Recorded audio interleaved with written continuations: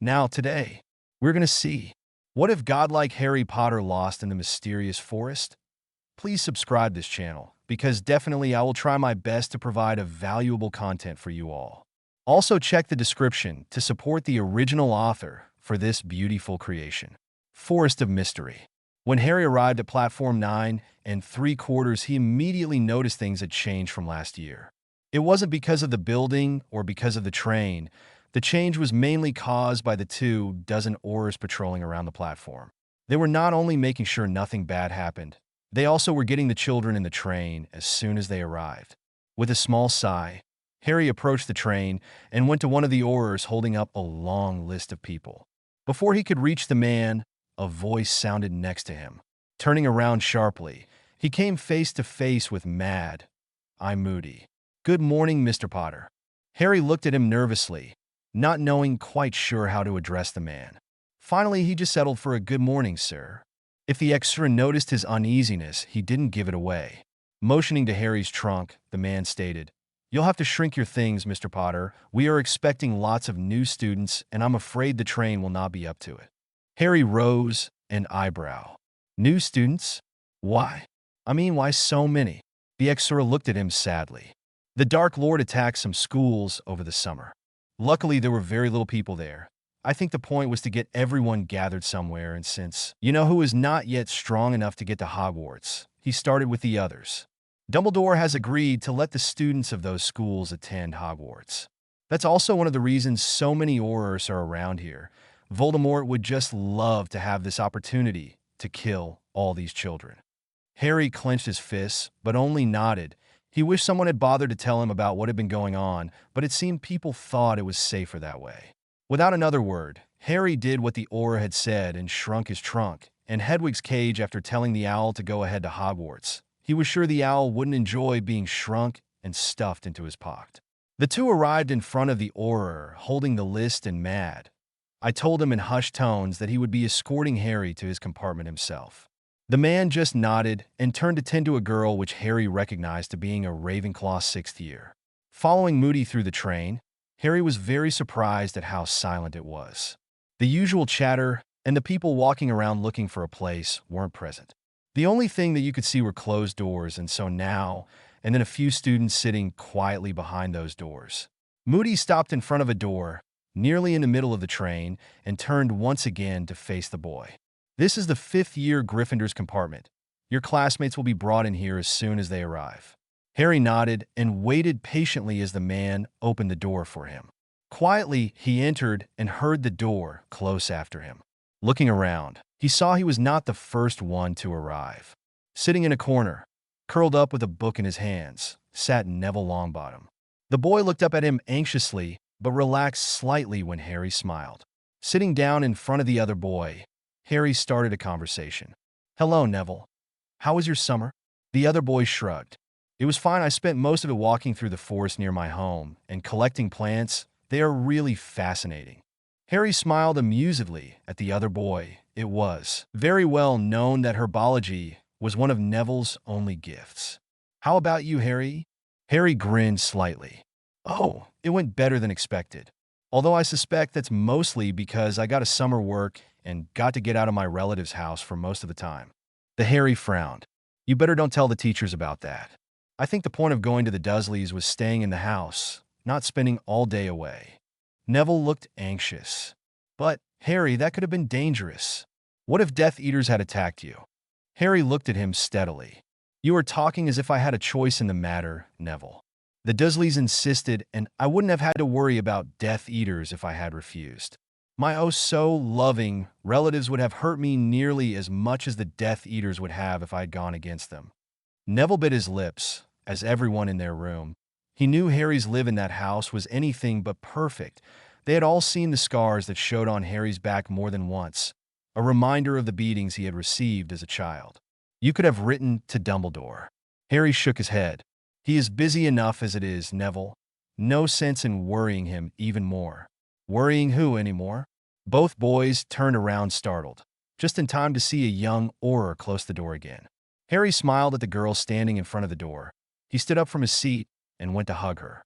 Hermione smiled back, looking him anxiously over. making sure he was all right. Harry, are you okay? I've missed you. I missed you too, Hermione. And I'm fine. I'll tell you about it later. Kay? The girl nodded and released him from her hug and turned to the other boy, who had been looking at them curiously. He usually wasn't around them when they first arrived on the train, even if he tended to join them later, usually after lunch. Hello, Neville. Hey, Hermione. The girl sat back down next to Harry and looked out of the window. I wonder what will happen this year. Harry sighed but didn't say anything. He knew that if something happened, he would be in the middle of it, no matter what everyone did to prevent it. He always seemed to be in the middle of things. His musings were interrupted when the door opened. Once again, and a girl and a boy came in. Harry, Neville, and Hermione greeted Lavender and Seamus as they sat down next to Neville. Harry noticed the conversation was a bit forced. Even if all of them got along pretty well and could even be called good friends, they would never have spent the train ride together. To keep things light and trying to get rid of the tension, they began to talk about their summers, welcoming Dean and Parvati when they entered a few minutes later. 5 minutes before 11, Ron entered the compartment and immediately went to sit between Harry and Hermione, hugging them both in turn. For a few moments, there was another uncomfortable silence. Ron, Harry, and Hermione wanted to talk to each other, but they didn't want to exclude the others. The same seemed to be happening with Dean and Seamus and Parvati and Lavender. Finally, Hermione just picked up a book, and Ron proposed to play a game of Exploding Snap, all the while telling some of the pranks his twin brothers had come up during the summer. To be continued. Attack. Disclaimer. I don't own any of the characters. Forest of Mystery. Harry had been dozing off after having had lunch when the train suddenly stopped. He was immediately wide awake, all his senses alert. He could not hear anything coming from the front of the train, but he had the suspicion that the compartments had a silencing charm on them. Quickly, he made his way to the door and tried to open it. It was locked. Sighing, he wondered if he should use his wand to unlock it, but he doubted the Aurors would have put on a charm a 15-year-old could break. Sighing, he turned around and saw Seamus looking through the window that was also charmed, so they couldn't open it. They were effectively trapped inside the compartment. Harry sighed. What should we do? Hermione looked at him sternly. We should stay in here. The Aurors will take care of. She never had the chance to finish. With a piercing scream, Lavender backed back into Seamus and pointed to the door. Harry whirled around and came face to face with a masked man. This time he was very glad for the solid door standing between them and the Death Eater. It would hold the man out of the compartment while they thought about what to do. He heard Hermione behind him shout out a severing charm that should have broken the window. Sadly, the Aurors had thought about that and protected the window. Harry looked anxiously at the Death Eater, who had begun to throw curses at the door. Behind him, the others were frantically discussing a way to break the window. Harry, still eyeing the man, saw that the door was about to give, and desperately, he casted some protecting charms he had learned over the summer. Finally, he heard the loud sound of something breaking and saw that Ron, Dean, and Seamus had broken the window, ramming into it in full force. Hermione quickly sprung into action. Taking Neville's arm, she dragged him to the window, and both sprung out of it, followed closely by the other teens. The last one to jump out was Harry. Just at the same time, the Death Eater finally brought down the door. Without looking back, Harry sent out a stunning curse. He assumed the curse had hit the mark because there was no retaliation from the train. The 8 teenagers ran as fast as they could, quickly entering the forest that they had been passing. Harry was bringing up the rear, but he could not hear anyone following them, risking a peck behind him. He nearly fell over in shock and screamed for the others to stop. Heavily panting, the Gryffindors did as he had said and looked at him nervously. Seeing no Death Eater, they relaxed slightly and looked around. Slowly, realization began to fill them. They were looking to where they had come from, but they couldn't see the train. They had barely been in the forest for a few minutes, but it seemed they were deep inside the woods. I couldn't be right. It didn't make sense. Ron shivered. What the hell is going on? We shouldn't be that deep into the forest. It looks like we were running for hours. Harry nodded. Yes, it's strange. I have a bad feeling about this. As you should have. The teenagers all turned to Hermione, who was looking around with big, scared eyes. Her face was incredibly pale, and Harry saw she was trembling slightly. Dean looked at her nervously. What is it, Hermione? What's so wrong with this forest? The girl gulped and sank down onto the ground. The Hogwarts Express only crosses one forest on its way to the school. The Forest of Mystery. Ron, Parvati, Seamus, and Neville paled at once. They seemed to know about this. On the other hand, Harry, Dean, and Lavender were clueless about it. Harry kneeled next to his friend and looked her over carefully. What's so wrong about this forest? Hermione shuddered. No one knows all of it for sure. The forest is in a way alive. It's like a maze, but it moves every so often. No one has ever come out of it alive. We are doomed. Harry narrowed his eyes, a strong determination flaring inside him. Tell me all you know about this forest, Hermione. The girl looked up sharply. Why? Didn't you hear what I just said? No one has. I don't care. Harry stood up and began to pace. I can't believe you're giving up just like that. That no one else has come out of this forest alive doesn't mean we will not be able to. Ron looked at him sharply.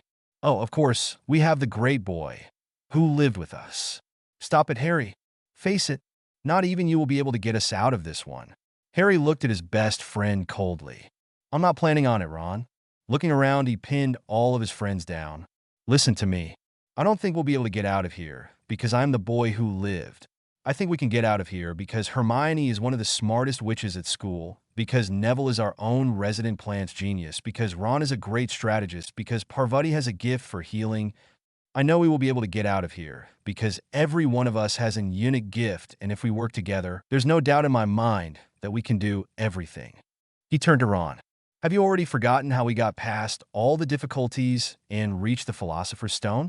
Sure, I was the one who faced Voldemort. And that is because I am the boy who lived. But I wouldn't have got there if it hadn't been for you and for Hermione. Come on, guys. What do we have to lose? If we're going to die, I prefer to do it trying to find a way out of here, not moaning and complaining that it's impossible to do so. Hermione looked down, and in a soft voice she stated, You're right, Harry, but I have no idea how we can get out of here. They say that everyone that has been wandering through the forest trying to get out has died within a few hours. Harry nodded in understanding. Well, then we won't focus on getting out for now. We need to be alive to get out, and that's what I think we should do first. Hermione is right. Walking around trying to look for a way out without first knowing how this place works won't help us. I think the best thing we can do is look for a place to sleep. If there's one thing I know about forests is that animals live in it, and I don't care to be out here for the night.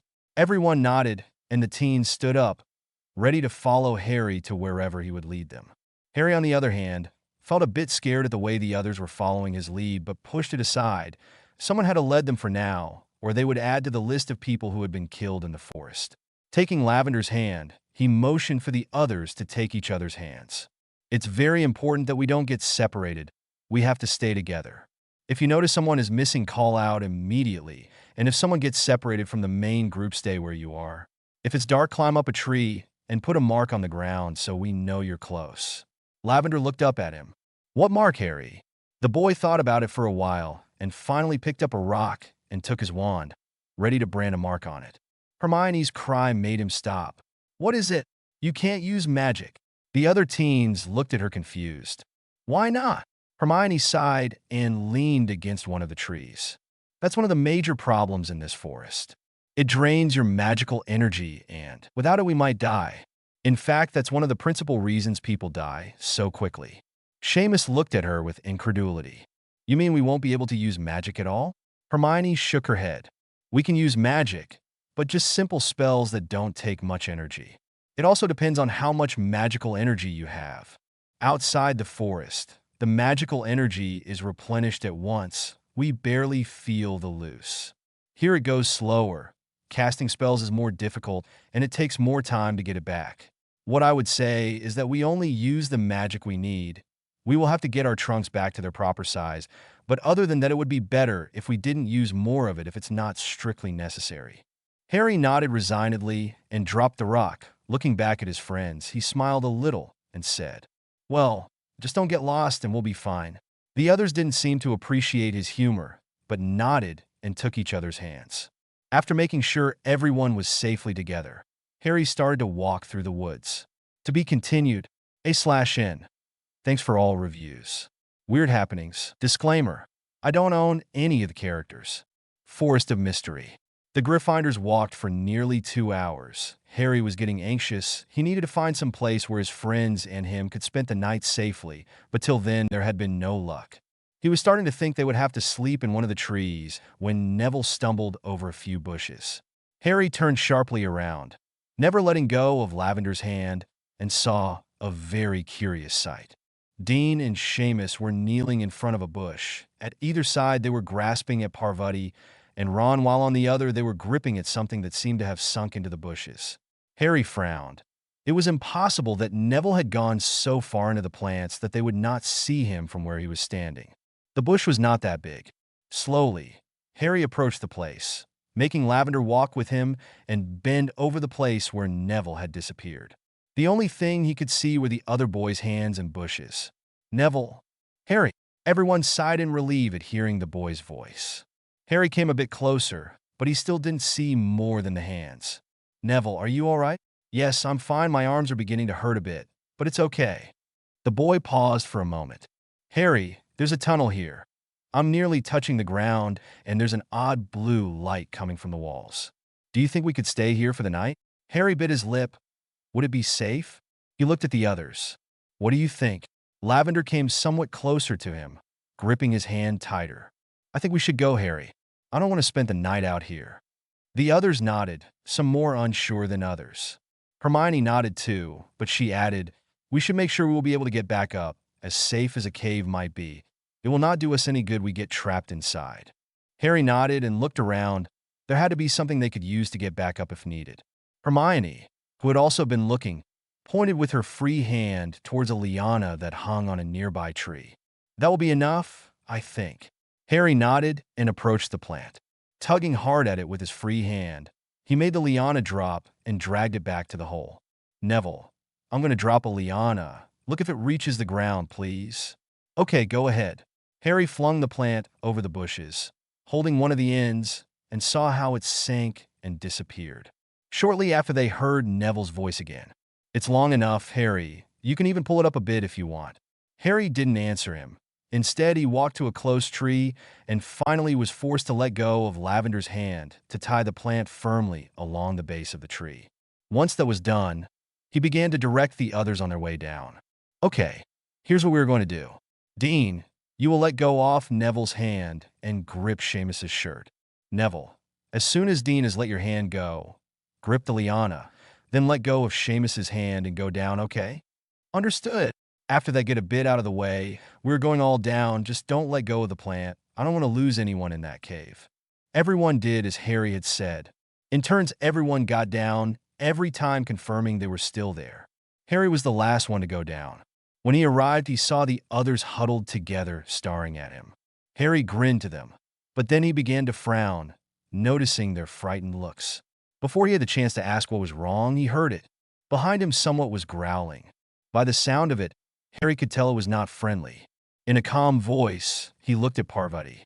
Parvati, do you have a mirror in one of your pockets? He knew it was a stupid question, and he wondered if the girl thought the same. Parvati always seemed to have mirrors around her. She nodded slightly, her eyes never straying from whatever was at his back. Could you slowly get it out and make it so that whatever is behind me reflects on it? I want to see it. The girl didn't even nod. Slowly, she moved her hand to her pocket, the movements concealed by Seamus's robes. Finally, the small mirror appeared in her hand, and she started to position it as he had asked. Harry narrowed his eyes. A bit higher, Parvati, please.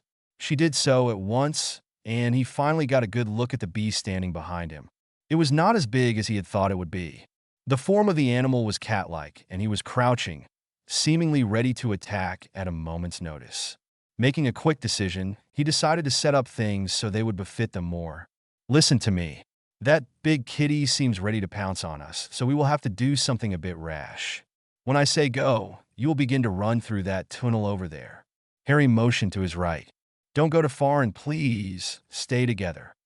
Ron was frowning. Harry, if we move, that thing will attack us? And what will you do? Harry looked at him steadily. That's the idea, Ron. I wanted to jump. And don't worry about me. If what I try to do doesn't go as planned, please keep running. Hermione stared anxiously at him. Harry, He looked at her steadily, but didn't let her finish. Ready? Without waiting for an answer, he shouted. Go! Everything happened at once. The 7 teens bolted down the corridor, neither wanting to look behind them, fearing what they would see. Hermione didn't let them run for long. They couldn't leave Harry far behind. And besides, they were getting away from the entrance to the caves. They had arrived at a big, circular room, and Hermione decided it would be best to stop there. They would have plenty of space to use magic in there if things turned out for the worst. At the moment he had shouted, Harry heard something move behind him. Not paying attention to the others, he whirled around, and with a lightning-fast movement, he drew out the knife he had been keeping in his sleeve. All the practicing he had done this summer helped as the knife bored deeply into the beast's chest.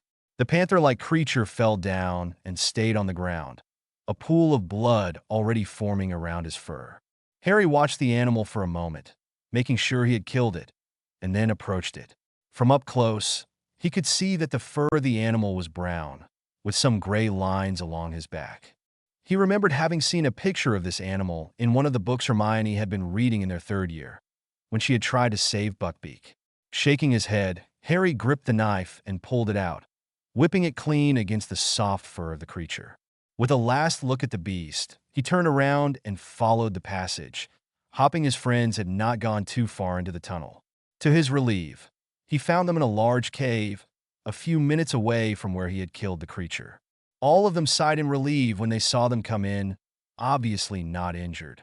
Hermione and Ron embraced him tightly, letting him know how stupid they thought he was. After a few moments of reassuring his friends, Harry broke apart and looked around the cave. Shrugging to his friends, he said, I guess we'll be staying here for the night. He turned to Hermione. We need to know all you know about this place, Hermie. To be continued. Theory about the forest. Disclaimer. I don't own any of the characters. Forest of Mystery. Hermione nodded and sat down. The others came to sit with her, forming a circle. I don't know much about it. All I've read are theories. Most people are not even sure themselves how this place works, since no one risks coming directly inside. Also, I've noticed several things, and I've made my own theory. Which one do you want to hear? Seamus was the quickest to answer. Yours. I don't know about the others, but I trust your judgment about this matter, and you're actually in the forest, so you will probably know more about it than anyone else. Everyone else nodded, and Hermione smiled a bit. Okay, but keep in mind they are just theories. After everyone had nodded once again, she started. What I have read says that this forest is divided in several parts that are somehow joined together in a illogical order, meaning that in a few steps we can find ourselves in the middle of a river, or in this case, in a cave, where there shouldn't have been one. What I've figured out so far is that these parts are joined together by magical portals that allow you to walk from a space to another. If Neville hadn't fallen in that particular bush, we would not have been in this cave. We would have remained in that part of the forest or ended in some other place. That's also what happened when we came in the forest. We probably came through a portal and ended up deep into the forest. Lavender interrupted her. But doesn't that mean we could just look for the portal and go back out? Hermione shook her head sadly. We could try, but how many portals did we go through? Any idea? And if so, where exactly are they located? Imagine there were 2 portals a few inches apart. We could go through the wrong portal and end up who knows where. Hermione rubbed her temples. The main problem is that I have not thought of a way to see portals yet, and there may not be one. We will have to find a way to walk around safely. We cannot stay cooped in this cave forever. Harry sighed. Anything else on the practical side of this place? Hermione shrugged. I already told you about the magic, although we should test it a bit since we are probably going to be staying around for a while. Other than that, the normal things you can find in a forest, I guess. You know, animals, plants, Hagrid's kind of pets. Everyone nodded, some of them shifting nervously at the last mention. Neville's trembling voice rang through the cave. Harry, what did you do to that beast? Did you use magic? Harry sighed and leaned back against the wall of the cave. No, Neville, I didn't use magic. And I had to kill it. It's still lying at the entrance. Then, what did you do, Harry? Harry looked at Lavender, and he pulled out his knife from his sleeve. Most of the teenagers gasped, but Ron and Hermione looked closer. Ron rose an eyebrow. That's one of the knives Charlie sent you for your birthday. Harry nodded. I learned how to use it during the summer. Just in case. Ron and Hermione nodded in understanding, and Harry turned to the others and shrugged a bit at their apprehensive expressions. Being the boy who lived has its downsides. One of them is that I have a whole group of insane wizards after my blood. Harry fingered the knife and resheated it. Sometimes it's better not to rely too much in magic. A good knife can save your life at any moment, if you know how to use it, of course. Harry smirked then. I happen to have more weapons than I thought possible. I barely got anything else for my birthday. Some people are so overprotective. Ron slapped his head in mock annoyance. You mean you don't like that knife, sir, I got you? I'm so hurt. Harry laughed. Oh, I like the sword, but I began to feel a little freaked out when Charlie gave me the knives, Hagrid a crossbow, and Snuffle some more knives. Honestly, there's only so much I can carry around. But then again, this will be rather useful if we cannot use magic. A bit more relaxed, the Gryffindors laughed. Sighing, Hermione turned the conversation towards their situation. What now? What do we do? Harry waited for someone to talk. He had been feeling rather uneasy making all the decisions so far. Unfortunately for him, the other 7 teenagers were looking at him expectantly. Why are you looking at me like this? Some of you could say what we have to do next. The teens looked at each other, and Seamus was the first to reply. No, hurry. Listen, if we have to get out of this, we need someone to lead us, someone to make the decisions. Else we will be arguing over every single matter for hours and not come to a decision. We are all different, we think different, and we do things a different way. We need someone to have the final word, and I don't know about the others, but I think I want you to do that. So far you've managed to keep us together, unhurt, and as safe and comfortable as you can. I trust you to continue doing so. If you want a course. Ron leaned back, a small smile on his lips. For once, the jealousy that had been lying in his mind for a few years now didn't come up. The situation was too important. And if there was one person the red-headed boy trusted, that was Harry.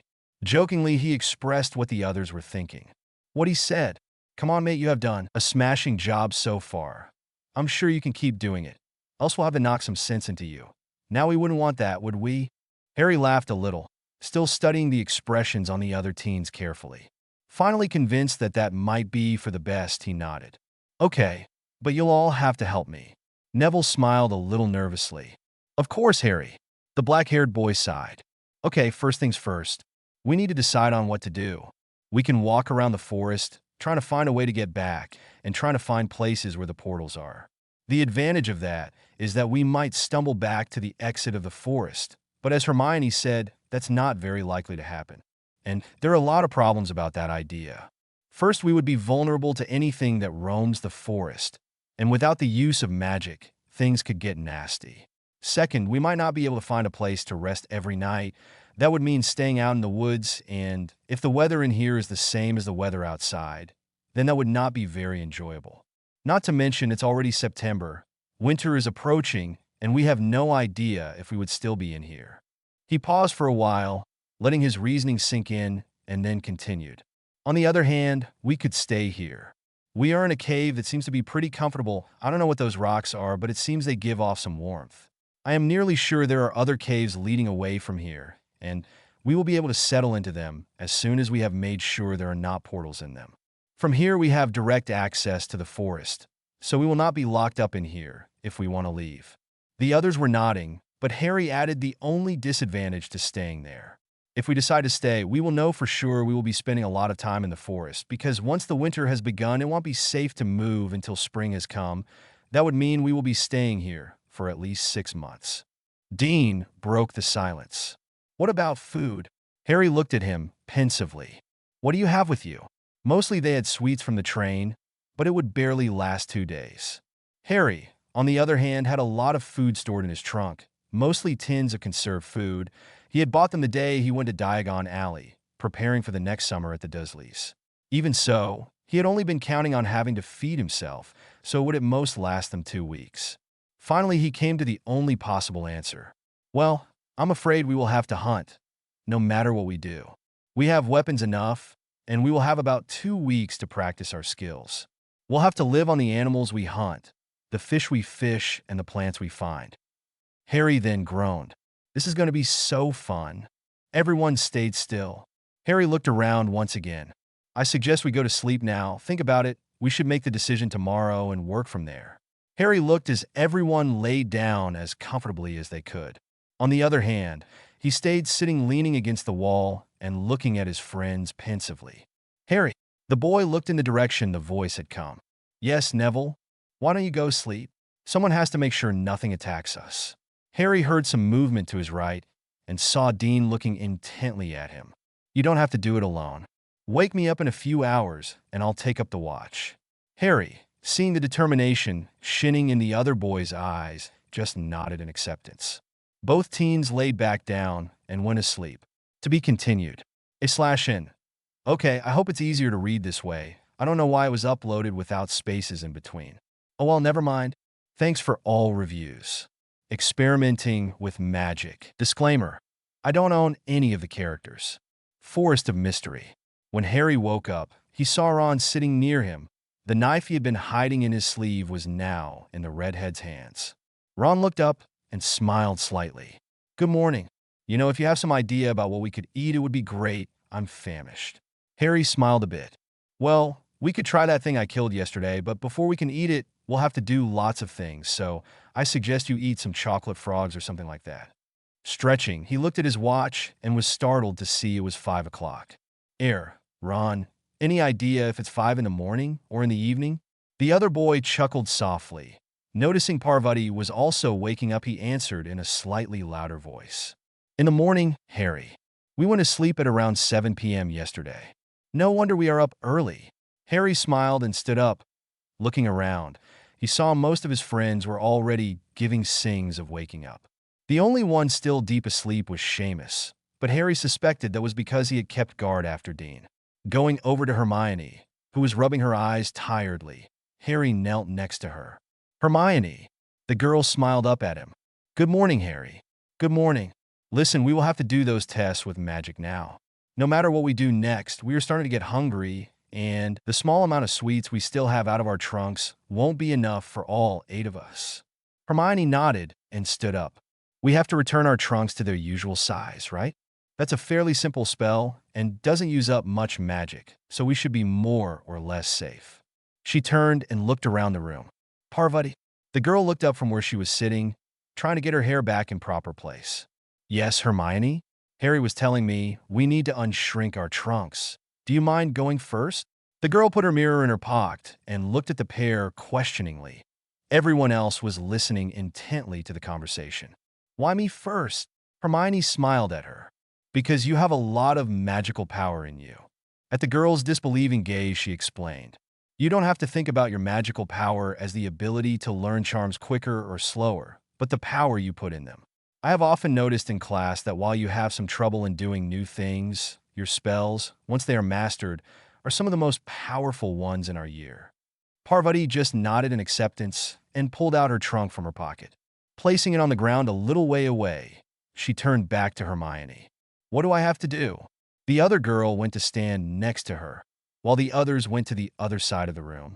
There was a moment of panic when half of Dean's body disappeared.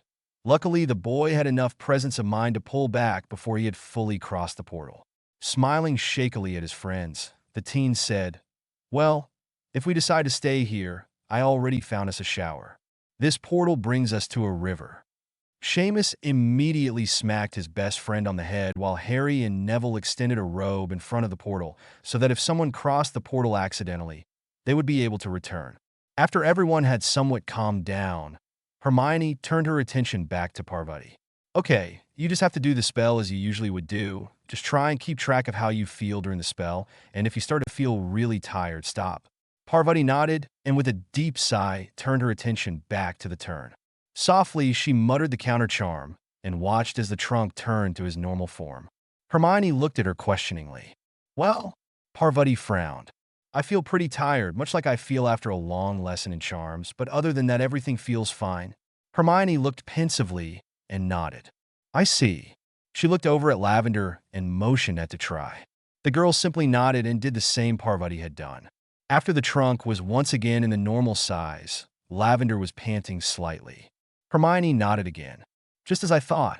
Lavender has less magical energy than Parvati, and therefore the charm left her more tired than her. Hermione turned to Neville.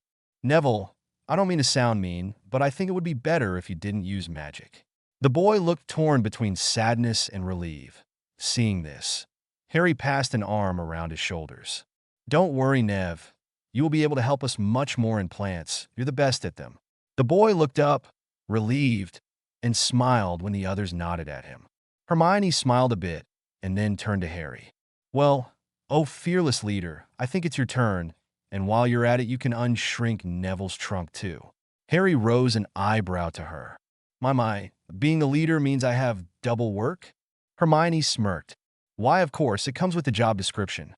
Harry rolled his eyes, but Neville looked anxious. Won't it hurt him?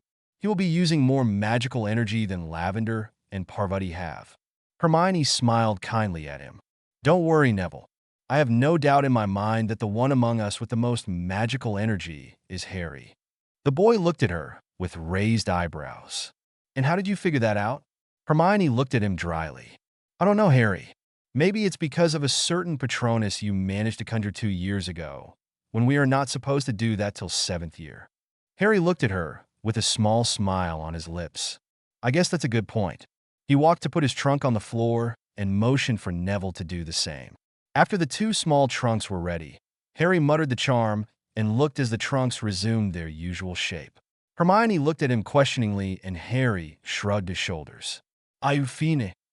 After that, Ron, Dean, Seamus, and finally Hermione did the same and managed to get their trunks unshrunk. To be continued, A/N. Thanks for all reviews. Okay, I have several announcements to make, namely 2. The first one is that I've started my own updating group. In a while I'll stop sending mail, so anyone who's still interested in knowing when I update, please sign up in groups.yahoo.com/group/Polaris_45. That was done mainly because the emails I had were starting to fail, meaning many people who had asked me to receive the notice didn't get it. The second one is that for those who are interested, you can now find Dangers in the Past translated to French. It is being done by Fanny. The story is called Dangers du Passé, and you can find it at the following direction: http://www.fanfiction.net/read.php?. Story it equals 891105. I hope those of you who prefer to read in French will be happy. Well, that's it. Thanks for listening, reading. To my ramblings, nervous face. I'll see you again in the next chapter. Polaris, The Decision. Disclaimer: I don't own any of the characters. Forest of Mystery.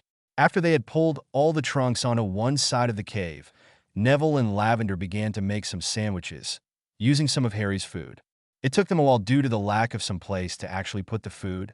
All the while, the others just walked all around the cave, making sure there wouldn't be more surprises. Ron found another portal when he struck a hand through the wall. Looking in, he saw it was just another cave, although the stones in there were red, not blue.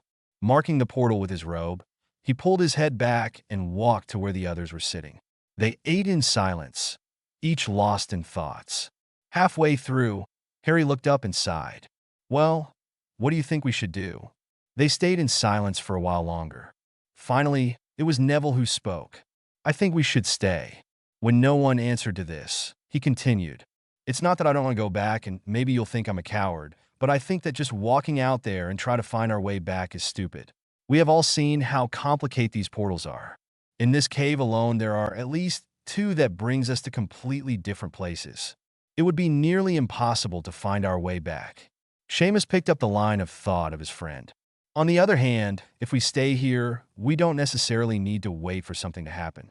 If we are able to find a way to safely mark portals, we could explore the forest, try to make a map of it, and use it to get back.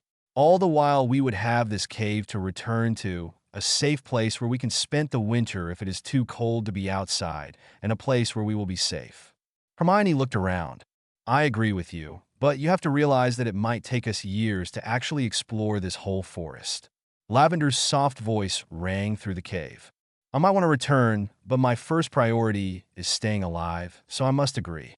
Besides, it will be easier if we settle down here.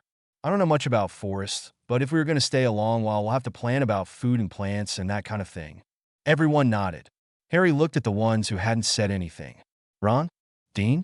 Parvati? What do you think? The red-haired boy was the first to speak. I agree with the others. But it will be hard and we'll have to be very careful. Then he grinned at his friend.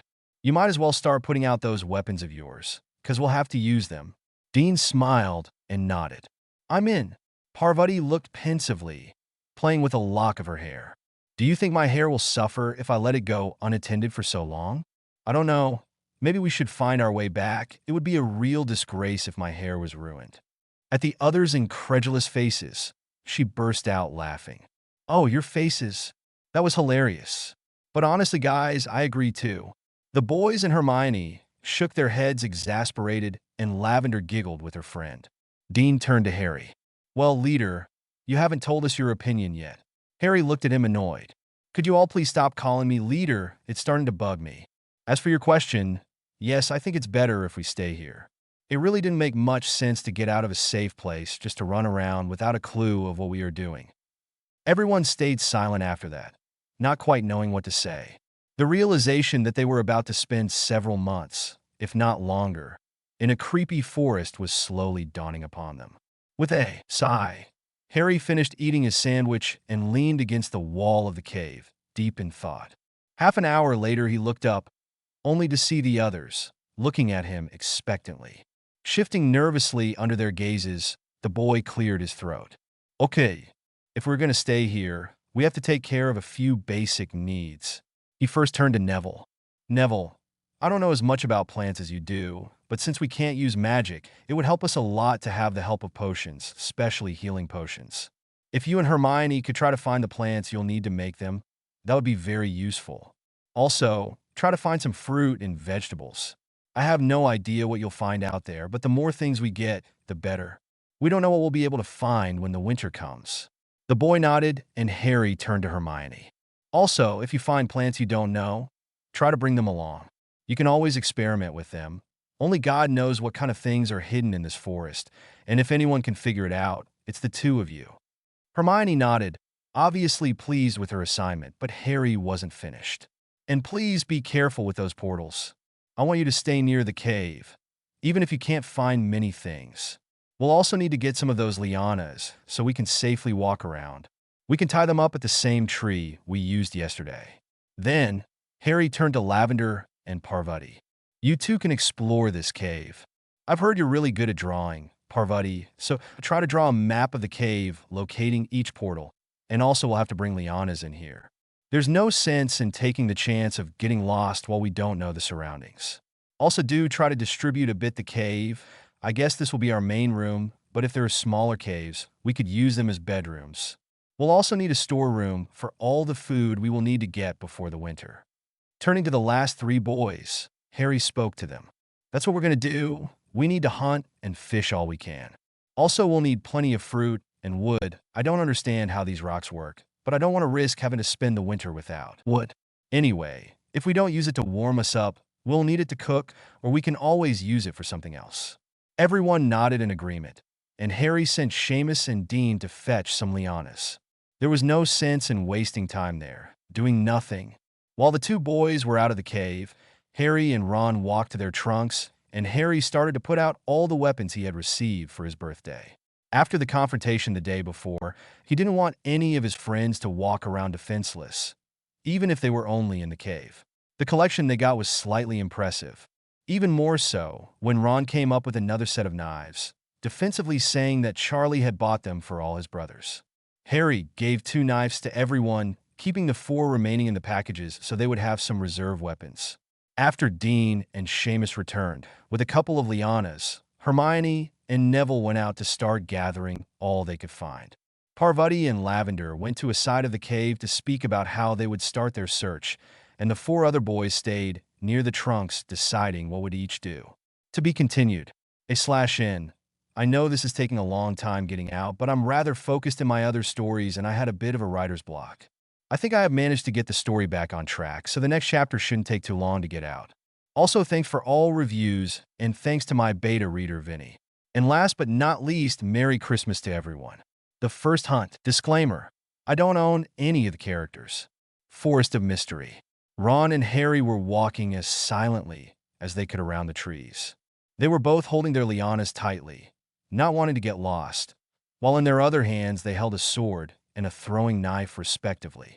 Dean and Seamus had decided they would take care of the fish and the water, using the portal Dean had accidentally discovered yesterday. Until now, Harry and Ron had collected some fruits and roots, but they hadn't had any luck with animals yet.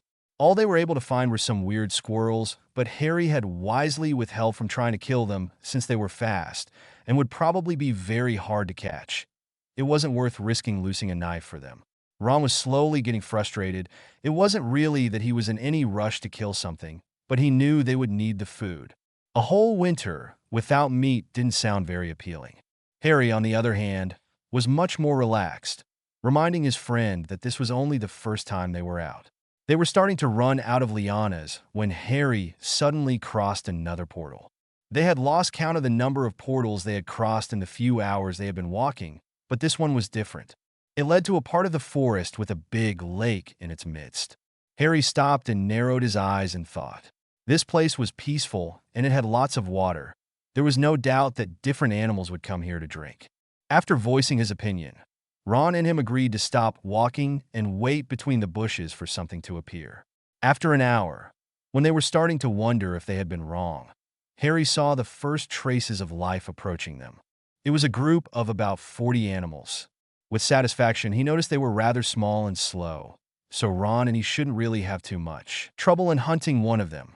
Looking carefully around, his eyes fell upon that was standing a bit apart from the group. Nudging Ron, he pointed toward it. His friend nodded and pulled out his own knife.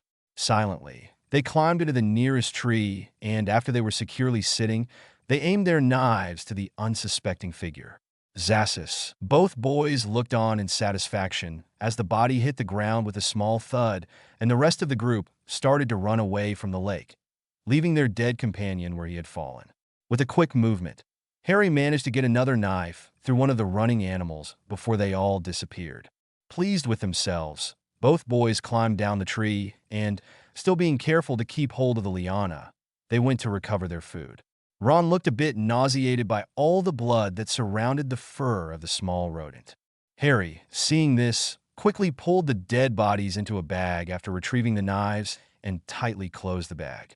Looking at his watch, which he had got as a birthday present during the summer, he noticed it was starting to get late and they needed to return to the cave before the others started to worry.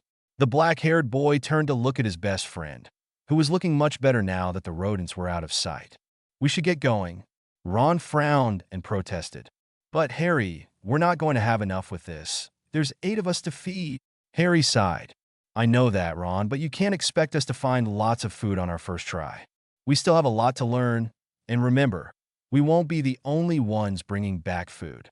When his friend still looked unconvinced, Harry spoke again.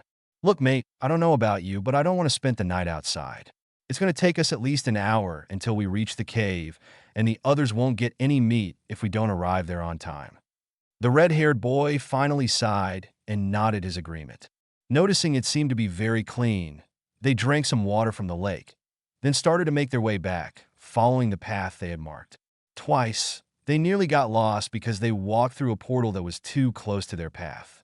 Luckily, the first time that it happened, Harry had been able to keep his grip on the liana and had been able to walk back. After that, they had just decided to tie a plant around each other's middle so they would stay together.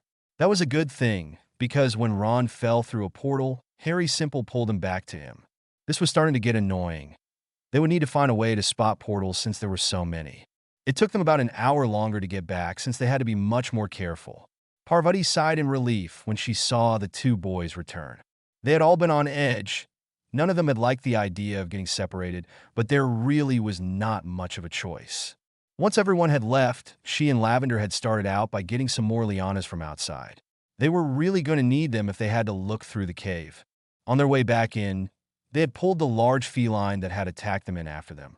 There was no sense in leaving it at the entrance of the cave for another animal to eat if they wanted it for themselves. Getting over their initial disgust, they had pulled the feline towards the side of the cave, promising themselves that they would take care of it later. Once that was arranged, they tied the first liana to a rock at one side of the large cave, and then they went through the portal Dean had discovered. As the boy had said, the portal came out to a river, and the 2 girls washed up as good as possible without actually letting go of the guide plant. Once they were back in the cave, they walked towards the portal Ron had discovered and went to the other cave. From there, they began to search for other portals. Lavender was doing most of the search while Parvati, who had picked up some parchment and ink, started to draw a map. After a few hours, they had discovered about 20 different caves and decided that that would be enough for now. The biggest cave of them all was the one they had used that night. From there, they reached the cave Ron had found. It was small, much smaller than the main cave, but it had many portals. Some of them lead directly outside, but 5 of them open to other caves. Those 5 caves opened to other caves and other places outside, but there were some rooms that didn't have any portals at all. After double-checking those caves, Parvati and Lavender decided they would use them as sleeping rooms since they were somewhat safer than the large cave. They selected the 2 of the larger caves that would serve as the rooms. Later on, they would be able to each get his or her own room, but for now it was best if they remained together. In between the 2 bedroom caves, there was a smaller cave. Lavender immediately decided there would be a storeroom, since they would need some place to keep things stored, like their trunks. In Parvati's map, they named the different caves with either the stone color or the function. The other caves without portals would be used for storage of the most important things. The others could be used for other things if they reached the point in which they needed more space. They returned to the main cave and carried the dead feline towards one of the closer rooms. It had white stones and was very cold. They had decided that this room would be best able to store food, since it would conserve it better than any other cave. Once that was done, Parvati noticed it was nearly time to have some lunch. Not knowing when everyone would be returning to the caves, they made only a few snacks. They were already eating when Hermione and Neville returned with their arms full of branches and wood. Hermione smiled slightly at them. "Hey, what about some help? We brought a lot of wood, fruits, and plants, but we can't get it in all by ourselves." Both girls smiled back and stood up. Lavender went back outside with Neville, while Parvati showed Hermione to a cave opposite of the freezing cave where they could store the wood. It took them nearly an hour to get everything inside. Since no human has ever been in the forest, there was a lot of material to collect. Wood was easily found in the forest from fallen branches and even small trees that had fallen down. Neville and Hermione had headed towards the woods, knowing they would find most of the things they needed there. The first thing they had collected had been as much wood as possible. Hermione preferred to keep to the bigger pieces of wood, since they would be more useful. They had spent nearly 2 hours bringing the wood towards the cave's entrance. Knowing that no animal would be interested in it, they didn't feel apprehensive to leave it there. After that, they went to the woods once again, always using their lianas to keep together, to collect plants and fruits, and place them in the bags Hermione had insisted they brought along. Neville was really impressed by the many kind of plants they were finding, and even if they could recognize some of them, there were a lot that still remained unknown. It was while collecting one of the unknown plants that Neville thought about something. "Hey, Hermione." The girl looked down from the tree she had climbed to collect some of its yellow fruits. "Yes, Neville? Do you think it would be possible to make our own garden inside the cave? It would be much more useful than having to go out every time. Besides, then we wouldn't have to worry about winter." Hermione climbed out of the tree and looked pensively at the other boy. "Maybe. It really depends on the types of rooms Parvati and Lavender have found. But we would need a warm room with some kind of sunlight, else the plants wouldn't grow." Neville nodded. He had thought the same. It would be difficult to find such a room, but they could try. "Okay, I'll remember to ask Parvati about it when we return." Hermione was still looking thoughtful, but nodded nevertheless. It was lunchtime when they decided that they had done enough for that morning and returned to the cave. With Parvati and Lavender's help, they managed to bring everything into the cave and sat down to eat with them. Once Neville was finished, he looked up to the 2 girls who had stayed in the cave. "I have a question for you two. Have you found any kind of room that we could use to grow plants?" Both girls thought about it. Lavender cocked her head and asked, "How would the cave have to be?" Hermione looked up from her snack. "Well, first there should be light, better if it was sunlight. It has to be warm, and the floor can't be made of stone. There should also be an easy way to provide water." She thought for a moment and then added, "And it should be protected, of course." Lavender nodded pensively and took out Parvati's map. "There's a cave that we could use, but we would have to make some changes." She pointed to a room that was near their bedrooms. "This cave is pretty big, We didn't want to use it as a bedroom because the floor wasn't made of stone, but from some kind of earth. There is a small opening on the ceiling. It looked like it had collapsed some time ago. The stones there don't seem to be very strong and look like they are about to fall down at any moment. If we could bring them down, there would be a very large hole in the ceiling and it would allow sunlight to come in. Hermione nodded. What about water? And is it warm? Parvati took up on the description. The stones on the wall are green, and even if it's not as warm as in here, it's warmer than outside. As for water, she pointed to the room that led into the green cave. This cave has a small river. We could make the river change its course to go through the green cave. Hermione frowned. I don't know if that would work between portals, Parvati. The girl shook her head. These two caves are not connected by portals. They are actually two caves united by a small hall. Hermione smiled slightly and finished eating her snack. What do you think, Neville? The boy smiled slightly. I would have to see it first, but it sounds good. A new voice came from behind them. What sounds good? To be continued. A/N. Thanks for all reviews. Starting the greenhouse. Disclaimer. I don't own any of the characters. Forest of Mystery. Everyone turned around and started laughing. Dean and Seamus were standing there, completely drenched but with a bag full of fish. Dean scowled at them. If you don't stop laughing, there's not going to be any fish for you. Everyone quickly sobered up, but their eyes indicated that they were still laughing. Parvati stood up and took the fishes from Dean. Go get changed, or you'll catch a cold. She gave them the map and motioned for them to get moving. Both boys looked at her, and in unison they said, Yes, Mom. Parvati scowled at them and left the room with the fishes while everyone else laughed. It was nearly dark when Ron and Harry finally returned. Both boys were looking exhausted from the long walk and were happy to find a small fire burning in the middle of the cave. Even if they didn't need it because the room was quite warm on its own, the fire was comforting. They dropped the things they had been carrying in one corner and joined their friends at the fire. Everyone smiled in relief. They had started to get anxious. There was no doubt in their minds that it was very dangerous outside, and they hadn't felt comfortable with the idea that it might get dark while some of them were still outside. Harry stretched out and looked around the silent room. How did everything go? Hermione looked up and started to speak. Neville and I have started to collect wood and fruit, but if we have to use it during the whole winter, we will need to collect much more than what we got. On the other hand, if Neville's plan works, we only will have to worry about the wood. Harry and Ron looked questioningly to the other boy, who blushed a bit. Well, while collecting plant outside, I thought it might be a good idea to make a small greenhouse in here. Parvati and Lavender found a good room for it. Ron smiled broadly.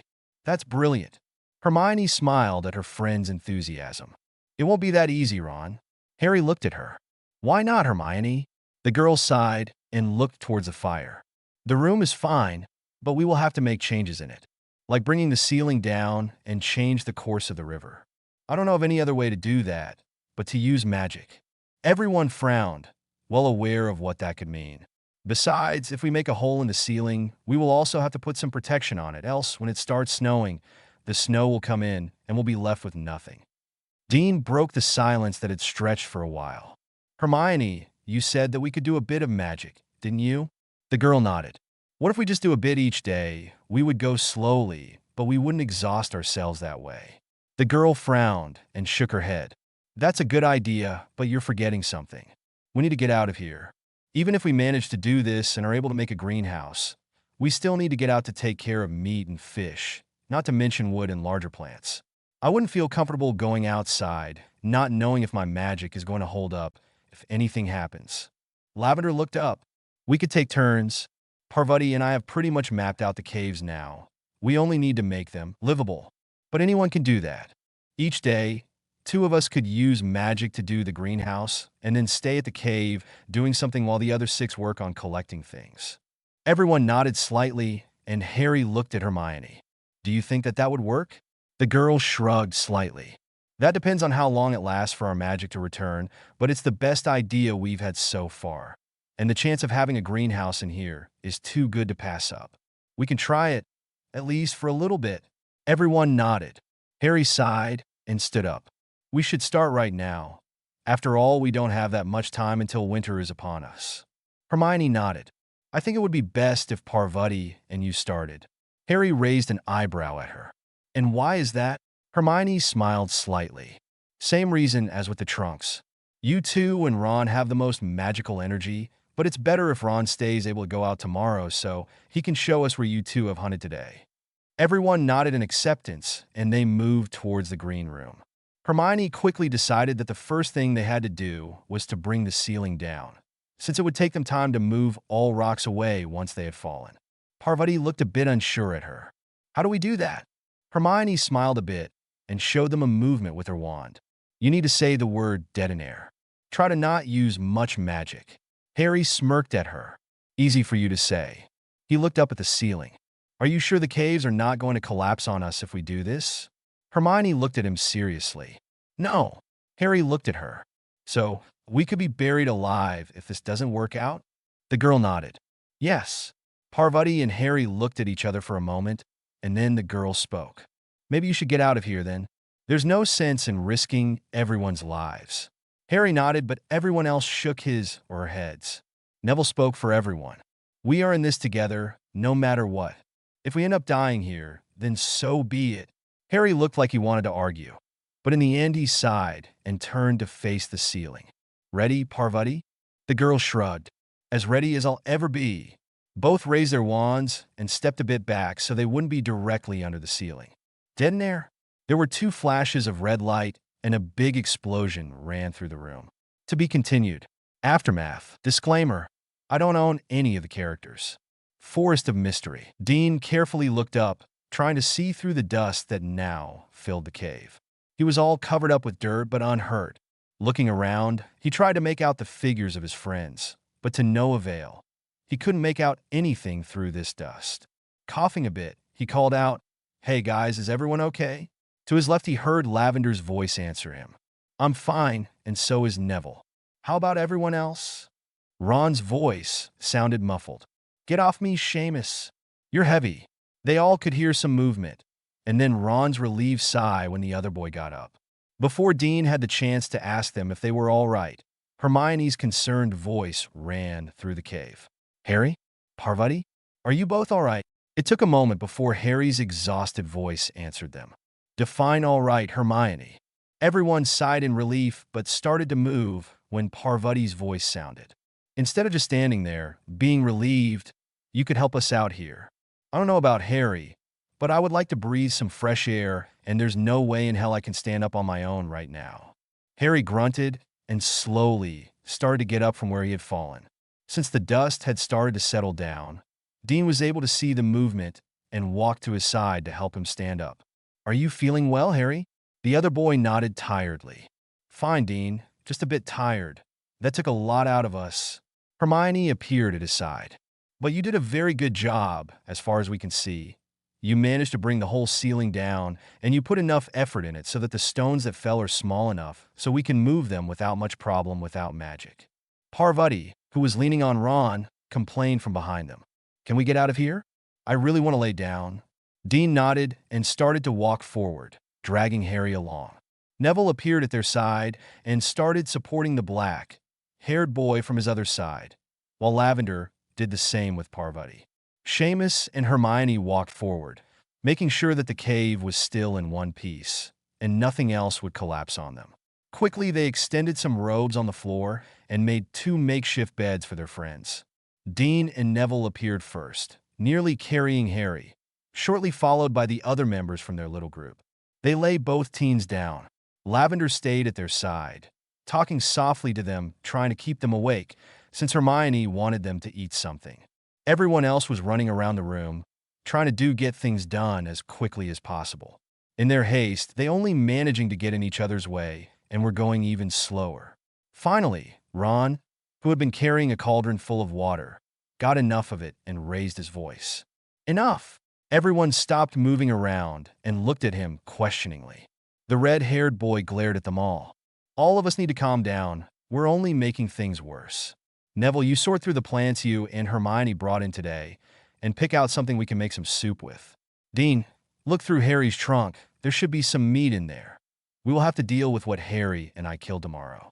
The rest of you, Either sit down or leave towards the smaller rooms and start making some kind of sleeping arrangements for everyone. Everyone sighed and did as they were told. Within 20 minutes, they had all eaten and Harry and Parvati were soundly asleep. Everyone else gathered around the fire and started to talk about what they were going to do in the morning. Hermione stretched out a bit. Someone should stay and start clear that room. I doubt Harry and Parvati will be in any condition to do it. Besides, I wouldn't like the idea of them staying here alone. Everyone nodded in agreement. Ron shrugged. I'll stay. But Lavender shook her head. No, you won't. I need you to come with me to show me where Harry and you hunted today. We all need to get familiar of where it is so we can go there without a guide each time. We need to bring lots of food back since we have no idea how the winter will be. We also still have to take care of meat and fish we brought back today. Seamus cut in, talking about that. How are we supposed to keep the food good? I mean, the winter will last months, and the food without conserving charms will rot. Everyone thought for a while until Hermione answered. Dean, Seamus, did you notice if there was any salt near the river? If we had enough salt, we should be able to conserve the food. At least, that's what people tended to do in the Muggle world before there were fridges. Dean frowned a bit. I don't know if there were, Hermione, but I'll make sure to look for it when we go out tomorrow. Lavender spoke up. Besides, there's a cave that's very cold. I don't know how long we'll manage to keep the things in a good state, but it will help. Hermione looked a bit surprised at her. Really? That will help a lot. So, we won't have to put salt on everything. Is it very big? Lavender shrugged a bit. Same size as the one we put the wood in earlier. Then she added, Parvati and I dragged that feline thing in there. Does anyone have any idea how to clean and cut it up? I mean, we can hardly leave it there with its fur. Neville looked a bit sick. I once saw how they cleaned up a rabbit. It's really disgusting, but I guess we'll have to get used to it. Hermione looked fascinated. I've seen it too. I guess that means that Neville and I will be staying here tomorrow. He can start to clean up the rooms, and I'll try to do something about the cat. In an afterthought, she added, we should also start with our rooms. It's nice to sleep all here together, but there's more than enough space to have at least separate rooms for boys and girls. Dean nodded. Not only that, we could also see to it that we find something more permanent for beds. I don't know about you, but I don't look forward to sleeping on the floor for months. It ends up being uncomfortable. Ron raised his eyebrows towards him. And how do you plan to do that? It's not like we can go to a shop and buy a new bed. Dean glared at him. No, but we may be able to get enough plants to do something to make it a little more comfortable. Hermione placed a hand on Ron's shoulder to stop the sharp remark she could see was coming. Calm down, Ron. Dean has a point. It would be more comfortable. We may not be able to make a bed as such, but if we make a hole in the ground for each of us and fill it with some hay, it will be nearly as good as a bed. Seamus shook his head. Hermione, how are we going to do that? In case you haven't noticed, the rooms around here are made of solid rock. He looked at Lavender. The other rooms are the same, aren't they? Lavender nodded. With the exception of the green room, the other rooms with no portals in them are all completely made in rock. She looked at Hermione. And we can't do magic. At least not for now. We'll need all our reserves to finish the green room before the winter. Hermione smiled wickedly. But we still have potions. As much as I loathe to admit it, they will be much more useful in this kind of situation than magic. She smiled mischievously towards Neville. Or have you forgotten the nice little potion you created the last day of term last year? The one that made a hole in the potions class floor. Neville groaned loudly. How could I forget? I thought Snape was going to murder me on the spot. I've seen him pissed off at me hundreds of times, but I swear that one was the worst. I'll never forget that you're not supposed to put unicorn hair with mandrake roots, cause it makes an acid that will be able to go through nearly everything. His eyes opened wide when he realized what he had said, and Hermione smirked pleased. Exactly, my friends, and that include rocks. Ron beamed at her. Hermione, you're a genius. The girl blushed brightly, making everyone laugh. Okay, it's decided then. Lavender and Ron will hunt tomorrow. Dean and Seamus will go fish and take care of some plants, and Neville and I will stay here. Everyone nodded. They stayed in silence a while longer. It was too early to go to bed, but there was nothing else for them to do, so they put out the fire and laid down in their makeshift beds, hoping that tomorrow would go well. To be continued, A/N. Thanks for all reviews. Thanks to my beta, Vinny. Hunting. Disclaimer. I don't own any of the characters. Forest of Mystery. They woke up very early the next morning. It was not even light when Dean and Ron went out to get some water, but they were tired of lying on the hard ground. They really would have to do something about it soon. Lavender and Seamus quickly made something for breakfast, using the food Harry still had in his trunk, while Hermione checked on Harry and Parvati to make sure they were resting all right. Neville, who had just gotten up, moved to her side and looked as she checked on their friends. Softly, he spoke. "Are they all right, Hermione?" Everyone stopped doing what they were doing at the moment and looked at her. The girl shrugged slightly. "I think they are fine. As far as I can tell, they are just sleeping." Everyone nodded, understanding that, even if she was smart, she was not a Mediwitch, and that therefore she could only guess what was going on. Once they had eaten, Dean, Seamus, Ron, and Lavender decided to go together to hunt and fish. After all, there was a big lake where Ron and Harry had hunted the day before, and to them it didn't really matter where they got their food. This time it took them nearly 2 hours to reach the place, because they had to be careful to remain together and to follow the path the two boys had followed the day before, in hopes that nothing had changed overnight. The Lianas were a great help, because Ron knew that without them, they would have been hopelessly lost. Once they reached the lake, Dean and Seamus were about to go do their things when Lavender stopped them. "Hey, wait a moment.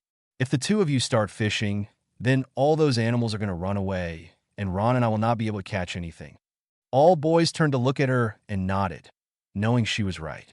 Dean sighed and was the first to speak. "What do you suggest we do, Lavender?" The girl looked towards some of the bigger animals. "How about we try to hunt 1 or 2 of those together? Then you and Dean can go fish something while Ron and I collect plants and fruits." Seamus looked skeptically towards the animals she had pointed to. They were from the same kind as the one Harry had killed when they had first arrived. "You're nuts, Lavender.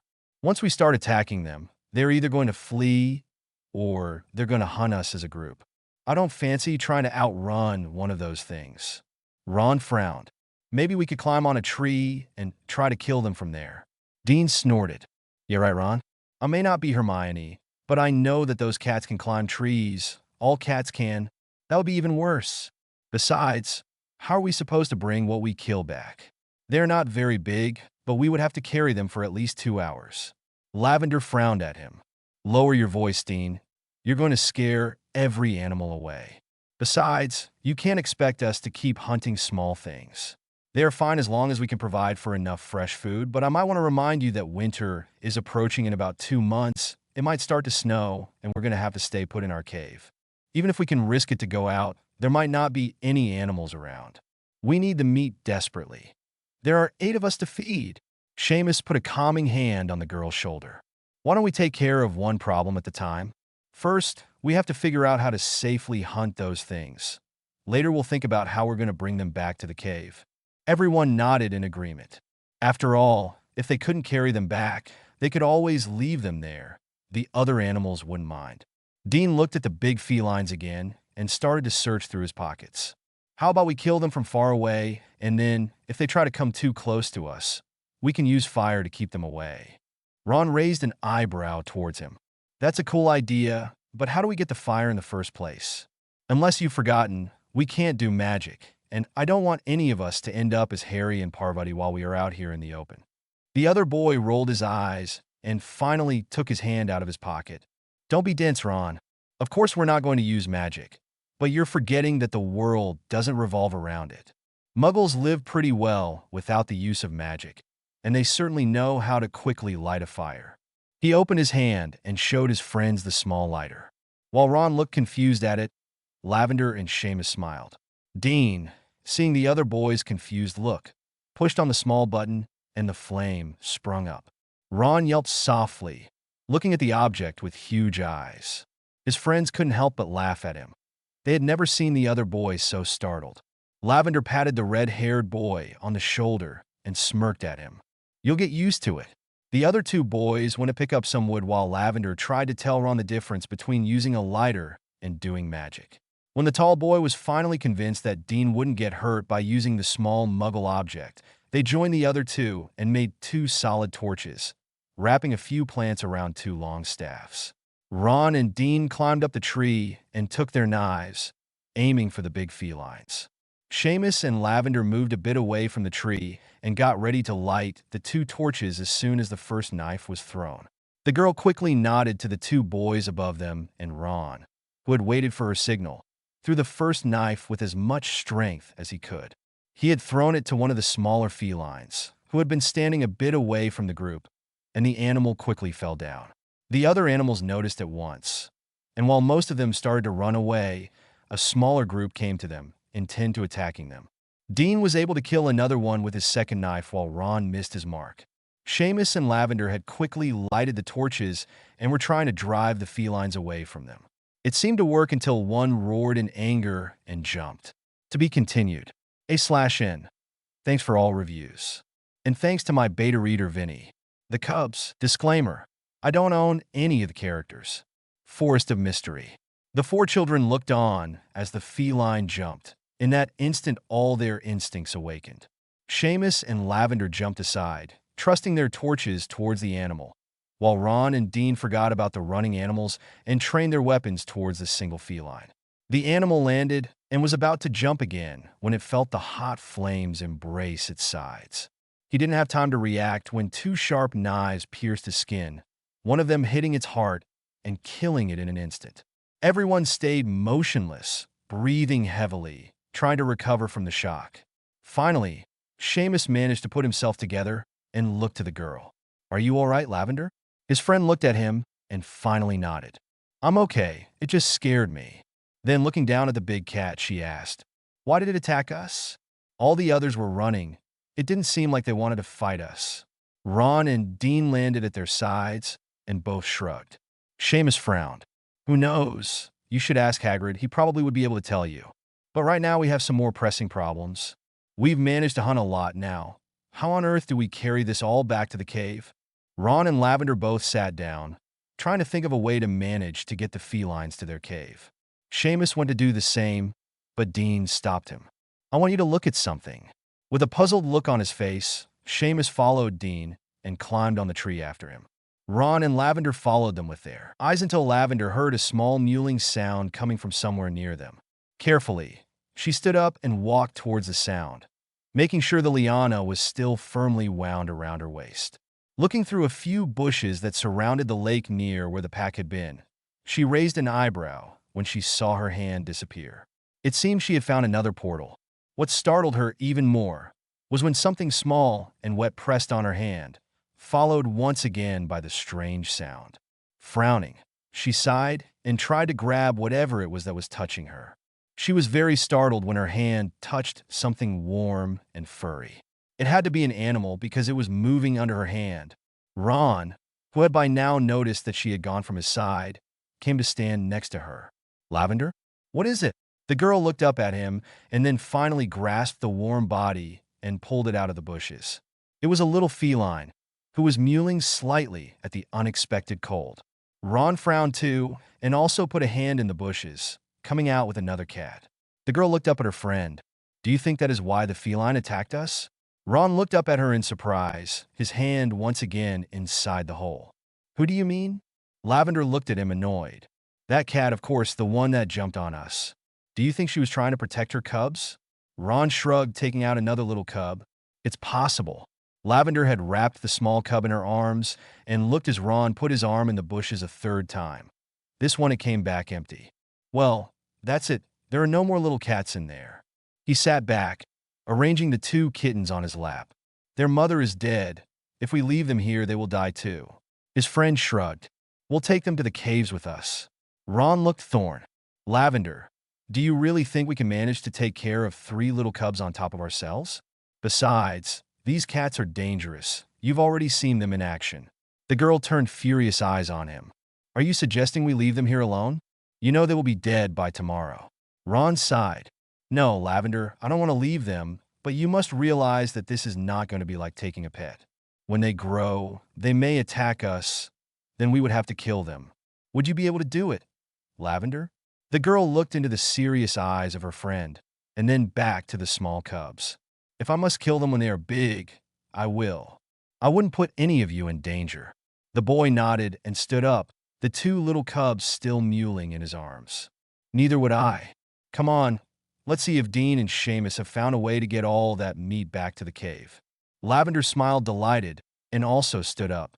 They walked back towards the two other boys who had happy grins on their faces while they climbed down the tree. Seamus turned to face them and was about to speak when he saw the kittens mewling in his friend's arms. Dean, who had also come over, immediately picked one of them out of Ron's hands and started to pet it. Where did you get those from? Lavender told them what had happened, and the other two boys agreed that it would be too cruel to just abandon them. Before they could start to discuss more about the animals, Ron interrupted them. Dean, Seamus, what did you see up there that was so important? Both boys grinned again, and Dean spoke. When we were up there, I saw a place that seemed to be very familiar. We're not 100% sure, but we think that not far from here is the portal that leads to the caves, the one with the river. Lavender looked interested in that little piece of information. If that entrance was near here, it would make things much more easy. After a short talk, it was decided that Dean and Ron would go see if they were right, while Lavender and Seamus started to gather the death felines and tried to fish something. Back to the cave, Hermione had started 2 fires and put 2 cauldrons on them. She had spent about an hour looking for a basic healing potion that she could do with the ingredients they had, and that wouldn't require any spells. The second cauldron would be to make an highly acid potion that they would use to try and melt the rocks. While the girl worked on the potions, Neville had gone to the green room and had started to remove the smaller rocks that had fallen from the ceiling. He put them to one side of the room, knowing that he would be able to use them later on to mark the separation between different kinds of plants. They worked steadily for a few hours, constantly keeping an eye on Parvati and Harry, so they would notice when their friends finally woke up. Hermione was just bottling the highly acid potion when he heard a small sound coming from the corner where both teens were resting. She quickly put the vials on the ground, wiped her hands on an old cloth, and moved towards them. When she knelt by their side, she saw that Harry's eyes were slightly open and that the boy was trying to sit up. You should stay lying. It will probably still be a while until you start feeling better. No sense to waste the little strength you have. Harry groaned softly and rested against the robes he was lying on. Nice to see you too, Herms. I should be grateful that I didn't end in the hospital wing again. He paused for a moment, trying to find a comfortable position. Then again, at least there were comfortable beds in there. Hermione chuckled briefly. We're working on that, Harry. If things go as planned, you'll be able to sleep in an improvised bed in a few hours' time. Harry smiled a bit and tried to sit up again. Harry. The boy looked at her. Hermione, everything is starting to hurt. The ground is too hard. So could you please help me sit up? Hermione just sighed at his words and helped him until he was sitting comfortably against the stone wall. Looking around, Harry frowned. Are you here alone? The girl returned to her potions while shaking her head. No, Neville is in the green room. He has started to remove the stones. And the others? They have gone out. They brought some food with them, so I wouldn't expect them to come back anytime soon. Harry nodded and looked around a bit. Is there anything I can do to help you, Hermione? The girl frowned darkly at him. You're not moving from where you're sitting until you're feeling better. The boy chuckled slightly. You're way too overprotective. Harry, the boy lifted his hands up. Okay, I'll be good and stay sitting here. The girl nodded, looking at him distrustfully, and returned to the healing potion she was starting to make. To be continued. A/N. Thanks for all reviews. After the hunt. Disclaimer. I don't own any of the characters. Forest of Mystery. Parvati woke up a few minutes later, also complaining about the hard floor. Harry had managed to convince Hermione that he was well enough to at least read, and she had handed him a potions book so he could try to find useful potions. It was strange to not rely on magic, but they didn't have much of a choice, and at least potions would help. While leafing through the book, Harry promised himself to thank Professor Snape for being such a bastard. At least now, they knew enough about potions to try and make some useful things. Parvati had moved to his side and was looking at the book over his shoulder, when suddenly, her hand shot out and made him stop. Reading the title, he looked back at the girl. Who do you want to poison, Parvati? The girl rolled her eyes. You to start with. Slapping him gently, she smiled. Don't be daft, Harry. I was just thinking that we could try to find some way to use poisons to hunt. Harry nodded slightly, It wasn't a bad idea, but they would have to be very careful about it. He didn't want to end poisoning himself or the others. He would have to ask Hermione about it later. Neville joined them a little while later, and they had a bit of lunch. The healing potion was ready, and Hermione forced Parvati and Harry to drink some before telling them to sleep a bit more. Reluctantly, the two teens lay down again, and in a few minutes, they were once again deeply asleep. The evening passed peacefully. Hermione and Neville managed to cut the big feline open and threw away everything they thought they wouldn't use. It was a very messy job, and they were covered in blood by the time they were finished. Sighing, Hermione put the last bits of meat into the freezing room and put the skin away, knowing they would be able to use it later. The two teens were just deciding who would go and clean up first when a tired Ron and Dean entered through the lake portal. Both boys froze in shock at the sight of their two friends covered in blood. Before they had the chance to speak, Hermione was at their side. "What happened? Where are Seamus and Lavender?" Ron blinked. "I think we should be the ones asking what happened. Are you hurt?" Before the shock could be replaced by concern, Hermione hurried to reassure them. "We're fine, really. We were just cutting up the big cat." Seeing the relief in both boys' faces, she spoke again. "What about you?" Ron shook his head. "We're fine. We were just trying to find the way into the caves from the lake. It took us a lot longer than we thought, bloody portals. We have managed to hunt quite a bit, but it would have been impossible to drag it all the way we came. Dean recognized the place we were at and managed to lead us here. Now we need to get back and start to carry everything here." Dean smiled slightly. "It won't take too long. Now that we know the way, we'll be able to do it before it grows dark outside." Looking at his two friends, he shook his head. "I suggest you two clean up. There's no need to scare anyone else." Both teens nodded and watched as their friends turned around, and before they left, Dean spoke again. "How are Harry and Parvati doing?" Hermione smiled reassuringly. "They are both going to be fine. They woke up for a few hours before I sent them back to sleep." Nodding, both boys disappeared through the portal, followed by Hermione, who would be the first to clean up.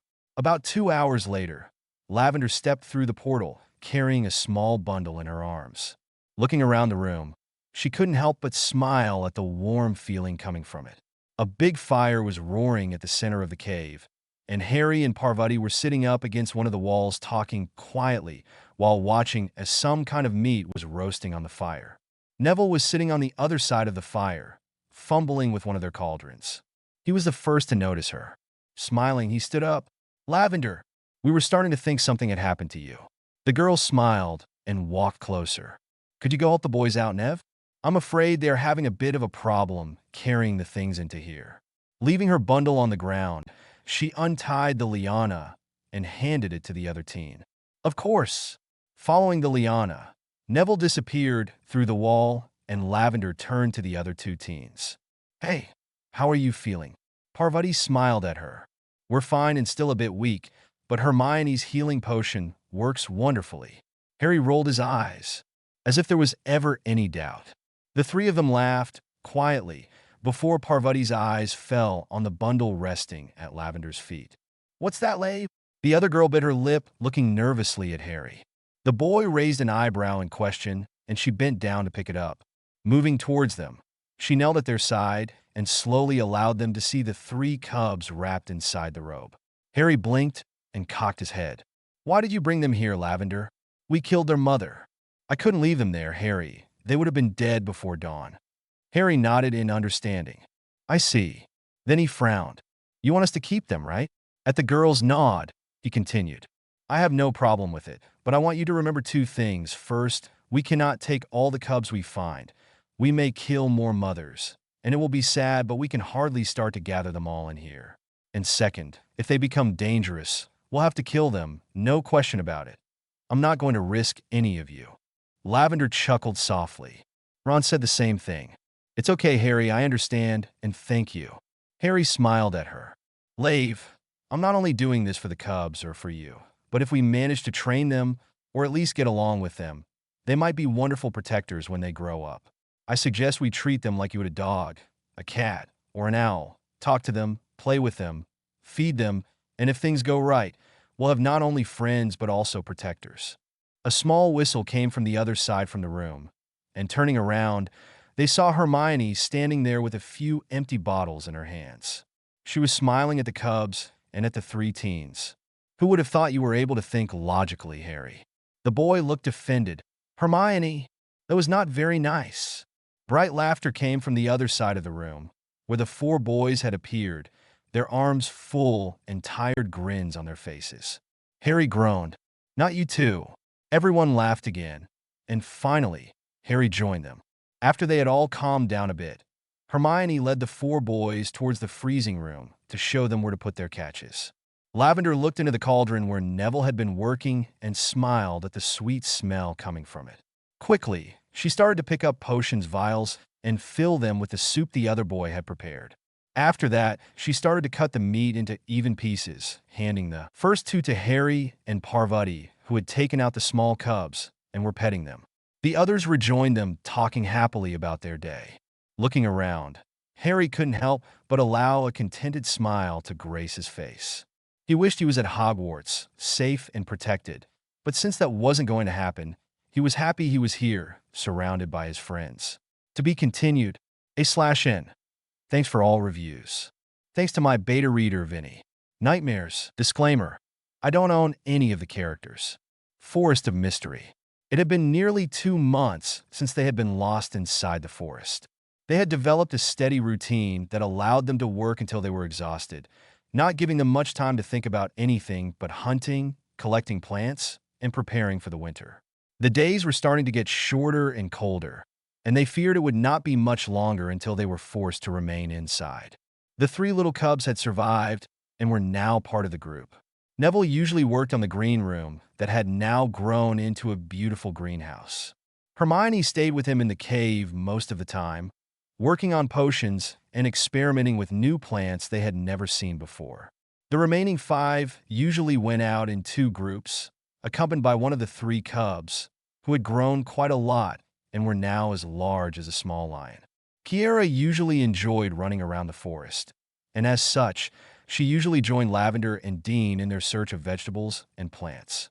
The other 2, Shirlena and Ion, joined Seamus, Ron, and Harry in their hunts. Not only did they manage to scare some of the bigger animals, so they could chase only a few, they also had started to hunt smaller things on their own. Ion never strayed far from Harry, who had taken a liking to the cub and allowed him to stay near him. Kiera was usually found near Lavender, who cuddled her as if she was a small kitten. Lastly, Shirlena didn't seem to have a clear preference, but she stayed with whoever gave her food, meaning she was usually around either Ron or Seamus. Thanks to the acidic potion, they had managed to do some semblance to bedrooms in the cave. And while Parvati and Lavender had chosen to share a room, the rest had picked their own. During the long nights in which they were just too tired to work, but it was too early to retire, they mostly worked with their rooms, combining potions to make what furniture they wished.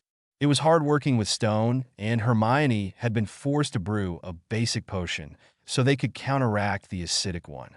Around the cave, there were a few rooms with portals that could not be used as bedrooms, but they had been used for practice to make things. They usually called them the workrooms, and they spent much time in there. They didn't only work with the rocks available from the cave. They also worked with anything from the animals they hunted could give them. Hermione had instructed them all in the best way to dissect an animal to get their fur and bones that were later used to make blankets or arrows, respectively. It was hard work, but they did it anyways, knowing it would give them something to do. In the strange days that they were not in the mood to do anything, they sat in the common cave, sitting around the fire as they listened as Hermione read from one of their school books, or Neville lectured them about some strange kind of plant, giving ideas about their future uses. Lately, Hermione had been trying to find out a way to see the portals. It was annoying to get around with something tied around your waist, and even if they had managed to change the lianas with more solid ropes made of them, they still lived in fear of getting lost in the big forest. So far, they had had not much luck.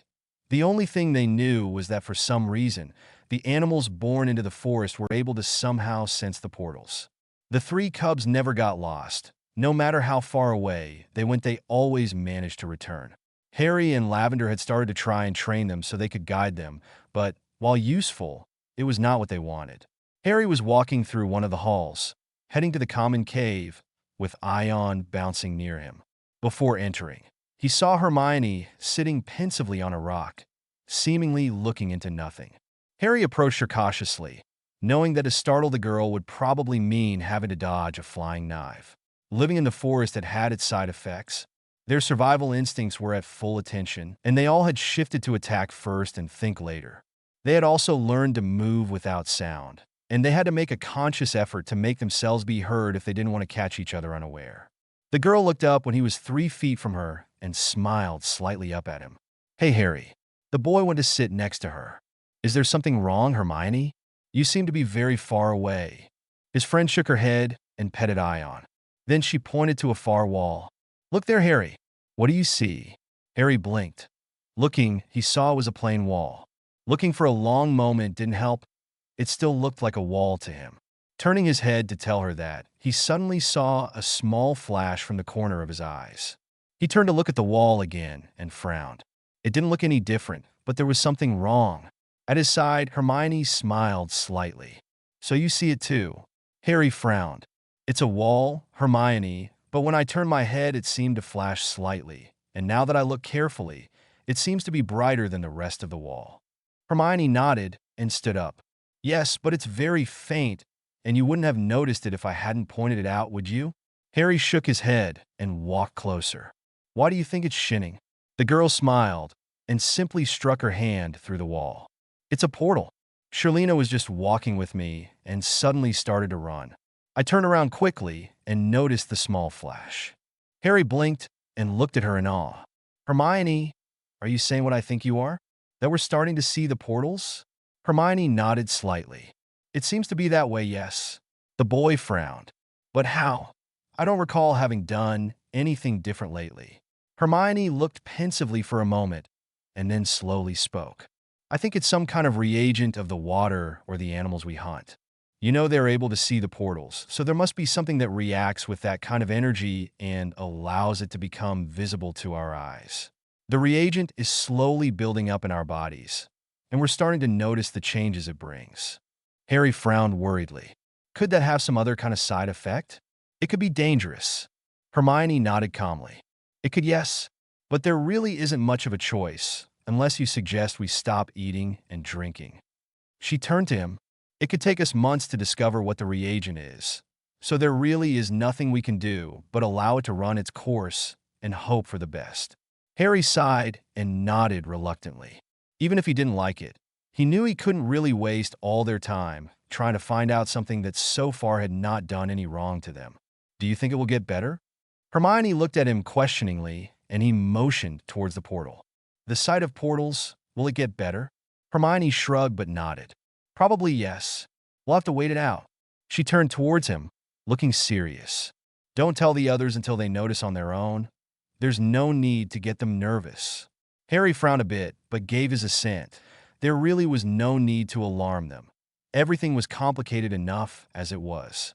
They walked together to the common cave and sat down in front of the fire, where Parvati and Dean were already making dinner. It was nearly 1 o'clock in the morning when a sharp scream woke them up. Ron and Hermione immediately recognized Harry's voice and hurried towards his room, Kiera and Charlena running in front of them and the other teens trailing behind. Ron was the first to enter, a knife ready in his hand. Harry was sitting up in his bed, shaking arms around his knees, the 3 cubs mealing softly around him. Hermione pushed past Ron and went to sit at Harry's side, enveloping the trembling teen in a hug while the other children stayed outside the room. "Harry, what's wrong?" Harry shuddered. "Voldemort, nightmare." Hermione nodded in understanding and tightened her grip. "It's okay. He can't hurt you here. Do you want to talk about it?" Ron had come to sit at their side after pushing the 3 cubs into the hall and wrapped an arm around Harry's trembling shoulders. Voldemort was furious. He had found out. He frowned in thought, trying to remember what it had been about. Then his head snapped up, and he looked frantically at his friends. "Snape." He found out about Snape being a spy for the light side. He put him under Cruciatus, and then he ordered his Death Eaters to throw him into the forest. We have to find him before he gets himself killed. To be continued, /N. Thanks for all reviews, and thanks to my beta reader, Vinny. Finding Snape. Disclaimer: I don't own any of the characters. Forest of Mystery. No sooner had Harry said those words, everyone started to move.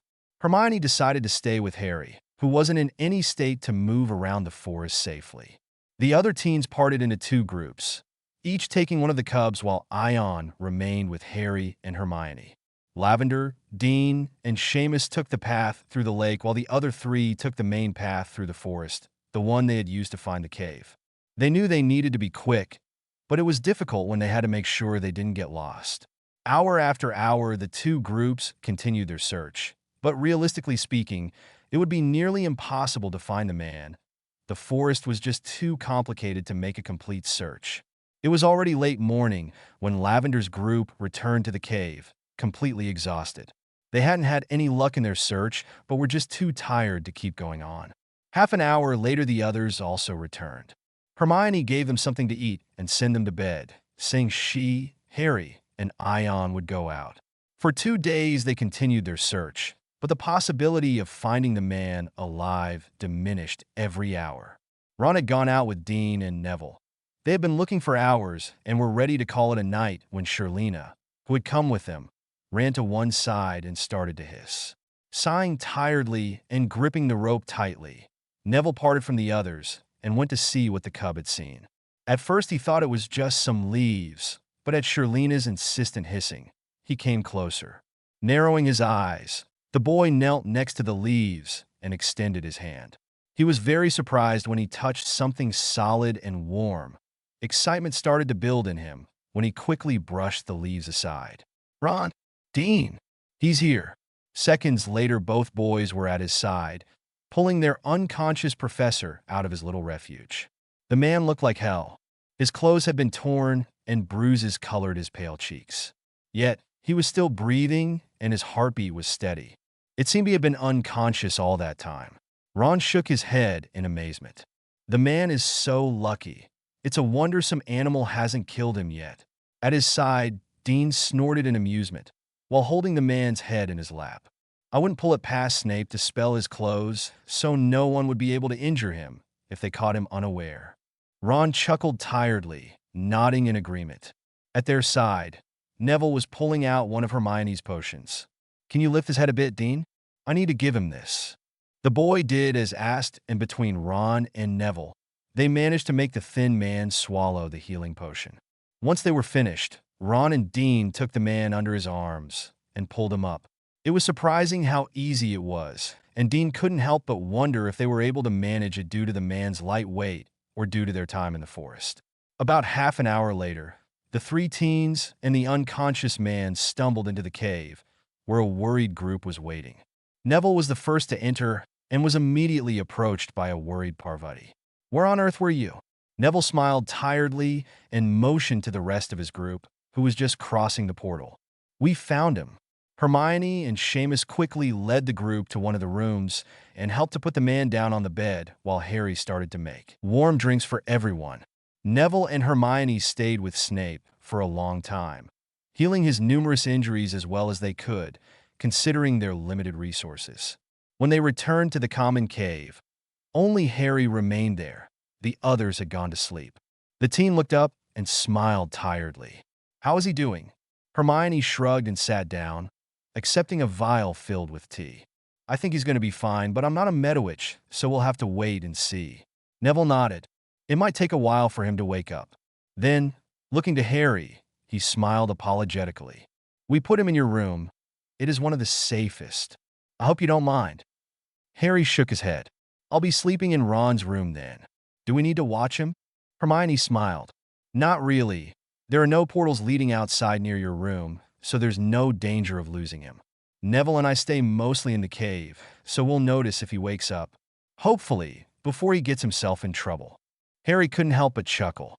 "You do realize you're treating him like a child, don't you?" The other two teens laughed, and Hermione couldn't help but blush lightly.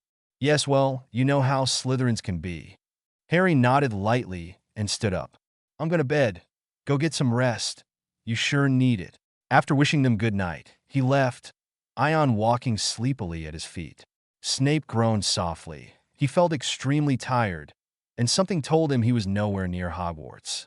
The bed he was lying in was not as comfortable as the usual beds in the hospital wing, where he usually found himself when he couldn't remember what had happened. still wary to open his eyes. He tried to think about what had happened this time. He could tell he had been under the Cruciatus, and he tried to remember what he had done this time to displease the Dark Lord. Slowly, it all came back to him. He remembered Lucius and Voldemort accusing him for being a spy. Crabbe and Goyle had punched him for a few minutes when he refused to admit it. When he finally had shouted at Voldemort's face that he had been spying on him for years, he had been put under the painful curse. Moving a bit around, the man felt sharp pains in his limbs. He couldn't help but wince. At least it meant he was still alive, but why? Why hadn't Voldemort killed him? Then it also came back. He had been thrown into the Forest of Mystery. It was the final punishment for those who betrayed the Dark Lord to finish their days in a place where their worst enemy was magic, but where, without it, was nearly impossible to survive. Sighing, Snape finally opened his eyes. If he was going to die in this place, then he wouldn't do it lying down. He had to blink a few times to get used to the darkness. He was surprised to find that he wasn't outside like he had expected. Instead, he was lying in some kind of cave. As his eyes grew used to the dim light coming from the walls, he noticed he was lying on soft plants and that a warm fur blanket was covering his bruised body. The final thing that assured him that there had to be someone nearby were the bandages that covered his body. Carefully, he sat up, his body protesting at the movement. When he was leaning against the wall, he looked around once again. He noticed the trunk standing at one of the corners. There was a small fur lying in front of a large, flat rock with some papers on it. A cauldron was placed next to the bed and, moving a bit, Snape saw it was full of liquid, by the looks of it, water. At his side, on the floor, was some kind of robe. Picking it up, he was quite startled to recognize the Gryffindor crest sewn into the left pocket. His hands started to tremble. Could it be? It had been months since the children's disappearance. Some students had seen them disappear into the Forest of Mystery before the Aurors were able to stun the Death Eaters. Hogwarts had been mourning them as dead.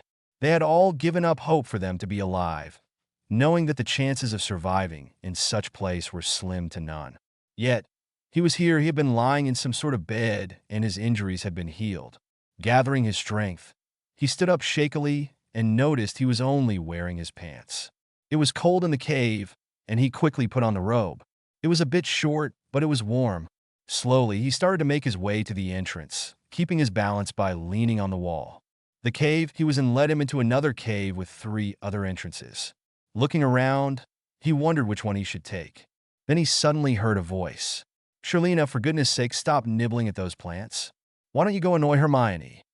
Snape stayed still and saw a blur go out through one of the entrances. It was quite big and had cat-like features. The cat stopped dead in its tracks and regarded him curiously. Snape froze in place. It was a Girion. They were quite dangerous when provoked. Their claws were extremely sharp, and they knew how to use them. The Girion looked at him for a few moments before it started to yip happily. Snape was almost grateful when the voice approached them. "Charlina, what are you doing?" A young man appeared at the entrance, and Snape couldn't help but slightly gape at him.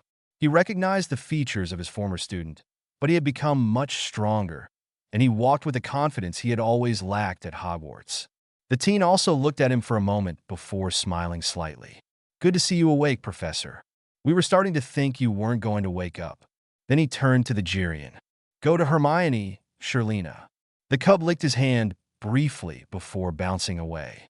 Neville's attention returned to the potion master, who was still looking at him intently. "How are you feeling, Professor?" The man blinked slightly. "I've fine. Where are we?" Neville raised an eyebrow at the man. He obviously didn't believe him, but he let it slide. "We're in the Forest of Mystery." Snape aside. "Obviously, Mr. Longbottom. But what is this place?" Neville looked calmly at the man and then turned around. "What exactly do you expect me to tell you, Professor? This is our cave, but I'm sure you've also noticed that, so why are you bothering to ask that?" The man scowled at him, but nodded and started to follow the boy to the cave he had come from. "Very well. How did I get here?" "Harry had one of his nightmares, saw how Voldemort threw you into the forest, and we began to search. It took us a bit over 2 days to find you, and even so, it was only by sheer luck that Charlina noticed you." They entered the cave together, and Snape couldn't help but gasp in surprise at the sight that greeted him. It seemed to be some kind of greenhouse, and it was warmer in there than outside. Looking hesitantly at the teen, he carefully questioned him. This wasn't here when you first found the cave, was it? Neville chuckled while picking up his robe. No, of course not. We are expecting to spend the winter here, so it's better to have some resources. It's not finished yet. We need to put on some more heating charms around here, but Harry and Parvati are still recuperating from the charms they did from 2 weeks ago. Hermione thinks they will be ready in another week. Snape frowned. You know it's dangerous to use magic in here, don't you? Neville nodded solemnly. Of course, if we didn't, we would be dead. But we need to have some plans to survive the winter. The potions master looked at him annoyed. And why are you so intent in staying the winter? Why didn't you return to Hogwarts? Neville narrowed his eyes. Impossible. This forest is full of portals that are invisible, and they lead to total different parts of the forest. To show his point, he stuck his hand through the wall, and when he pulled them out, they were wet. To try and get out now would be suicidal. It's getting cold, and it has already snowed a few times. We would be dead before finding our way out. Snape sighed. Damn, that means I'm stuck with you for months, doesn't it? The teen couldn't help but laugh. I guess. Look at it this way, Professor. You don't need to teach us. Snape didn't seem to find that thought relieving. He was about to tell the boy, so when Nigerian bounced in. At once he noticed it wasn't the same as before. Looking at Neville questioningly, he saw the boy was smiling at the entrance of the cave. Already back, Harry? Snape turned around sharply and was faced with Harry Potter. If it was possible, he had changed even more than Neville. He had grown a few inches, his hair had grown quite a bit, and he was wearing it tied up. The large bangs were covering the famous scar, but he had a new one covering his right cheek. His green eyes were regarding him calmly. He seemed completely in control. Blinking slightly, the young man nodded and walked closer, while the cub went to sit at his side. We called it an early night. It's starting to rain harder. He looked up to the ceiling and smiled slightly. It's good to know the wards are holding up. He returned his attention to the professor, who was still regarding him closely. Professor Snape, it's good to see you awake. Has Neville told you about our situation? The potions master snapped out of his thoughts. He has told me a bit. We're going to stay here for the winter. Harry nodded lightly. Yes, that's correct. But I want you to realize that even if we start searching for the way out, there's no guarantee that we'll find it. We could be stuck here for much longer, especially since we're not able to see the portals yet. Snape pressed his lips together. I realize that, Potter. I hope you've been working on the matter of seeing portals. Our principal objective is survival, Professor. But yes, Hermione and Neville have been working on it in their free time. We were hoping you would be able to help them once you've recovered. We cannot rely on magic, so we'll have to search the solution in the potions. Before Snape could reply, Neville spoke. About the portals, Harry, I noticed earlier a small flash when looking at that one. I'm not sure if it's something important. Harry smiled slightly. Hermione and I have noticed too. Hermione thinks it's because some reagent we're drinking or eating, but she's not sure. Turning to Snape once again, she will be able to tell you all about it. Come now. Everyone is waiting for us to have dinner. To be continued, /n. Thanks for all reviews, and thanks to my beta reader, Vinny. Explanations of hunting. Disclaimer. I don't own any of the characters. Forest of Mystery. Neville and Harry walked with the other man towards the main cave, making sure he stayed on his feet long enough to reach it. Everyone else was already gathered around a bright fire and greeted their former professor politely. Snape merely nodded at them before taking a seat between Harry and Hermione. After Dean had served everyone their portion of food, Hermione turned to Snape and started to talk to him quietly, explaining what she had been doing about the portals. Surprisingly enough, the older man listened to her attentively, nodding from time to time and asking a few questions to clarify things. Neville soon changed places with Harry to add his own conclusions to the discussion. The former professor looked at his two former students in something akin to respect. It seemed that the Granger girl had dropped her air of know-it-all and was now telling things precisely, not boasting about the fact that she did know something that the others didn't. More surprising was the fact that Longbottom was able to talk to him calmly. If any good came out of their stay here, that would be the boys' new confidence. While the discussion was interesting, Neville and Hermione seemed to slip into an old argument, allowing the potion's master time to look around more carefully. The cave was fairly large. They had obviously established it as their get-together room. The walls had holes about a meter from the ground that was obviously used for storage. Looking at them carefully from his place on the ground, he was almost sure that they were not natural. Several furs covered the floor, giving the place a comfy appearance. Yes, living here would not be that bad, as long as the brats continued to be civil. Looking around, he located the rest of the teens, sitting in a circle looking over something. Seeing that the two teens were completely engrossed in their own discussion, the professor got up and approached the other groups. He had been walking silently as he always used to do at Hogwarts, yet he didn't miss the quick glance all the teens gave him when he moved. They were the first to hear him walk in a long time, and that made him feel particularly vulnerable. None of them said anything, but Lavender and Seamus moved to give him a space to sit down. It seemed they were really ready to consider him part of their own group, and through the layers of hatred and contempt, he couldn't help but feel a bit pleased. He didn't know if he would have been able to do the same had their situations been reversed. Sitting down at the offered spot, he saw that the thing lying between them was a small map. Looking at it in interest, he managed to make sense of some of the markings, like trees or the river painted across the paper, but others were too random and didn't make any sense to him. A hand suddenly pointed to one of the yellow that he had been staring at. These are the portals we've found so far, but they led to places we don't recognize. Looking up startled, the man understood that Weasley was only giving this explanation for him, since his friends probably already knew. The boy nodded at him calmly and moved his finger to a purple dot. These dots all bring us to the caves. There are many rooms in here, and some of them have several portals. Parvati can give you a map of them later. Without waiting for an answer, he moved his finger to several green dots. These are trees in which we've hidden potions, bandages, and in some, even weapons. If something ever happens, you can find some things there to help you out. It's not much, but it's the best we've been able to do so far. Snape was fairly impressed. In several weeks, the reckless Gryffindors had turned to calculating and cunning teenagers that would fit in his own house rather well. The planning that had gone into the map and the things Weasley was telling him about was astounding, and Snape had a hard time reconciling the idea that these children were Gryffindors. He turned his attention once again to the map when Ron moved his hand to point towards another spot, this time marked in blue. These are the spots we've found where you can easily get fish. And lastly, the black spots are those in which we've put traps. Snape looked up a bit startled. Traps? Seamus nodded seriously. Most of our meat comes from hunting, but since we're trying to gather as much supplies as we can so we put up traps. Usually little holes with a sticking potion.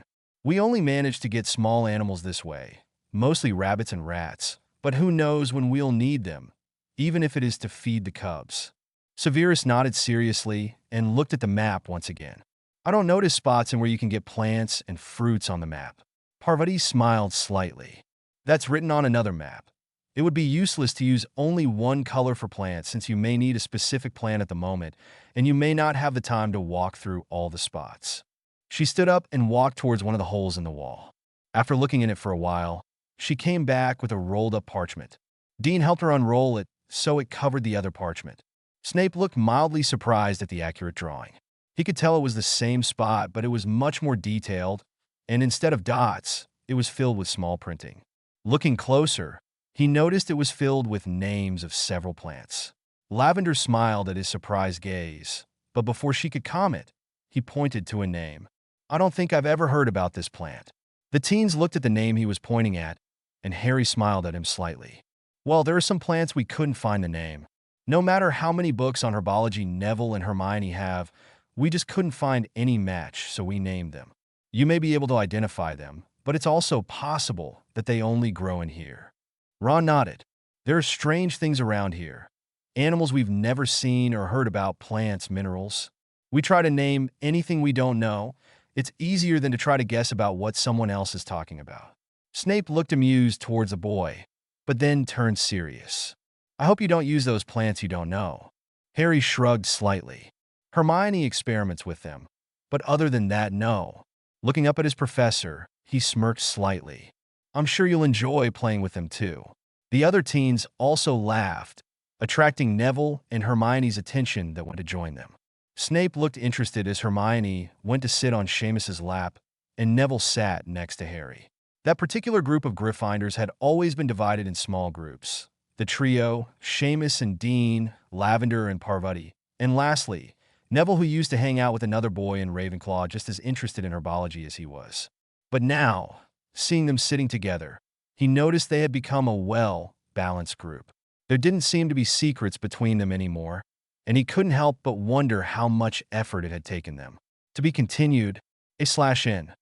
Thanks for all reviews, and thanks to my beta reader, Vinny. Changes. Disclaimer. I don't own any of the characters. Forest of Mystery. Something wrong, Professor? The older man looked at the serious green eyes of the teenager and shook his head slightly. You have all changed a lot. Lavender smiled sadly and leaned against Neville. We have, haven't we? It's difficult to really notice when you have all lived together. The changes have been gradual, so we can't really tell. Must be a bit of a shock to you. Snape looked a bit startled.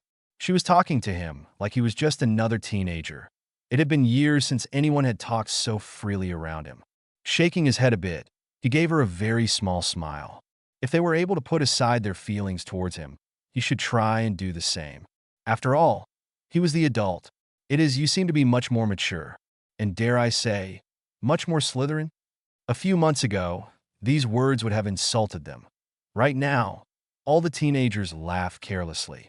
Dean cocked his head to his side. Why, thank you, Professor. Who would have thought you would ever compliment us? Snape smirked, very pleased that they had caught the meaning behind his words, since he indeed considered them a compliment. He then continued with his evaluation of the changes. You also seem much closer, like there are no secrets between you. Parvati smiled. That's because there aren't, or at least, nothing major. In this place there's not much to do at night, so we talk. We need to trust each other. We need to know everything about each other that may be important, and we've spent many nights talking about things that have happened. Snape's look became guarded, and Hermione chuckled softly. Oh, don't worry, Professor. We don't expect you to suddenly start talking about your secrets. If you don't want to tell us, you don't need to. We would never pressure you into it. Ron nodded. We just want you to know that if you want to talk, we'll listen. It gets very lonely here sometimes. And while you are right now thinking that you will never tell us anything, the loneliness might get to you. They all stayed silent for a long moment. Then they moved once again to sit around the fire. Snape looked around for a long moment at the young faces. He felt welcome here, and more comfortable than he had in a long time. And without meaning to, he started to relax. The comfortable silence stretched, but soon he started to feel tired. He had just woken up a few hours ago, and his injuries were starting to hurt again. Harry, who had been looking him over carefully, immediately noticed his discomfort and stood up. It's late, we should go to sleep. Tomorrow will be a long day. Everyone nodded and started to get up. The green-eyed boy motioned for Hermione and Neville to wait a bit, and then turned to place a hand on his professor's shoulder, indicating he should remain seated. The older man looked at him in disbelief. Did the brat really think he was going to obey him? But the strong hand didn't budge from its place, and the potion's master was just too tired to fight it for long. When everyone else had disappeared into the dark caves, Harry turned to Hermione. He's in pain. Snape opened his mouth to protest, but Hermione was already moving. She went to one of the holes and took out a small vial filled with a dense green liquid. All the while, Neville had knelt at his side and was checking the bandages on his arms. They were doing it so naturally, without causing any fuss, and Snape could not think of any reason to stop them. Harry was looking at everything calmly. He had been at the receiving end of the duo's healing a few times and knew they were good at it. The fact that Snape wasn't complaining also showed that they were still doing a good job. When Neville had gone through the bandages around his chest, Hermione gave him the vial. Being the potion's master he started to inspect it really carefully. He knew that act tended to irritate the person who had made the potion, but Hermione just waited calmly until he was done. It's too thick. The girl shrugged a bit and smiled at him. That may be the case, Professor, since I had never done this potion before coming here, but it works well enough. Snape looked at her with a surprised glance. He had expected her to argue against his critique. After all, this was know-it-all Granger. But the girl had simply acknowledged that the man knew better and told him he was probably right without causing a fuss. That was probably the reason that compelled him to drink the potion without further complaint. After all, he was in pain, and he was in no state to brew one himself. At once, he felt the pain dull and his eyes start to drop. Strong hands helped him to stand up, and his sleepy mind told him that Neville and Harry were guiding him towards the cave he had awoken in. The moment he laid down, he was out, much to the amusement of the teenagers.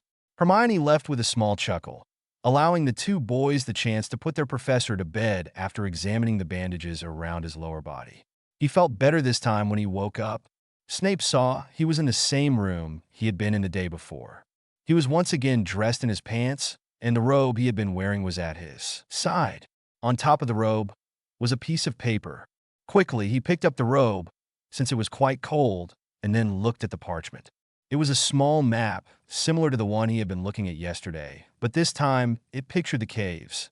There was a small note attached on the map, written in Harry's handwriting. "Professor, the yellow dots are all the portals that lead to the outside, but we would prefer it if you didn't leave alone. It's too dangerous to get lost."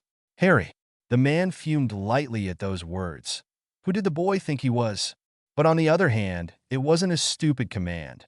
From what he had heard about those portals, they were really dangerous, and he was not foolish enough to risk getting lost only to go against Harry. Looking once again at the map, he stood up and slowly started to make his way to the common room. He was a bit surprised to find it empty. He had expected the children would be there. Looking at the map again, he tried to figure out where they could be. Finally, he decided to go to the green room near his room.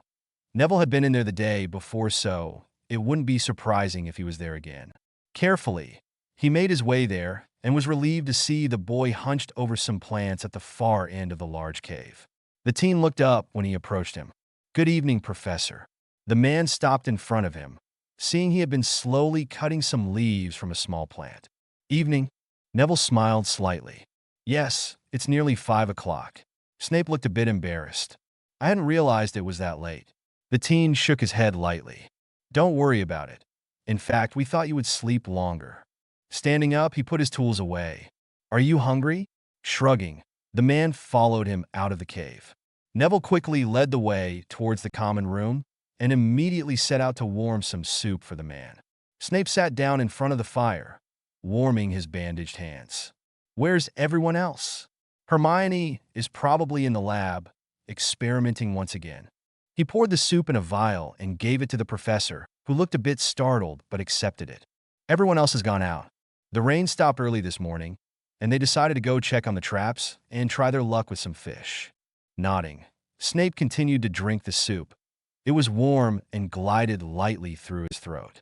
Once he was done, he turned to face Neville, who had been looking at him intently. "Is there something wrong, Mr. Longbottom?" Rolling his eyes lightly, the boy smiled. "I was wondering how you were feeling."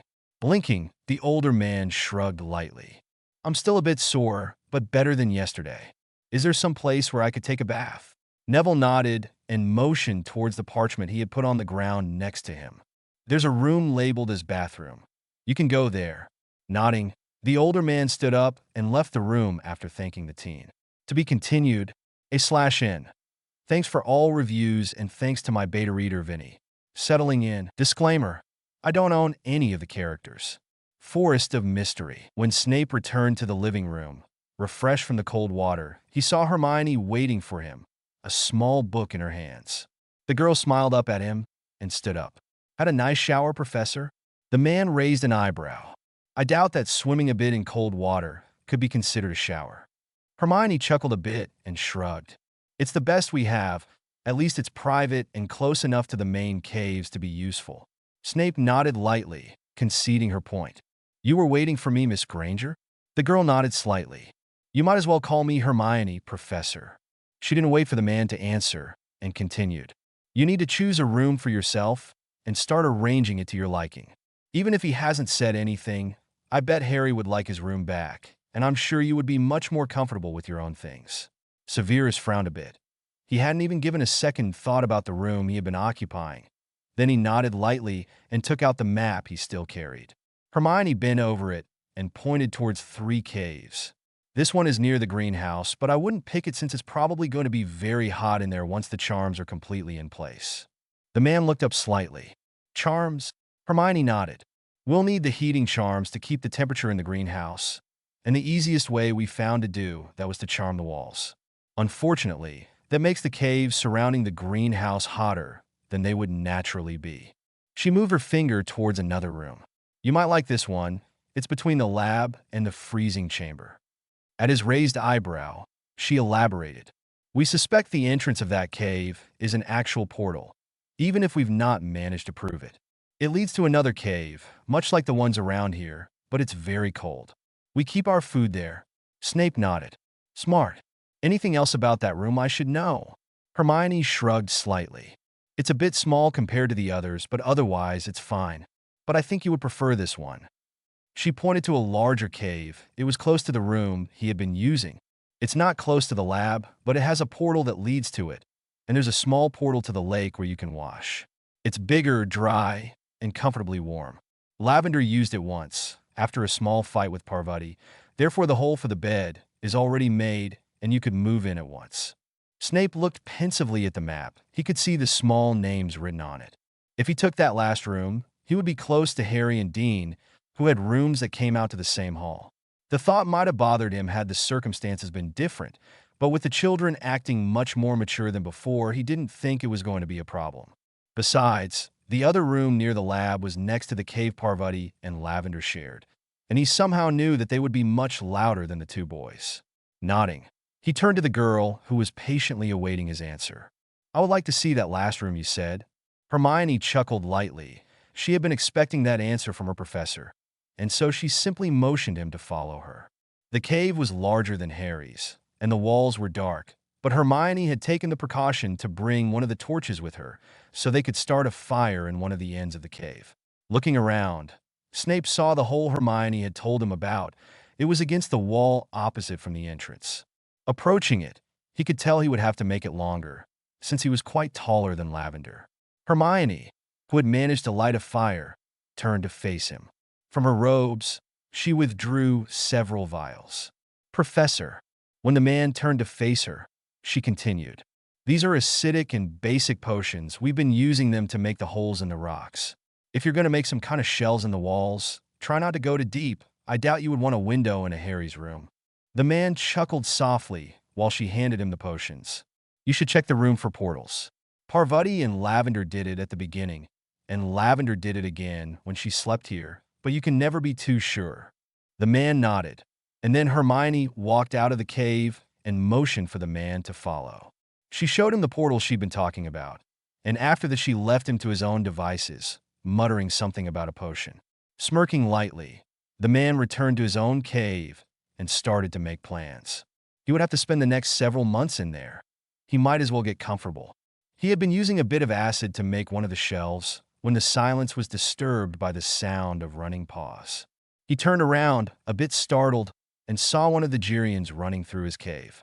He was pretty sure it was the one that had been with Potter. Harry.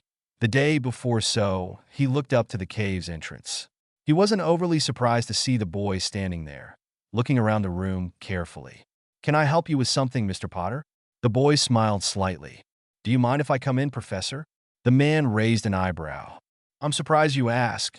Your pet doesn't seem to mind barging into places. Harry chuckled a bit, but didn't move from his spot at the cave's entrance. I apologize, but we never saw any need to teach them where they could and couldn't go. Ion is not just my pet, though. He's our pet. We found him and his siblings a while ago, after we killed the mother. It seemed like a good idea to keep them with us. Snape nodded lightly. So there are 2 Girians running around the cave, right? Harry shrugged slightly. Actually 3, but you didn't meet Kiara yet. She usually goes out hunting and likes to stay outside most of the time. Finally, Snape noticed that the boy was still waiting for an invitation to come in, and he nodded. You can come in if you want. Aren't you afraid the Girians might get lost if you allow them to roam freely? Harry entered the cave and went to sit in front of the fire. We were at first, but they always come back. It's like they have a sixth sense to find us. Dean thought they may help us to find our way back home, but we're not ready to risk it. There's still a lot we don't know. Snape nodded and joined him at the fire's side, noticing how Ion had curled up next to the boy. Hermione told me you allowed me to use your room. Thank you.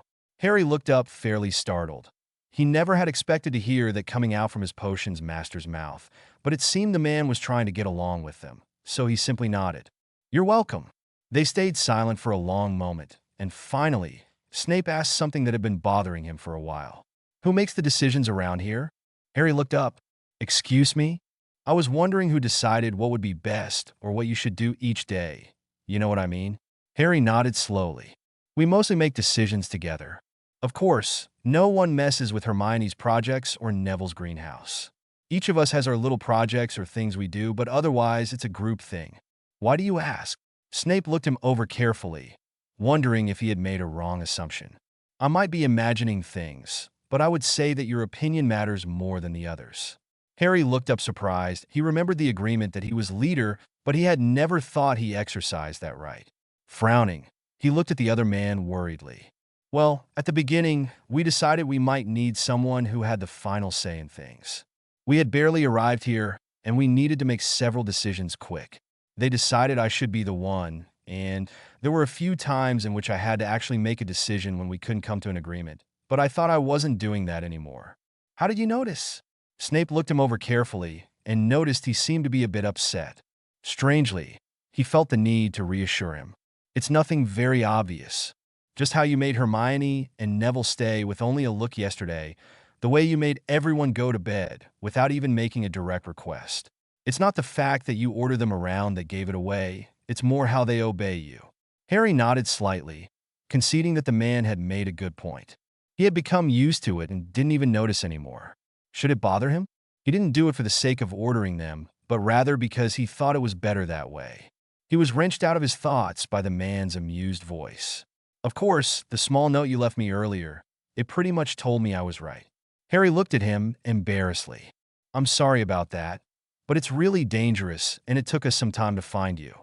Smirking a bit, he added, "Actually, for what they have told me, it was sheer luck that Shirlena found you." Snape nodded lightly. "It's okay. Although the note was a bit of a shock, I'm not used to being ordered around by one of my students." Harry laughed. "No, I don't think you are." "Well, I'm sure you'll take points when we go back to Hogwarts." Snape looked at him seriously, all traces of amusement gone from his face. "Do you honestly think we'll be able to go back?" Harry looked thoughtfully into the fire. "I don't see any reason why we shouldn't, as long as we're careful and don't risk ourselves." He paused for a moment and then added, "It's not a matter of managing to go back. It's more a matter of how long it's going to take us, and in what state the wizarding world will be once we return." To be continued, /n. Thanks for all reviews, and thanks to my beta reader, Vinny. Little secrets not kept. Disclaimer: I don't own any of the characters. Forest of Mystery. Dean opened his eyes reluctantly. Winter had started a few weeks ago, and it was freezing cold in the caves. Not even the fire they always kept in their private rooms and common room were enough to warm them up. They couldn't go out anymore, since it had started to snow and it was too dangerous out there. They had managed to get lots of food, and the final charms for the greenhouse had been set in place in time thanks to Snape's help, this way ensuring they would have enough food to last them through the winter. Their only real problem was the continual cold. More than once, Dean had been tempted to just stay in his warm bed, covered by the clean furs of the animals they had hunted, and sleep the day away. It was a nice thought, unluckily enough for him, Hermione. Harry and Snape knew it was too dangerous to give in to the lethargy that often surrounded them and forced each member of the cave to get up and get moving. Closing his eyes, Dean tried to remember whose turn it was to wake them up. At first they had all taken turns, but after Seamus had once refused to get up when it was his turn, Hermione had refused to trust any of them with that duty.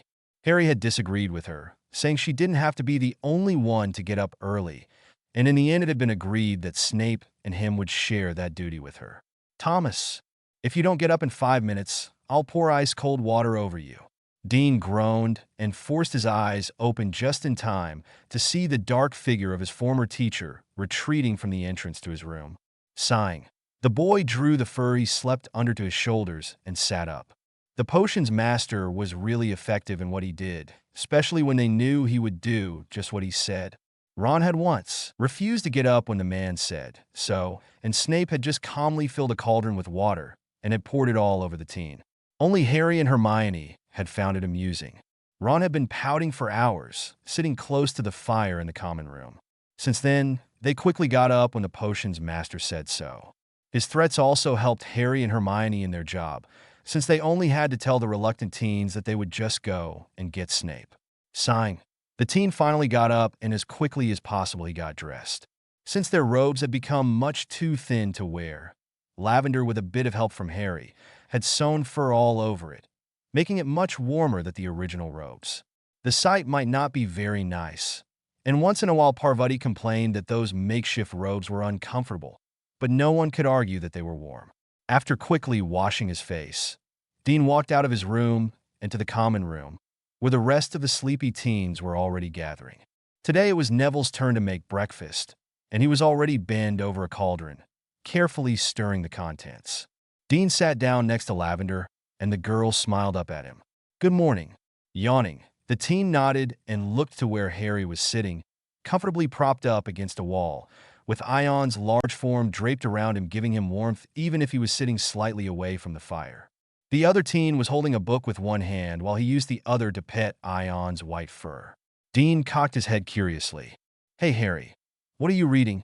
The other boy looked up with a slight smile on his lips. "It's just a book Hagrid gave me for my birthday." While answering Dean, Seamus had gone to stand next to Harry and suddenly snatched the book out of his hands. Now, Harry, I think you've been spending too much time with dear Hermione." The girl raised an eyebrow from where she was sitting next to Ron. "And what's wrong about that?"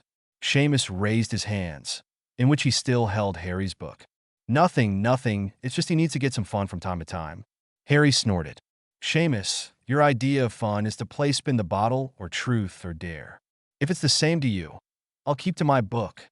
Seamus pouted. "What? You don't want to have to tell Professor Snape over there all your little secrets?" The trio shared a quick look before turning to the man who was looking at them with a mixture of amusement and curiosity. "Oh, please, Mr. Finnegan, go ahead. I'm sure I'm going to enjoy this." After another shared look, Ron stood up and smiled slightly at Seamus. "Seamus, my dearest friend, I'm sure you don't want to tell our dear professor about anything, do you?"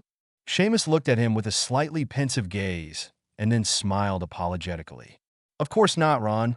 We wouldn't want him to know that Hermione was the one who broke into his office, now would we?" No sooner had those words left his mouth, the Irish boy had to quickly run out of the cave, being chased by both Ron and Hermione. Everyone else in the cave was chuckling lightly at their childish display. Harry turned to look at his former professor and was pleased to see the shocked look on his face. After all, it was not every day that you managed to shock the cold man. Once Snape had gathered his thoughts, he turned to Harry with a raised eyebrow. "So, Granger was the one who broke into my office in your second year?" Harry chuckled lightly. "Indeed, she was." Snape groaned. "And here I thought you were the one responsible for that one." Harry laughed softly. "Oh, in a way. Ron and I were the ones who made the cauldron explode."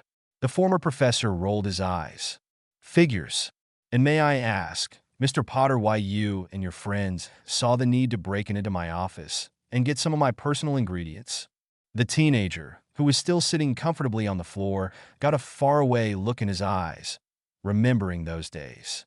"We wanted to make polyjuice potion to get into the Slytherin common room." Snape glared at him. "That was incredible, dangerous, and stupid. Anything could have gone wrong with that potion." Harry grimaced, and the other teens grinned. Dean laughed lightly. "Oh, something did go wrong, Professor." The raven-haired boy looked at his friend sharply. "Hermione is going to kill you if you tell him that." Dean simply shrugged. "She put a wrong hair in the potion, a cat hair. It's a pity no one but Harry, Ron, and Madame Pomfrey got to see her." Snape looked at him incredulously, but before he had the time to answer him back, Dean sprang up from his seat and started to run, followed by a shriek coming from the halls. "Dean, I'm going to murder you!"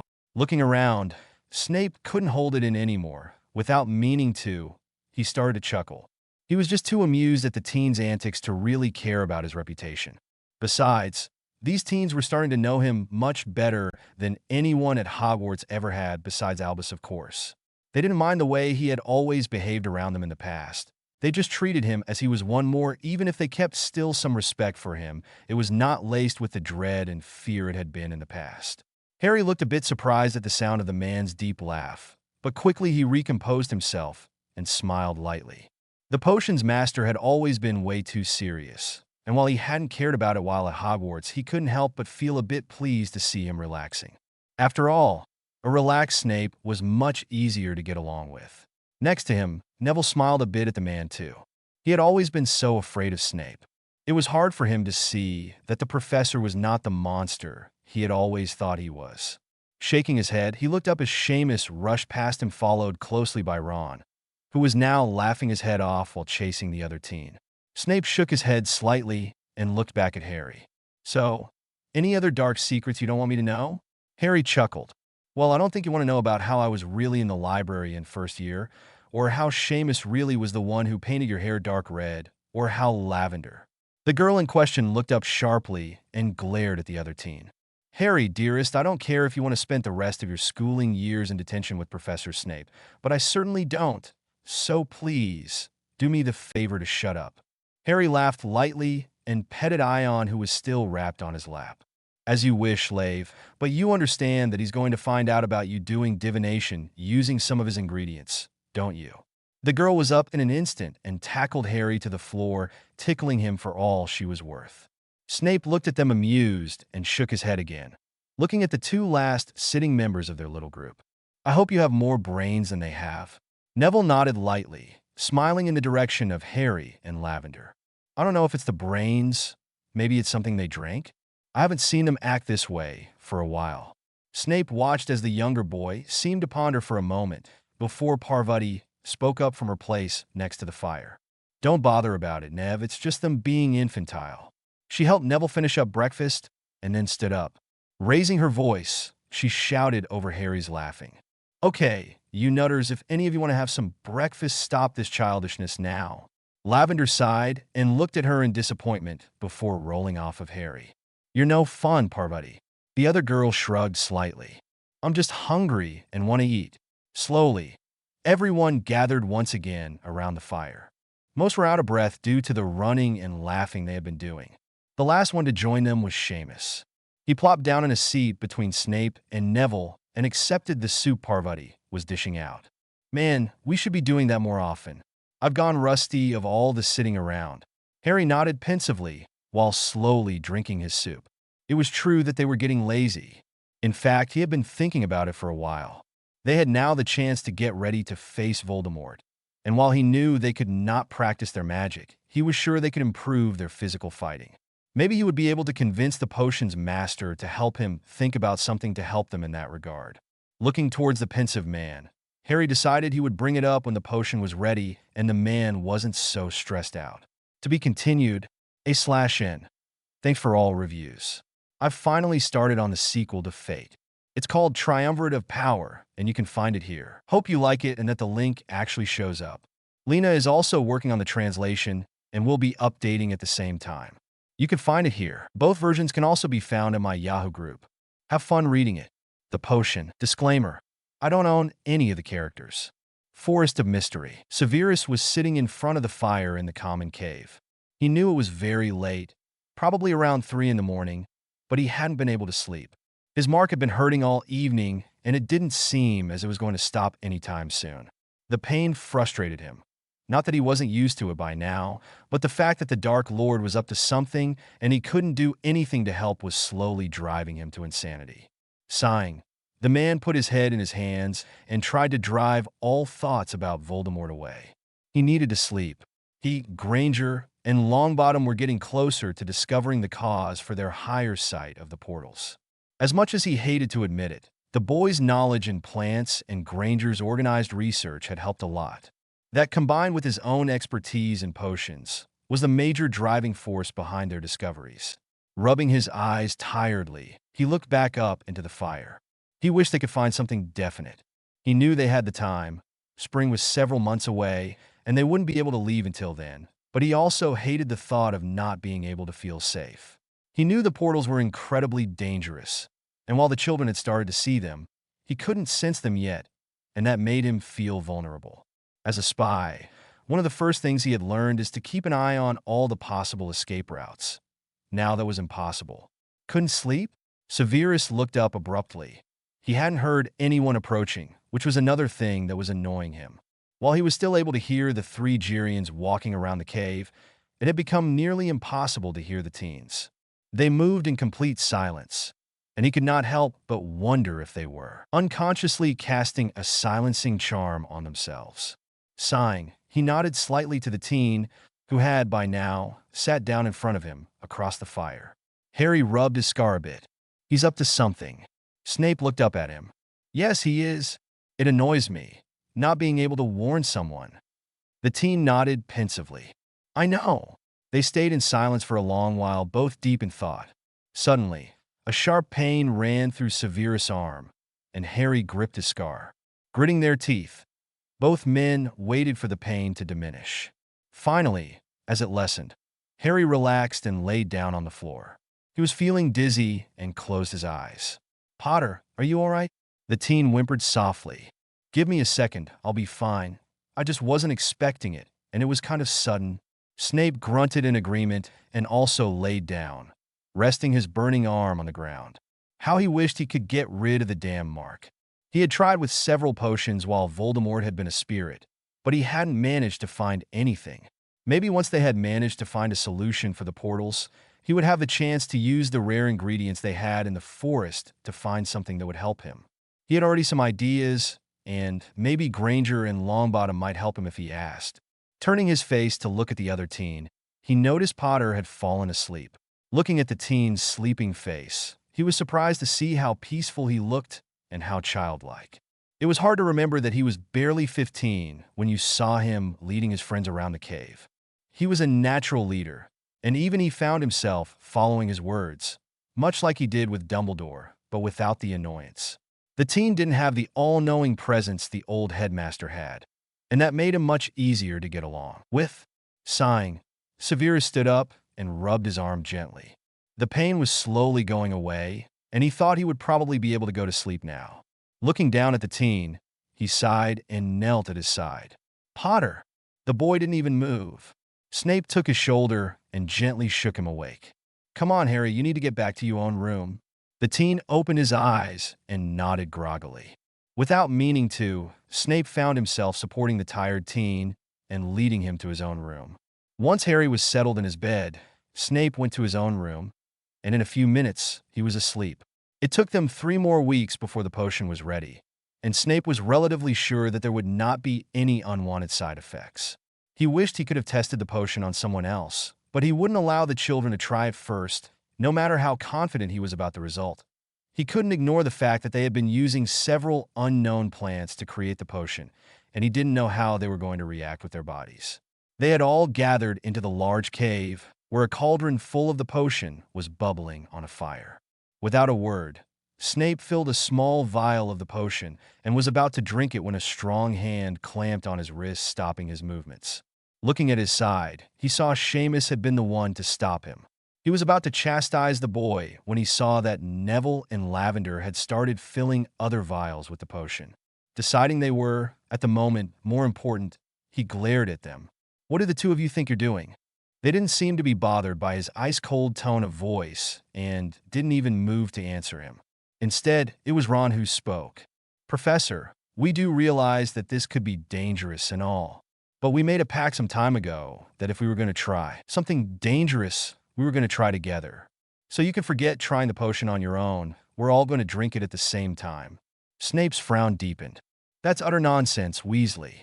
Why would we put all of us in danger? With one of us drinking, it will be enough to determine if it's safe. Parvati rolled her eyes. Well, in that case, you surely shouldn't be the test subject. After all, you are the potion's master. Before the man could reply, Dean jumped into the conversation. Exactly, and that would mean that one of us has to try it, but since we made that promise, none of us will drink the potion on our own, so we're going to drink it all at the same time. Severus glared around the room, gritting his teeth. I'm your professor. It's my duty to keep you safe. I can't allow you to drink a potion which could seriously harm you. Harry's soft voice broke the argument that was about to start. I understand your reluctance, Professor, but it would be just as stupid to allow you to drink the potion on your own. What are we supposed to do if something goes wrong? As much as Hermione and Neville know, they lack your expertise. They wouldn't be able to act as quickly as you would. Snape had to concede the boy's point and hated having to do that. His own morals forbade him from allowing any of his students to test an experimental potion, and yet they were right to say it would be much safer that way. Seeing the determined faces around him and knowing that he would not be able to change their minds, Severus nodded in acceptance, even if his scowl showed clearly he wasn't happy with them. After Seamus dropped his grip on his arm and accepted the vial Neville was handing him, they all sat down around the fire, and with a last glance at each other, they all drank the potion. To be continued, /n. Thanks for all reviews, and thanks to my beta reader Vinny and to Lena for her support. Decisions. Disclaimer. I don't own any of the characters. Forest of Mystery. Colors. That was the first thing that Lavender noticed when she opened her eyes after taking the potion. The cave was now filled with several colors, each surrounding one of her friends.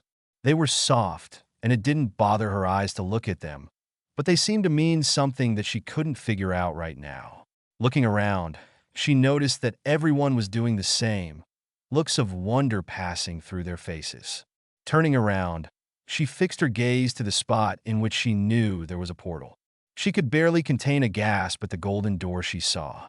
The faint sparks they had been seeing for a while now had now formed a golden arch, and if she looked through it, she could discern the cave that lay behind the portal. Shaking her head, she looked back to Severus, who had moved to Hermione's side and was now talking softly with her. Harry's voice startled her out of her thoughts. Well, it seems it worked. Lavender saw Snape and Hermione turn around to face Harry. The man nodded lightly in acceptance of his words. Yes, it seems it has. We won't be sure if there are any side effects until they come up, but for now, it seems to be encouraging. Harry smiled at him very slightly. This certainly will make things much easier when we decide to make our trip back. Everyone nodded in agreement, and they started to walk around the different caves, exploring them through their new sight.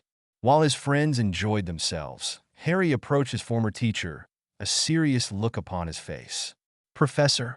The man turned around and raised an eyebrow. Yes, now that getting back seems to be a possibility, I was wondering if you could help me get ready to face Voldemort. We both know that he's been reinstating his reign of terror, and it doesn't seem like anyone is able to fight him off. Snape frowned. While it is a good idea, I don't know how much I can help you, Harry. Unless you've forgotten, we're not able to use magic here, and while I can teach you theory, we won't be able to practice it. Harry sighed, feeling the gazes of all his friends on him. I know, Professor, but it's the best we can do. I can't face Voldemort again without at least some idea as to how to defend myself. Neville's voice interrupted their conversation. Harry, it's not only you that needs to learn these things. We'll be together in this, so we should learn too if Professor Snape is willing to teach us what he knows. Dean nodded from his place on the floor. True. Turning to the man that was watching them pensively, he spoke again. Say, Professor, could you teach us how to defend ourselves without magic? It would give us an edge over the Death Eaters since we won't be magically up to par with them. Severus looked at him pensively. It was not a bad idea, but he hadn't trained like that in years. At first, Voldemort had wanted all his Death Eaters to be in top physical form. But as time passed, he became more and more obsessed in magic, and the physical training was put aside since the Dark Lord considered it a muggle way of fighting. Finally, he nodded lightly. I can try. It has been many years since I physically trained myself, but I'm sure I could remember the basics of it, and it certainly will be of help when we have to face Voldemort's armies.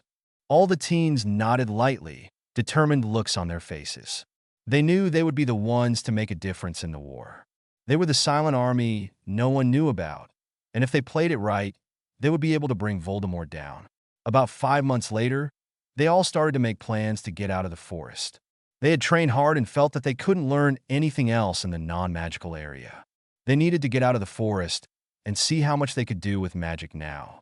Severus and Hermione both thought that the time they'd spent in the forest may have affected their magic, but neither was sure how much and in what ways. While Hermione thought that it might have gotten stronger since they were continually struggling to regain it, Snape wasn't so sure and thought that the forest might have taken magic out of them. But right at that moment, that was not their main concern. With their new vision and the improved weather, they slowly started to venture further and further into the forest. They never went alone, and they always drew precise maps of the areas they explored, but even so, it was becoming difficult. Several times they had had to camp outside because they weren't in time to get back to the cave, causing worries to the group that had remained behind. Finally, Harry called everyone together. I don't think we can keep this up anymore. We need to decide now if we're going to risk it and leave the caves or if we're going to wait a bit longer. We have all the surrounding areas mapped out, and unless we go deeper into the forest, there's not much chance to find our way out. Snape, who had been leaning against a wall, nodded lightly in agreement. I agree with you, Harry, and I personally think that we should get going. So far, the weather seems to be holding, and since we don't know how long it's going to take us to get out of here, we should leave as soon as possible if we hope to find the right portal before summer is over. Neville sighed a bit. I don't think we'll just be able to make our mind up and leave, Professor. I don't know about you, but there are many things I wish to take with me, mainly the seeds of the plants we've found around the forest. We need to pack everything up in case we don't make it out of the forest before winter and we have to camp in some other place. That also means that we'll have to cast shrinking charms on our luggage, and that means that at least one of us is going to be out for a while. Snape shrugged. Good point, but it isn't as problematic as you might think. I agree it is going to take us several days to gather everything together, but after the shrinking charm is done, we can get on our way. It wouldn't be the first time we have to carry heavy things with us. Hermione raised an eyebrow. I guess it could be done, but that also means that if we're attacked by animals, we'll be 2 members short. The knocked out one and the one that's carrying him at that moment. Dean looked at her. It won't be much more dangerous than when we go around in smaller groups. We'll just be a bit slower, but at the same time there's going to be more people around. Seamus nodded lightly. I agree with Dean. It shouldn't be a major problem. There was a moment of silence, and then Harry broke it. So, does everyone agree that it's time to move? All the teens and their professor nodded. Harry stood up and motioned for them to do the same. Well, then I suggest that we all go to bed and get a good night's rest. After all, we're going to have a few stressful days. Everyone nodded and started to move around, already gathering the things they had around the cave that they had used as common room. Finally, only Snape and Harry remained. The teen was seated in front of the fire while his professor had not moved from his place against the wall. What are you thinking about, Harry? The teen looked up at him with a small smile on his lips. About how much things have changed in just a few months, about Voldemort, about how you're going to have to carry me through the forest. The last remark caused a smirk on the man's face. And what makes you think you're going to be the one to perform the spells? Harry snorted. That's obvious, Professor. I'm one of the smallest of our group and the one that has the most magical power. Parvati would be the other choice, but we need her to lead us. She's the one that handles the maps better. Severus nodded. He had already thought the same. Looking closely at his former student, he saw something in his eyes that made him frown. You're worried. Why? Harry laughed quietly. It's nothing. I'm just being an idiot. Snape shook his head. You don't usually get worried about stupid things, Harry. Knowing that his professor wasn't going to drop the subject, Harry gave in. I just don't feel too comfortable about traveling around the forest while being out of it. I told you it's stupid. Severus looked at him with something akin to understanding in his eyes. It's not stupid, Harry. We all know that you have a hard time trusting other people with your safety and that it's hard for you to leave someone else in charge of things. Harry shrugged. Yes, I know, but I have to get over that.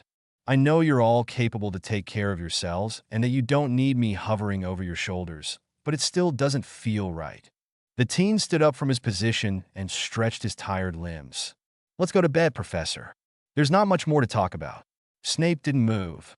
You'll have to trust us, Harry. The teen turned to face them. I know, and even if you don't realize it, I trust all of you more than I've ever trusted anyone, else I wouldn't even have considered the possibility to travel already.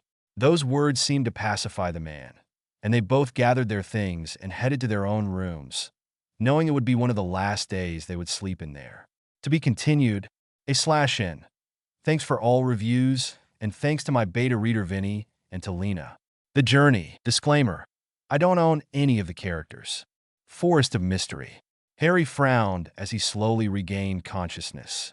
He was feeling incredibly tired and didn't really want to wake up, but the weird situation was bothering him too much for him to be able to continue with his peaceful slumber. His sleepy mind slowly started to register what was wrong. The problem that had forced him to awake was that he was moving. He could feel his body being jolted up and down ever so slightly. And while not uncomfortable, he knew he shouldn't be moving while asleep. As his mind awakened, he started to notice other things that were out of place. First of all, he was not lying on something flat. Instead, he felt more like floating, but that wasn't right either. Slowly, he realized that something was holding him up by his back and knees. His head was leaning against something soft and warm, and now that he was more aware of his surroundings, he could hear the rustle of leaves as they moved. Finally, his mind seemed to catch up with the situation. It seemed that someone was carrying him and that they were moving through the forest. Slowly, he started to remember how he had been forced to shrink their things so that they could get a move and start looking for a way out of the forest. Severus, who, until now, had been carrying a completely limp Harry, suddenly felt some movement coming from his charge. Looking down at the body resting in his arms, he saw that the teen's eyes had opened slightly and that he was looking around groggily.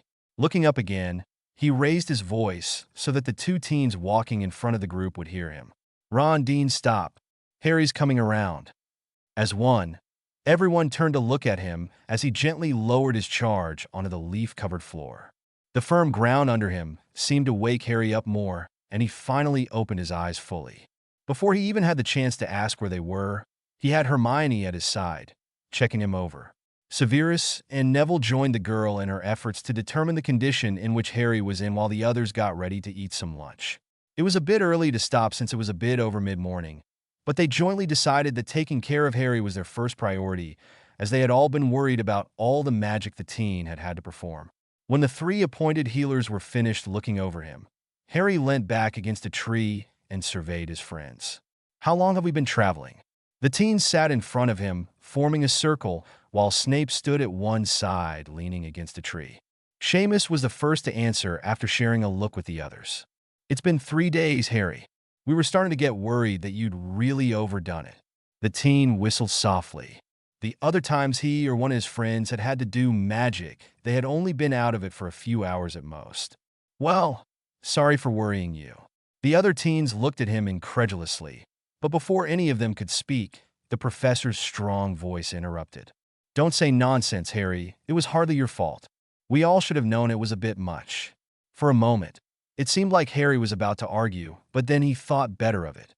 Judging by the faces of his friends, they all agreed with the potion's master, so there really was no sense in arguing. Turning to Parvati, he asked how the maps were going. The girl smiled lightly and took them out of her pocket where she had kept them while they walked. "It's going better than expected, Harry. The fact that we're able to see the portals is very useful. The only problem is that we can't always know for sure if we've passed through someplace we've already been in.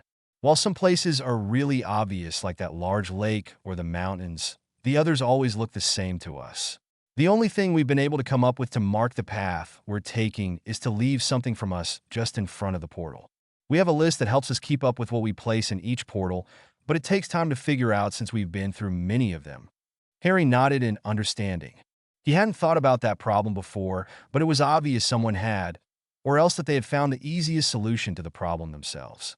He silently berated himself. He really should know better than to think the group would be defenseless without him. Severus, being the only one that was looking at him intently at the time, noticed the frown that marred the young face and stored the information for later, when he would have a chance to talk to the teen about what was troubling him. The tall man was pulled out of his thoughts when the other teens started to move. It had become routine over their traveling days that a few of them would go gather wood while the others took care of making something to eat. When he had first tried to help them, they had immediately refused, telling him he was doing more than a share of work by carrying Harry most of the time. The older man hadn't been able to convince them otherwise, but in the end, he just decided he would guard the unconscious teen while the others rummaged through their improvised campsite. This time, it was no different as he watched Harry intently, seeing the tired look in the green eyes. Slowly, he left his position by the tree and went to sit down next to the teen, who was by now leaning tiredly against the tree. Harry looked up as he heard movement at his side. He smiled a bit when he saw the man sit down next to him and, almost without meaning, he moved to lean his head on the strong shoulder.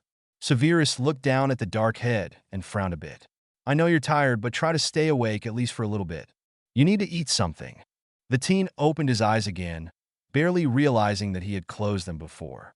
Yawning, he watched as the other teens slowly returned at their side and gave them their food.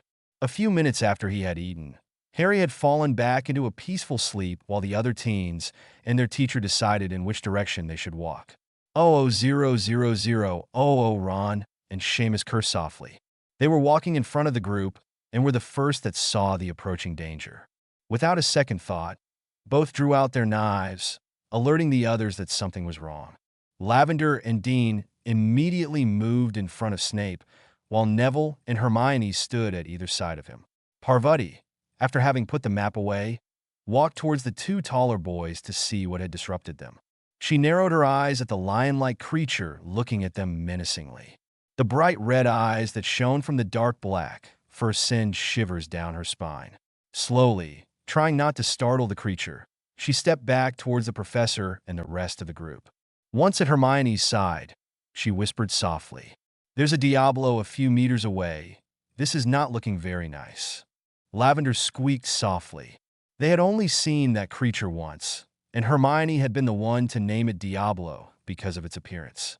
They knew that Diablos were very quick hunters when they put their minds to it, but luckily for them, they didn't seem too fond of chasing humans. The last time they had encountered one, they had managed to get away from the huge creature with only a few scratches, and that was because of the intervention of the Girians.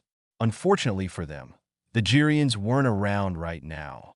They had allowed them to wander freely, sure in the knowledge that the animals always managed to get back to them.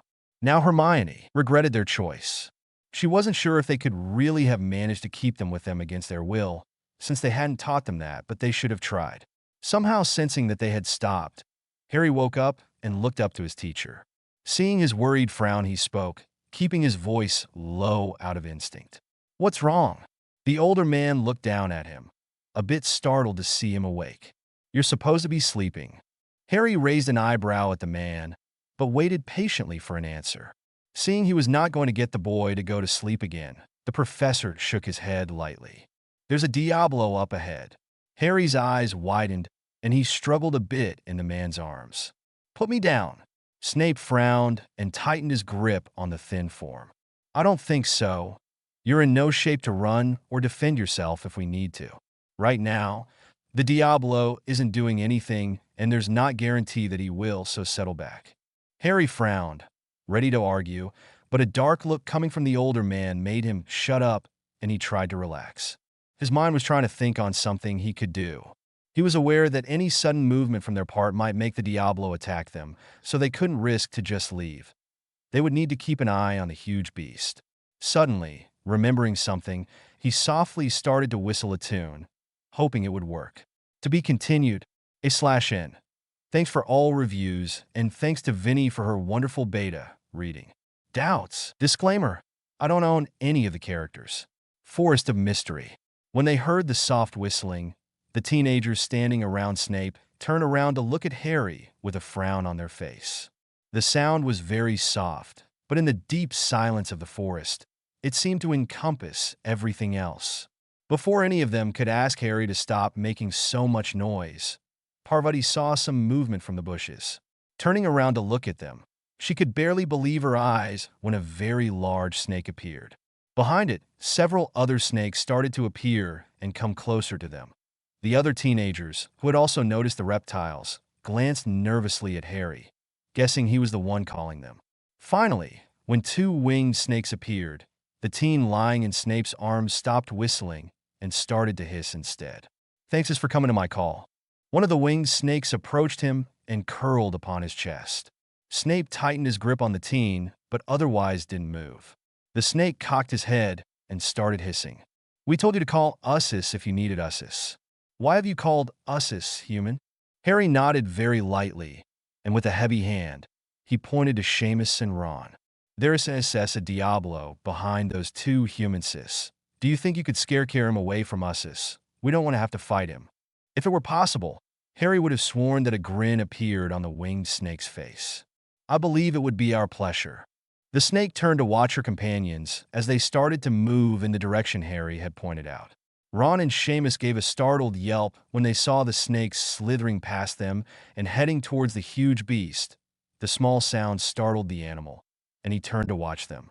For a second, both teens thought it was going to attack them and tightened their grip on their weapons. Luckily for them, the Diablo seemed to see the snakes and immediately started to back up. Not a second later, the two winged snakes were flying at top speed after the Diablo, that was using the power of his mighty legs to run away as fast as possible. After making sure that the beast had disappeared, Ron and Seamus walked back to their friend with stunned expressions. The redhead was the first to break the silence. What on earth was that? Hermione shrugged lightly and turned to watch Harry, who was still lying comfortably in Professor Snape's arms. Harry, the teen smiled slightly at them. There are a lot of snakes in this forest. In one of our food-gathering journeys, I stumbled along a nest of winged snakes. I was about to walk away when one of them started complaining that their mother hadn't returned in a long while and that they were hungry. While snakes usually learn to fend for themselves, the winged snakes are dependent on their mother until their wings develop, and they're then able to leave their nest and hunt for themselves. I don't know what happened to the mother. Some other animal probably killed her, but I decided to get the two little snakes some food. Their nest was not far from our caves, so I went there once or twice a week and fed them. We became friends of a sort, and when it was clear that they would be able to take care of themselves, they told me that I could call them if I needed them.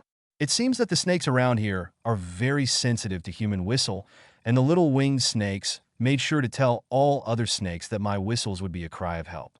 It seems winged snakes are high upon the hierarchy of all snakes, so they tend to listen to them.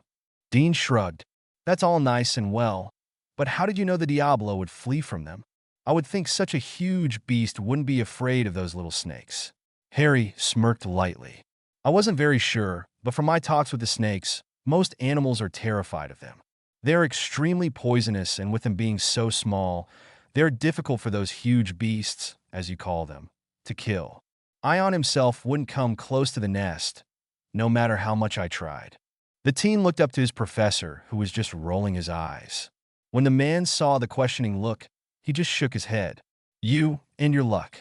The other teens laughed while Harry scowled lightly up at him. Be happy I'm so lucky. It avoids lots of problems. Snape smirked down at him, but nodded lightly, knowing that things could have gotten out of hand if they hadn't managed to scare the Diablo away. Instead of admitting it out loud, the teacher jostled the teen a bit and settled him more comfortably in his arms. We should get going. We don't want the Diablo to come back. Everyone nodded, and as soon as they could, they crossed one of the portals that would hopefully get them away from that area. It had been nearly 2 months since they started traveling, and while they were uncovering more and more places of the large forest, it didn't seem like they would manage to find their way back. Harry looked into the fire as they rested in their camp. It was still early evening, but Seamus had fallen ill 2 days ago, and while the Irish boy insisted they could continue at a normal pace, it was obvious that the teen was struggling to keep up. Not even Ron and Dean's help were enough, and in the end, Harry had called a stop. Seamus had protested, saying it was much too early, but Snape had quickly silenced his words and forced a sleeping potion down the teen's throat, muttering about stupid little Gryffindors that wouldn't give up even when they knew they couldn't go on. While Harry wouldn't admit it, he was glad to have an excuse to rest a bit. The journey had been taxing to all of them, but he had had the added struggle to replenish his magical levels, which even now, after nearly 2 months, didn't seem completely recovered, leaving him tired and weak at the end of the day. He didn't know if the other teens noticed his weariness. He certainly did everything he could to hide it, but he suspected that at least Snape had seen through his mask. Probably, the only reason the older man hadn't approached him about it was that he knew that Harry would probably talk his way out of resting anyway. Suddenly, Harry felt someone sit next to him, and he looked up to see the object of his thoughts. The potion's master looked at him intently, and seeing the tired shadows under the teen's eyes and the slight tremble of exhaustion in his hands, he narrowed his eyes. You should go to sleep. You're completely exhausted, Harry. The teen nodded but didn't move from his place in front of the fire. Do you think we'll make it? Snape looked at him sharply, and his frown deepened. Until now, Harry had been the one reassuring them all that they would make it out all right.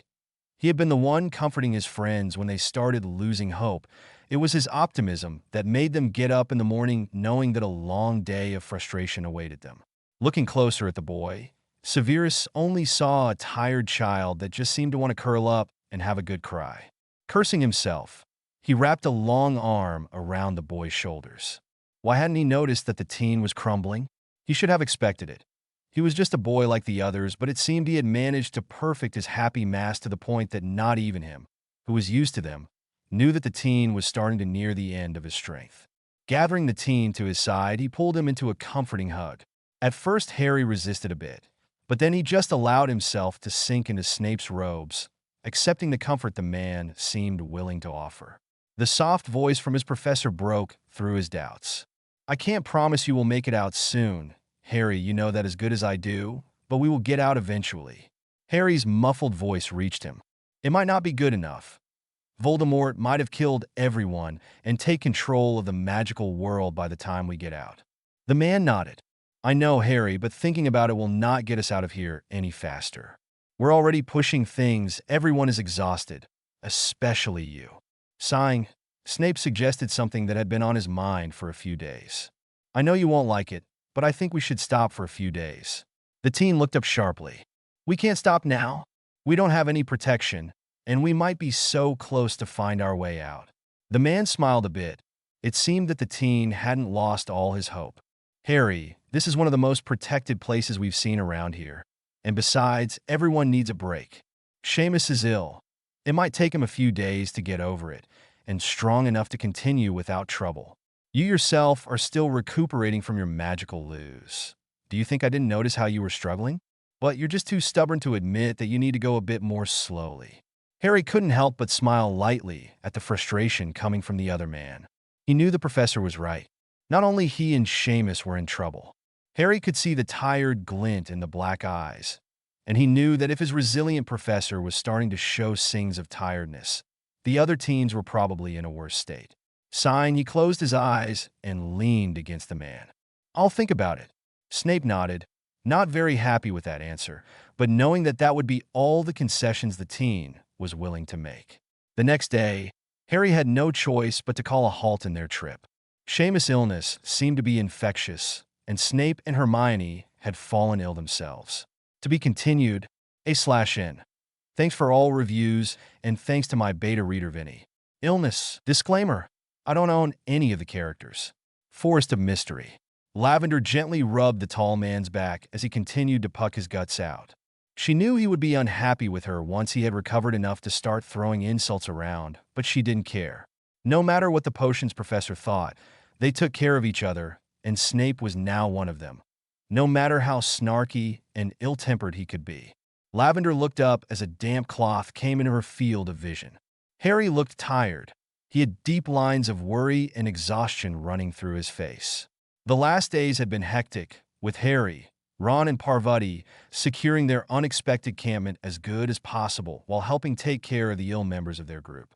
They had all been tired, but Lavender knew Harry had not recovered yet from the magic he had used, so the effects of all their troubles were much more clear on the black-haired teen. "Lavender." The girl shook her head lightly, her thoughts once again getting the better of her, and she took the wet rag from Harry's hands. The professor had finally stopped retching and was now trying to regain his breath. She gently pressed the cool cloth against his forehead before running it over his face, drying the sweat that had gathered there. The man looked at them with a small scowl.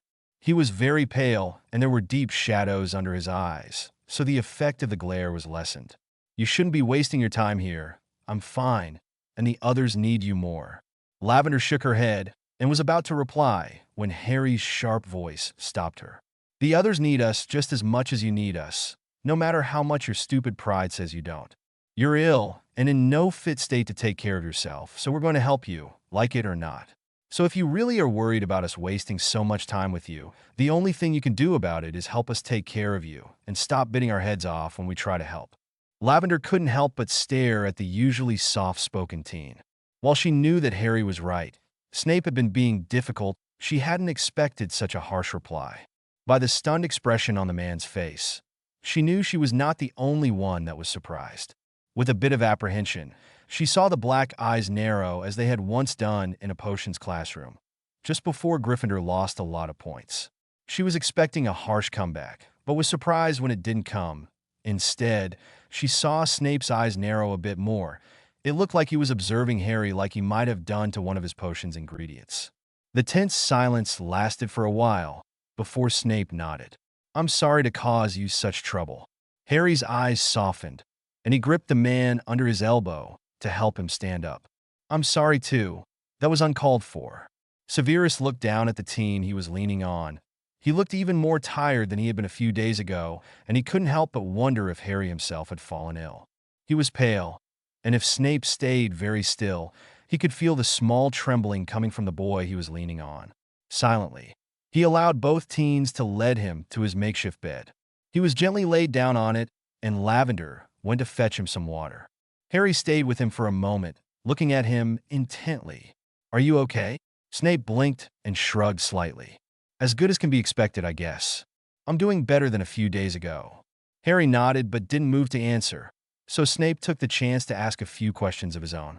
"How are the others feeling?" Harry looked down at him. "Seamus is doing much better. He now stays up most of the time." "Hermione?" Harry sighed. "She isn't doing very good. The potions Neville has been giving you don't seem to be as effective in her case." Snape frowned. He could hear the worry and fear coming from the teen. It must be bad for him to look so distressed. Once Lavender was back at his side with the water, Harry wandered away. The girl was about to follow her when he called her back. "Lavender." The teen blinked and turned to watch him. "Yes? Do you need something else?" Snape shook his head lightly. "Is Hermione really so bad off?" Lavender lowered her head and nodded. "She has lost a lot of weight. She can't keep anything down, not even water. Ron and Dean don't leave her side. They try getting water into her by moistening her lips continuously, but while that helps a bit, they don't get much into her. She has a high fever, and we have to bathe her frequently to keep it under control. Neville and Harry are trying to come up with a potion that will help her, but while they've got much better at it, they still haven't come up with anything." Snape frowned and extended a hand to her. "Help me up." Lavender blinked. "But Professor, you're ill." The man scowled at her. "I may be ill, but I'm still a potions master. Besides, I'm not so sure Harry is not ill too. He was trembling before, and he looks like hell." Lavender sighed and helped him up, knowing he was right. Although his comment about Harry worried her, she had noticed that the other teen looked bad, but she had not wanted to think about the implications, preferring to think he was merely exhausted. Slowly, they headed towards their Imprudo Potions lab. Harry was there, bending over one of the cauldrons while Neville searched through his herb bag. They both looked up and frowned just at the same time. "You should be in bed, Professor." The man glared at Harry, and with a swift movement, he placed a hand on his forehead. He wasn't surprised to feel the warmth coming from it just before the teen jerked back. "So should you, Mr. Potter." Harry bowed his head, trying to ignore the aching looks coming from his friends. "I'm needed here." Snape raised an eyebrow. "It seems that so am I. Or have you forgotten that I am a potions master, and that if you're going to create something to help Hermione, I might do it much more quickly than you do?" Harry opened his mouth to reply, but concern over his friend won out. He knew Snape was right. She needed a potion, and she needed it soon. And while Neville and him had done what they could, it was time to allow someone that really knew what he was doing to try. Silently, the three of them started to work, with Snape sharply ordering them around. Neville had told him what they had tried to do, but Snape seemed to think a few of the ingredients used might react badly with girls' hormones. After a lengthy lecture about the trouble some ingredients caused to girls, they were able to make a potion that Snape was nearly sure would help the girl. While Neville went to deliver the potion, Snape started on another one, with Harry silently working at his side. The man seemed to think Hermione might need a nutrient potion with stomach-settling additives so she could take while the other potion didn't take full effect. Once they were finished, and Hermione had drowned the potions without a reverse reaction to them, Snape took Harry firmly by his arm and dragged him to where their beds were. Not minding the teen's protests, he shooed Ion away and forced the teen to lay down. "Professor," the man scowled. "No arguments. You are ill, and you're entitled to rest just like anyone else here." "But, no buts, you're ill. And as you reminded me just a few hours ago, We take care of ill people. So no more arguments, close your eyes and go to sleep. I'm sure one of the others will bring you your potion when you need it." Without another word, the man went to his own bed that had been conveniently placed next to Harry's and laid on his side, black eyes staring intently at the teen. Harry sighed softly, knowing the man wasn't going to relent. Laying there, comforted by the blankets tightly tucked around him and by Ion that had settled once again at his side, Harry couldn't fight drowsiness anymore. Snape watched silently as Harry finally fell asleep. He hoped they would get out of the forest soon, else the teen might not make it without breaking down. Pushing those thoughts away, he closed his own eyes, intent on sleeping a few hours on his own before the nausea set in again. To be continued, /n. Thanks for all reviews, and thanks to my beta reader Vinny. The Silver Portal. Disclaimer: I don't own any of the characters. Forest of Mystery. Neville rushed back to the campsite, running as fast as he was able through the dense foliage that surrounded him. He had been gathering some herbs when he saw it. Panting, he arrived and immediately went to Harry's bed. It had been a few days since Snape had forced the other teen to admit that he was ill too. And while he was not completely healed yet, Harry was doing much better, and Neville didn't think he should tell anyone but Harry first. There was no sense giving them false hope if it was nothing. Once he reached Harry, he saw that Snape was sitting at his side, and they were talking quietly. They both looked up when they heard him walk closer. Harry frowned at the flustered look on his friend's face. "What's wrong, Neville? Did you have problems?" Neville shook his head and sat down next to the bed Harry was lying in. "It's probably nothing." Both Snape and Harry raised an eyebrow just at the same time, making a smile appear on the youth's face. "Mr. Longbottom, whatever it is that has made you rush back here must be important, or you wouldn't have come directly to Harry, would you?" Rolling his eyes lightly, Neville nodded. "I think it might be important, but I don't know what it means." Before one of the two sitting in front of him got impatient, he continued, "As you know, I went to look for a few more herbs since we have a low supply of some of those we need for Hermione. I was about to head back when I entered a clearing, and I saw it." Severus scowled lightly. "Saw what?" The teen turned towards him. "A portal." He raised his hand to stop their comments. "It's not like the other portals. This one is huge, and it's completely white, nearly silver instead of yellow. I didn't dare to go through it, so I came back to warn you. What should we do?" Snape and Harry exchanged an intense look, both trying to fight down the hope that threatened to overwhelm them. Harry made to sit up, but Snape firmly pushed him back. "You're still not well. We don't need you fainting halfway." Harry glared slightly, but he knew the other man wasn't going to relent on this point. He had become way too overprotective of him. Severus stood up and motioned Neville to follow him. "Come on, Neville. Show me where it is." The teen nodded and followed the man back into the forest. Thinking twice about it, Snape turned around. "Seamus." The teen looked up from where he had been helping Parvati make breakfast. "Yes." "Neville and I need you to come with us. There's something we need to check out." The teen frowned, but followed them without a word. Once they away from the others, Neville explained once again what he had seen while he swiftly led them back to the clearing, using the marks he had left around to guide himself. It took them 20 minutes to reach the spot, and both Severus and Seamus inhaled sharply when they saw it. It certainly was different from the other portals. This one was nearly blinding in its intensity, and it was much larger. Snape looked around.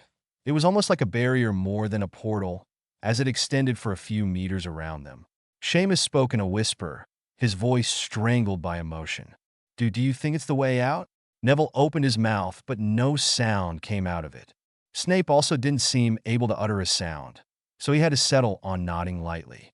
Finally, after a few moments, he managed to fight the emotion down and spoke. "It might be. It's wide enough to explain why so many people get lost and why you managed to arrive together. At first I thought there might be several portals, but that didn't make much sense, as surely you wouldn't have all crossed the same one. But this..." Seamus nodded. That was one of the many things they had been puzzling about. How had they all managed to enter the forest through the same portal? This explained it. Breathing deeply, he tried to get a hold of his emotions. "We should check it out. We need to be sure." Both Snape and Neville nodded. "How?" Snape extended his hands to the two teens. "Take hold of me. I'm going to cross it and look around. When I squeeze your hands, pull me back." Seamus nodded lightly, but frowned a bit. Why do you need us to hold you? Severus looked at him intently. We've been in a non-magical ambient for a very long time. I have no idea how much it might affect us to suddenly get in contact with magic again. I would feel safer if you could take me back and if things get too much for me to do it on my own. Looking at them intently, he gave them one of his strange smiles. We are in this together. When we get out, we'll do it together. Seamus and Neville returned his smile and firmly took hold of his hands and arms. Once he was sure the two teens were holding him tightly, Snape walked closer to the portal, allowing his arms to fall back. With a last long look to the two teens, he leaned forward, trusting that the two teens would hold him while he stuck half his body through the portal. The effect was immediate. He nearly couldn't breathe due to the heavy magic hanging around the place. Ignoring the rush of magic, trying to replenish his depleted reserves, he looked around, and his gaze met the most beautiful sight he could remember. Just as he was watching, the red engine of the Hogwarts Express passed in front of him, followed by the whole train, probably on its way to Hogsmeade. Severus couldn't help but watch, mesmerized as it rushed in front of him, the sound playing in his ears like the sweetest music. Finally, once it had passed, and the magic was starting to get too much, he remembered where he was, and he gently squeezed the hand still holding him. Snape nearly cried out when he felt the magic leave him once again as he was pushed back into the forest. He allowed himself to fall to the ground, trying to gather his breath as longing and deep relief ran through him. He had always wanted to believe Harry in the fact that they would be returning, but there always had remained some doubt. Now he had proof. They were nearly there. Their journey was nearly at its end. Finally noticing the hands shaking him, he looked up to Seamus' concerned eyes, and he wasn't able to fight down the brilliant smile that graced his usual stern face. Neville's soft voice shattered the tense silence. Is it? Severus, understanding that the teen didn't dare to voice his thought out loud, nodded sharply, his smile brightening even more. It is, Neville. This is the portal back. Severus suddenly felt himself enveloped in a tight hug as Seamus launched himself into his arms, while Neville allowed himself to fall back into the moist ground, crying and laughing at the same time. After a few minutes, Severus managed to regain a hold of his emotions, and with a small smile, he pushed Seamus up with him and held a hand towards Neville, who took it without hesitating, allowing himself to be helped up while tears still ran down his face. Snape's soothing voice helped them gather themselves. Come on, we need to get back to the others. I don't want to stay in this forest a minute longer than necessary. Both teens agreed, and together, they rushed back to the campsite, silly grins still on their faces. They were approaching when Severus stopped them and took a deep breath. Slow down, I think Harry has the right to be the first one to know. We don't need to cause a commotion. It is going to be difficult enough to keep calm enough to gather all our things before we give in to temptation and rush out of this place. Seamus and Neville nodded in agreement, knowing how the potion's master felt his walk from the portal had been difficult at least. A minute later, they stepped into the campsite and immediately went to Harry. The others sensed there was something going on, so they came closer. Even Hermione came, being supported by Ron and Dean. Snape knelt down in front of Harry, who was watching him closely. Well, Severus grinned. I never thought I would say this, but the Hogwarts Express is one of the most beautiful things I've seen in a long time. Harry's tense face slowly went to shock and then to joy as tears started to gather in his bright eyes. For the second time that day, Severus found he had a teen in his arms, and just as he had done with Seamus, he hugged Harry back with all his strength, reassuring him that he was indeed serious and that they were about to leave this forest.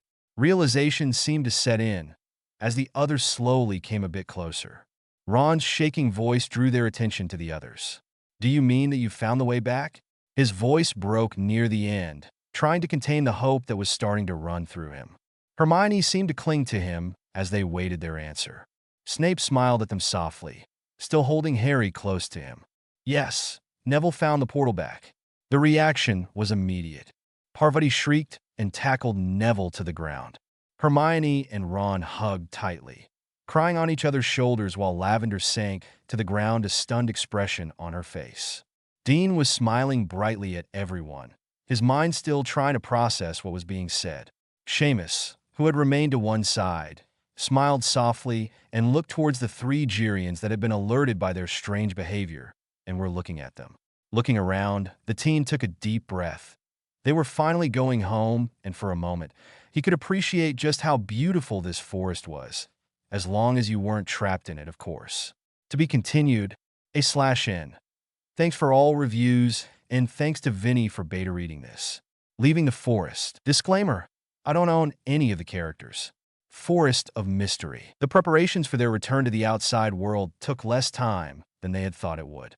They still had most of their things packed into shrunken trunks, so they only had to take the bags in which they had been carrying their basic necessities around. Everyone was in a hurry to leave, and even Harry and Hermione, still not fully recovered from their illness, were rushing around, despite the admonishing words from their companions. On their trip back to the portal, Neville led them to gather as much plants as they could, since it would be the last time they got the chance to do so. The Girians followed them, curiously looking at what they did. Lavender looked at them sadly, knowing they would probably not follow them to the outside world, and also fearing the consequences of them doing so. Snape had told them the rush of magic he had felt when he had been outside for a few moments. How much worse would it be for the Girians, who had grown up in the restricted magical forest? The portal was really awesome. Harry watched it with a sense of dread and excitement. For so long he had been hoping this time would come that he could barely believe it was here. Snape turned to watch them. This is it. We'll be finally free once we cross this portal. Are you ready? Ron shrugged. Who knows? We'll have to be, since I have no wish to remain here any longer than necessary. They all smiled at the redhead's words, and slowly they each took the hands of their partners. They were going to leave together. Harry turned around a bit and looked at Ion. He had been his most loyal companion in the long winter months, and he couldn't help the feeling of loss rushing through him. Seamus pulled them all out of their musings by taking a step forward. Ready? Severus took a deep breath and squeezed Harry's hand, who was standing at his left. Get ready for the magic rush. It might overwhelm you. The teen nodded, knowing his and Parvati's reserves were the ones that had suffered the most. Taking a deep breath, he also took a step forward, and as one, everyone followed. Step after step, they reached the portal, and after sharing a look and glancing back to the forest for the last time, they went through. The rush of magic was just as intense as Snape had said it would be. Harry could barely breathe due to the magic running through him. He would have collapsed if Snape and Dean hadn't been holding on to him. Luckily, Snape was quick and caught him in his arms while Dean let go of his hand, trying to cope with the magic running through his own body. They all sat down on the ground, Hermione trembling and leaning against Seamus as her tired body tried to process the fact that it had magic once again. After a few minutes, Snape gave Harry over to Neville, who seemed to be the most recovered from the group, and took out his wand. They couldn't stay in the open like that. He didn't know what was going on in the world right now and what Voldemort was up to, but nevertheless, they needed to reach somewhere safe, and he knew just the place. Standing up on shaking legs, Snape took a branch lying there and pointed his wand firmly to it. Softly, he whispered, "Portus," and the feeling of the magic running through his body and to his wand was nearly enough to send him to his knees. A hand came to support him, and he saw Lavender standing next to him. "Are you okay, Professor?" Severus nodded slightly. "I'm fine. It just is strange. So much magic running through me without difficulty. I'm afraid we'll have to work on our control." Lavender nodded but didn't comment. Instead, she focused her attention to the branch. "What did you do to it?" Snape looked down and then smiled slightly. "I've made a portkey. I don't know about you, but I want to get as far away from here as possible. Not to mention that a warm bath, something to eat, and a soft bed is sounding more than tempting." He knew that the girl agreed when her expression turned to wishful and she turned to warn the others. Slowly, standing more or less steadily, they all gathered around Severus, who extended the branch so everyone could touch it. Without even asking where they were going, the teens extended their hands and they were about to touch it when the sound of rushing pawns stopped them. Turning around to watch the portal, they saw the three Girians running to them, seemingly unconcerned by the high magical levels surrounding them. The group greeted them happily, and after Snape reassured them that they could take them along, they finally touched the portkey. With a soft pop, They reappeared just in front of a large manor. The teens looked in awe at the huge building, and nearly as one they turned around to look at their professor, questions clear in their eyes. Smirking, the man stepped in front of them and headed to the door. "Welcome to Snape Manor." Ron choked. "This is your house?" "Merlin, it's huge." Severus laughed softly and pushed the doors open. "Yes, well, a few members of my family seem to have an inferiority complex, and they spent most of their money building this thing. I don't stay here much. It's too large to live here on my own, but it's very well protected, and it's going to suit our needs." As soon as they stepped into the huge hall, several pops sounded, making the teens scramble to get to their weapons before they realized there wasn't any danger, and only a few house elves had appeared. Snape frowned at them lightly. They would have to work on that. The teens could hardly keep drawing their weapons at the slightest sound, not to mention that if they had to draw something, it might as well be their wands, not their knives. "Master Severus is back." Snape smiled down at the little creatures. They had been in the family for many years, and for lack of friends, he had grown up with them. "I'm glad to be back." Turning to the teens, he nodded to them. "These are our guests. I need you to arrange rooms for them." Two elves immediately nodded, and with a "Yes, master," they disappeared. Turning to the other three elves, Snape started to order them around. "Twinkie, I need you to draw warm baths for each of us. I dare say we'll need them. Nancy, I need you to look for clothes that will be suitable for each of them. Then go to the kitchen and order them to cook a feast for us. Dudley, there are 3 Gerians waiting outside. Go give them some food. Don't worry, they are well trained." The 3 elves nodded and disappeared to comply with his wishes. With a sigh, Severus looked towards the teenagers, noticing how pale and tired they looked. The rush of magic had taken a lot out of them all. He himself was feeling like he could sleep for days, but he needed to take care of their basic needs first. Silently, he moved to help Ron support Hermione, and then, without a word, he started to lead them up the stairs.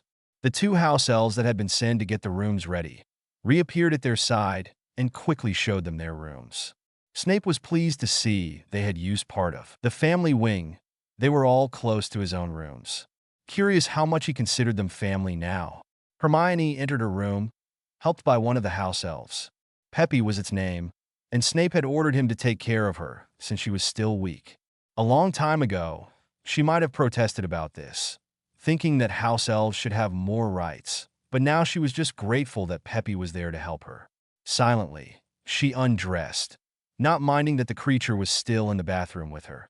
And with a deep sigh, she sank into the huge tub of warm water.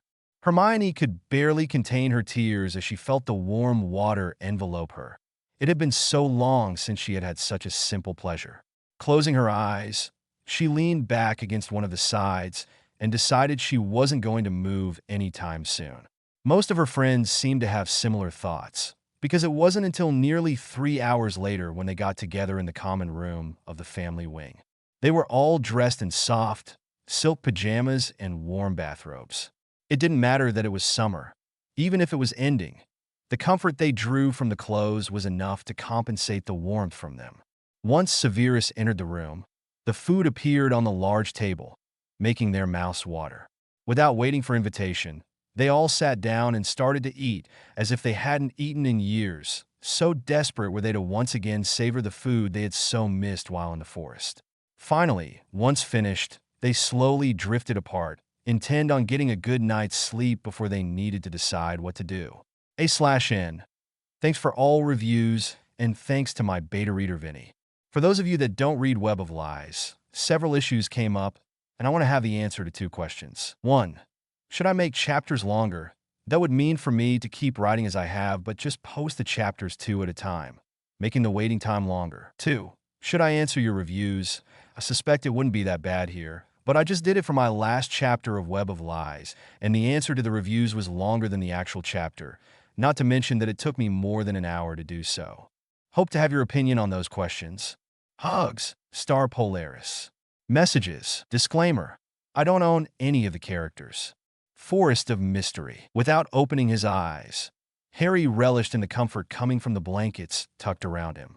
He had the feeling that he had been asleep for a long time, but for once, he didn't care. It had been a long time since he felt so well, The magic humming around him was comforting and soothed his still tired body. Suddenly, he felt a hand rest on his forehead. It was cool and gentle, but it was compelling him to wake up. Come on, Harry, you've been asleep for nearly 3 days. You need to get up long enough to eat something. Finally, the teen allowed the voice to wake him, and he opened his eyes. He wasn't very surprised to see Snape sitting on the bed next to him. The man had taken it upon himself to take care of him during the trip, and he was happy to see him, seemed willing to continue with that role. Ah, finally, Sleeping Beauty awakens. The gentle teasing brought a smile to his lips. Have I really been sleeping that long? The man nodded. Yes, you have, but don't worry about it. I slept for about 2 days and the others were not much different. I guess we had to adapt to magic once again. How are you feeling? Harry stretched and finally sat up, leaning against the wall. Better than I have in a long while. You? Severus smiled at him. I'm fine too. It's a relief to be back here. The teen nodded and watched fondly as Ion, who had been resting at the end of his bed, started to clean his fur with quick strokes of his tongue. How are the others doing? Everyone's fine. Parvati, and you were the only one still sleeping, so we decided to wake you up. We need to think about what we're going to do now. Dumbledore needs to know we're still alive, and action needs to be taken against Voldemort. Harry nodded thoughtfully. Have you found out what has been going on? Snape shrugged lightly. I've tried, but there isn't much information in the Daily Prophet.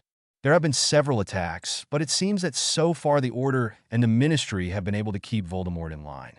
I've written a letter to Dumbledore, and I'm going to send it the way that the Order usually does it. Hopefully, it will convince the old man that it's really me and not some imposter. Harry looked thoughtfully. Have you told him about us? The potion's master shook his head. No, I thought it better not to do that yet.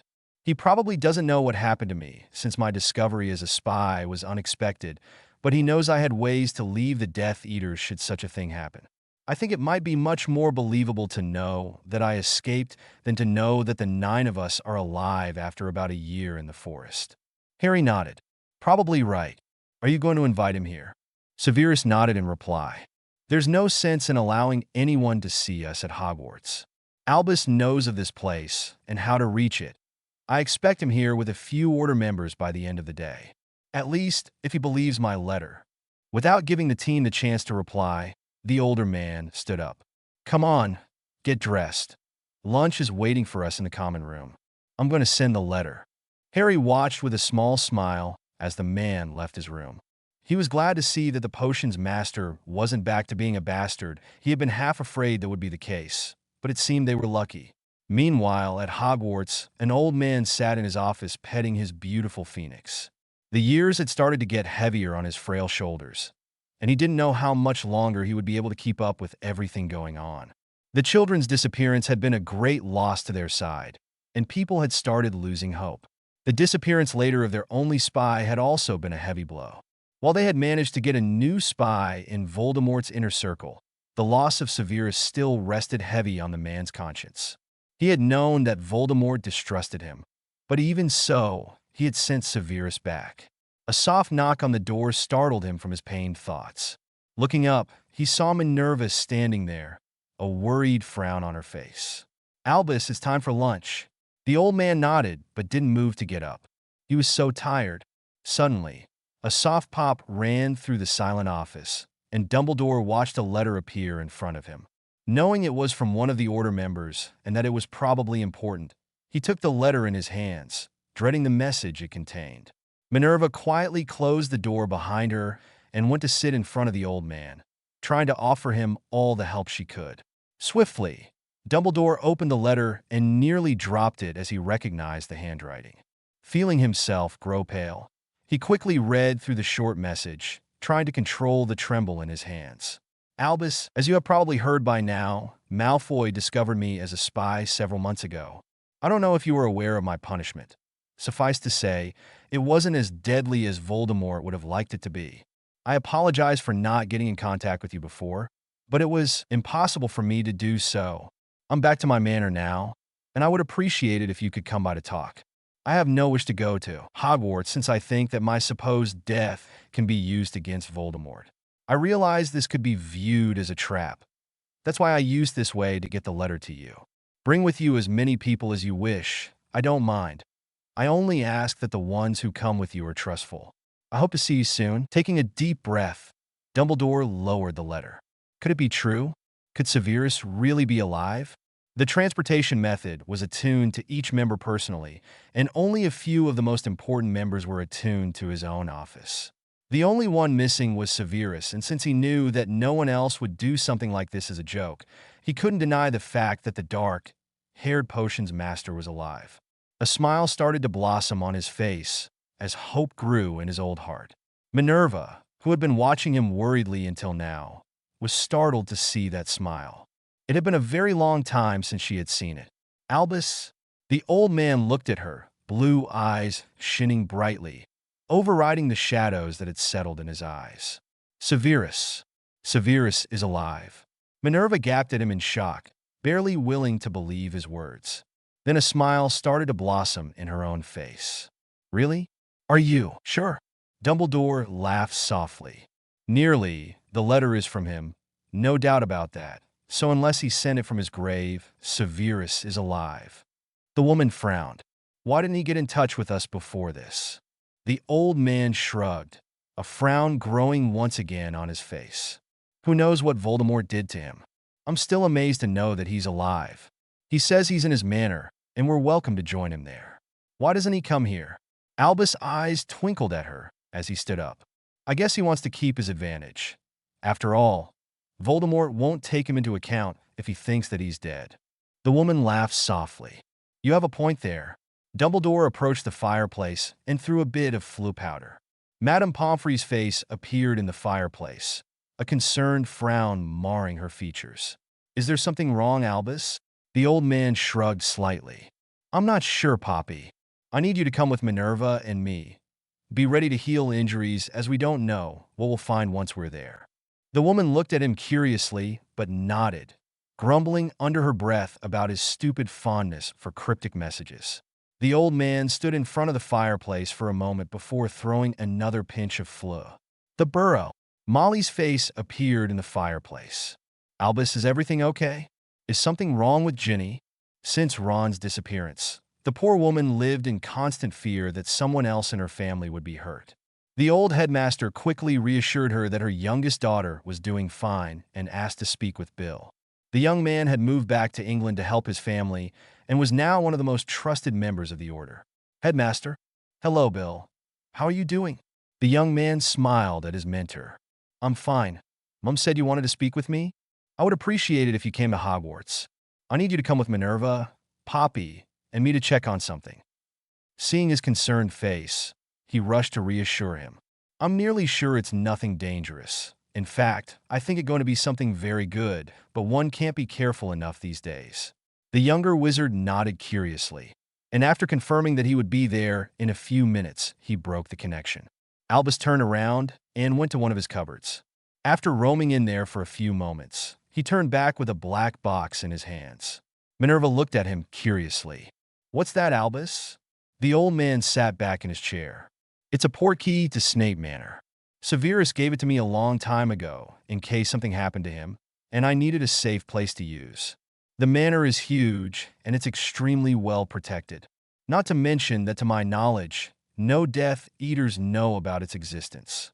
Before Minerva had the chance to reply, the door opened and Poppy entered, followed closely by Bill. To be continued, /n. Thanks for all reviews, and thanks to Vinny for beta reading it. News. Disclaimer. I don't own any of the characters. Forest of Mystery. Once he had quickly explained where they were going, Dumbledore took out the portkey and watched as everyone took hold of it. With a soft pop, they reappeared in front of the huge mansion. The old man had been there only once, when Severus had keyed the portkey to his magical signature, so no one else could use the portkey if Dumbledore wasn't there. Silently, the four wizards made their way to the door. Before they had the chance to knock, a house elf opened the door and ushered them inside. "Master Severus is waiting for you in the family common room. Pepe will lead you there." Snape had been warned the moment that the portkey was activated, and he ushered the teens away. There was no need to shock the old man into a cardiac arrest at seeing them there first thing. Luckily, The teens understood and willingly went away after forcing him to promise that he would warn them as soon as it was safe for them to come out. After sending Pepe to fetch their guests, Severus went to stand in front of one of the huge windows, trying to prepare himself for the confrontation that was sure to take place. Sooner than he would have liked, the door to the hall opened, and he turned around to watch his guests enter. His eyes fell on Albus, and he had to fight to hide the shock at seeing the frail old man. Never had he seen him looking so weak. This just showed how much the last few months had taken out of the strong wizard. His gaze moved to Minerva. The woman was also showing signs of tiredness. Her once sharp eyes were now troubled, and no doubt she had taken her share of pain in trying to help Albus along. Poppy was just as he remembered her. Being the healer she was, she managed to hide her own feelings and stay strong in front of others. She had grown older, but there was nothing to show how much the war was affecting her. And last but certainly not least, Ron's oldest brother. He had grown up since the last time he had seen him. He was much stronger than he remembered, but maybe that information came from his now enhanced senses. Severus was aware that the others were studying him just as intently as he was, trying to determine if it was really him and how much his betrayal had cost him. Finally, Dumbledore took a step forward and lightly extended his arms, probably wanting to hug him, but not daring, remembering how such action would have been received a year ago. But Snape had changed, and seeing the need of reassurance in the old man's eyes, he quickly stepped forward and took the old wizard in his own arms, taking care to not squeeze him too much. "Severus, my boy." The younger man closed his eyes, taking in the beloved voice. How much he had missed this man. "Albus, it's good to see you again." They stayed still for a few minutes before Severus finally stepped back. The old man beamed at him, clearly happy to see him again. The potion's master returned the smile with a small one of his own and turned to hug Poppy and Minerva, who both accepted the hug a bit startled. After shaking Bill's hand, he ushered everyone to the seats in front of the fireplace and offered them tea. They all sipped in silence, until Albus finally broke the silence. "How are you doing, Severus?" The younger man nodded to him. "I'm fine, Albus. I'm sorry for having caused you so much worry." Minerva raised an eyebrow. "Have you been here all this time? You could have sent us a letter sooner." Snape could clearly hear the accusing tone in her voice and quickly shook his head. "I just arrived here a few days ago, and only today have I been in state of sending you the letter." Poppy and Albus frowned. "Are you hurt?" No, I'm fine. I was just extremely tired and needed to rest. I slept for 2 days straight." Bill looked at him curiously. "What did Voldemort do to you? We knew that you were discovered as a spy, but we didn't manage to find out what they had done to you. It doesn't look like they kept you prisoner." Severus nodded, sipping from his tea. "You're right, I wasn't kept prisoner. I was left to die. Voldemort has a standard procedure for the revealed spies or special, annoying enemies. He throws them into the forest of mystery and trusts that their own magic will kill them." Minerva narrowed her eyes. "Wait a second. Are you trying to tell me that you were thrown into the forest of mystery and that you got out? That's impossible. No one has survived long enough to figure out that maze." Snape smirked. "Well, I was extremely lucky and had help of a bunch of bull-headed, reckless Gryffindors." The potion's master watched in satisfaction as realization started to dawn on the weary faces. Before they could react, a soft voice came from the door. "We resent that comment, Professor. I distinctly remember you telling us we were almost Slytherins." Snape turned to watch in amusement as the teens entered the room, led by Harry. "Did I say that?" The Gryffindors returned his smirk and, as one, nodded. Then they turned to look at the other adults sitting there, watching them in awe. When realization finally dawned in their eyes, Bill sprang up and rushed to Ron, who accepted the hug from his older brother with one of his own. Both redheads were crying silently, trying to fight down the emotion coming from their reunion. The other teens watched with a small smile, longing to be reunited to their own loved ones. Suddenly, they all turned around as McGonagall gave a small shriek and jumped on them, hugging Parvati and Dean tightly, since they were the ones standing closest to her. Poppy wasn't very far behind and hugged the ones closest to her. The group of teens had no choice but accept the motherly hugs coming from the two women. Harry, who had managed to escape the two, stood at his side, carefully observing Dumbledore. The old man had tears cascading down his face, and a huge weight seemed to have been lifted from his shoulders. A soft voice startled him from his musings. "He is ill." Glancing at Severus, Harry shook his head lightly. "No, he's just tired. He is old, Professor. This war is taking too much out of him." The man looked doubtful, but he didn't contradict his student. They both started a bit as the intense blue eyes settled on them. Harry smiled slightly and swiftly made his way towards his headmaster, hugging him tightly before the man had the chance to get up. One after the other, all the teens gently greeted the old man, deeply affected by the frail look he presented. After a bit of moving around, they all settled back in the chairs, with most of the teens sitting on the ground, as there was not enough place for all of them on the couches. Minerva couldn't help but stare a bit when Parvati leaned contently against Severus' legs. It was obvious that much had changed between them. Slowly, the teens and the potion's master told them everything that had been going on. They didn't get into much detail as there was no need yet, but they did outline a few important points in their forced travel. When they were done, McGonagall shook her head, shock still evident in her eyes. "I would never have believed it if I wasn't seeing you sitting here in front of me. To think a few teenagers and a young man were able to survive for about a year in a place where no one has been able to live more than a few days." Dumbledore nodded in agreement, a bright twinkle lighting up his eyes like it had done before. "I agree with Minerva. It's amazing that you have managed to survive, and I can't tell you how proud I am and how relieved. Your disappearance was a heavy blow to our side." Harry sighed and rubbed his scar lightly. "I can only imagine how everyone must have felt. How have things been?"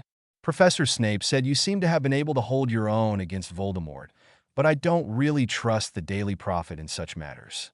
Dumbledore looked out of the window pensively. "Surprisingly, it's not completely untrue. After your disappearance, Fudge was forced to step down and Amos Diggory took his place as minister with Arthur Weasley as his right-hand man. They have managed to right many things and have turned the ministry into a powerful organization. The Aurors have started to take an active part in the war against Voldemort, and this way we've managed to keep the Death Eaters in check." Severus exchanged a relieved glance with Harry, who was sitting at his right side. They had always been so afraid that they would return too late, and now it seemed their worry had been unfounded. Ron cocked his head thoughtfully. He had noticed the exchange, but he wasn't so sure that everything was all right. The headmaster had looked very sad, and even if most of it had disappeared when he saw them, his shoulders were still slightly slumped and the twinkle in his eyes wasn't as strong as it had been before. Carefully, he decided to speak. After all, they might as well hear everything now. "So, everyone is okay?" He knew he had been right when Dumbledore and McGonagall exchanged a look. Lavender, who was sitting beside him, tensed a bit while Ron placed a reassuring hand on her knee. Finally, after a few moments of tense silence, Dumbledore answered, "I'm afraid that in the fight against Death Eaters there have been several losses to our side. Some families were killed before Aurors were able to help out, and several Aurors and Order members were killed trying to protect people." Seeing the intent gazes of the children and Severus, Albus knew he couldn't hold back the bad news he had. After all, it would be worse if they found out from another source. In January, there was an attack at St. Mungo's. The Aurors managed to stop most Death Eaters, but the mental ward was completely destroyed. Neville had gone completely pale at that news. "My parents..." Dumbledore nodded sadly. "Yes, they were killed. And sadly, your grandmother was visiting at the time. She didn't survive either." The old headmaster watched as Dean drew the pale boy in a comforting hug. He hated having to give this kind of news, but it was better if they heard it from him. "I'm afraid that's not the only bad news I have." He turned to Parvati, who locked gazes with him, growing pale. "On Easter, your village was attacked. Your father died fighting bravely, trying to protect everyone else." The girl's eyes filled with tears. "My mother and sister?" The old man smiled slightly at her. "They're fine. They're now living with your uncle." Parvati nodded and lowered her head, tears making their way down her cheeks. Lavender moved to the ground to comfort her, while Dumbledore turned to Harry. The boy met his intent gaze with a stoic mask. He had known there would be bad news for him. He only hoped it wouldn't be too bad. Last Christmas, there was an attack in Surrey, and the Dursleys were all killed before Miss Fig could get in touch with us. Dumbledore looked curiously as a bit of guilt went through the boy's eyes, but he didn't seem very sad at all. Storing that information for later, he continued, knowing the next piece of news would affect him much more. And I'm afraid that your godfather was killed fighting Bellatrix Lestrange. Consequences. Disclaimer. I don't own any of the characters. Forest of Mystery. Harry's eyes filled with tears as his brain tried to process what the old man was telling him. Sirius, the only man he had ever considered family, was dead. He had been killed thinking that Harry was dead. It was his fault. If Sirius had known that he was alive, he would have been more careful.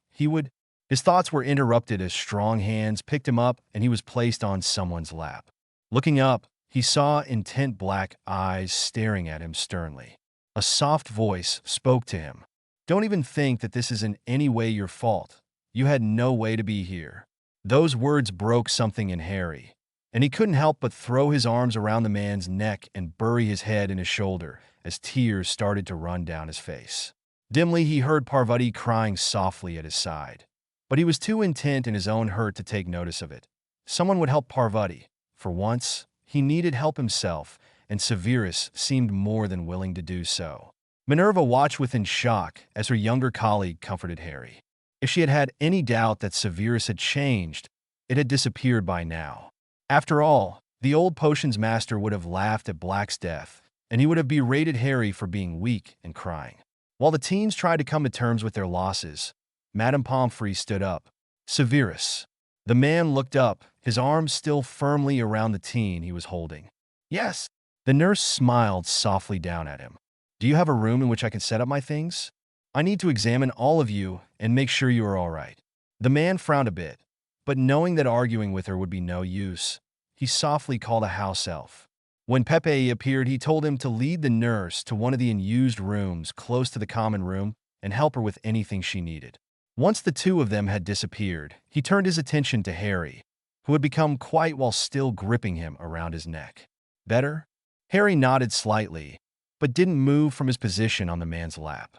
He needed the closeness to the man that had become his protector and confidant during the last months. Severus, sensing this need, didn't move to push him away and instead watched as Seamus entered the room Poppy had moved to.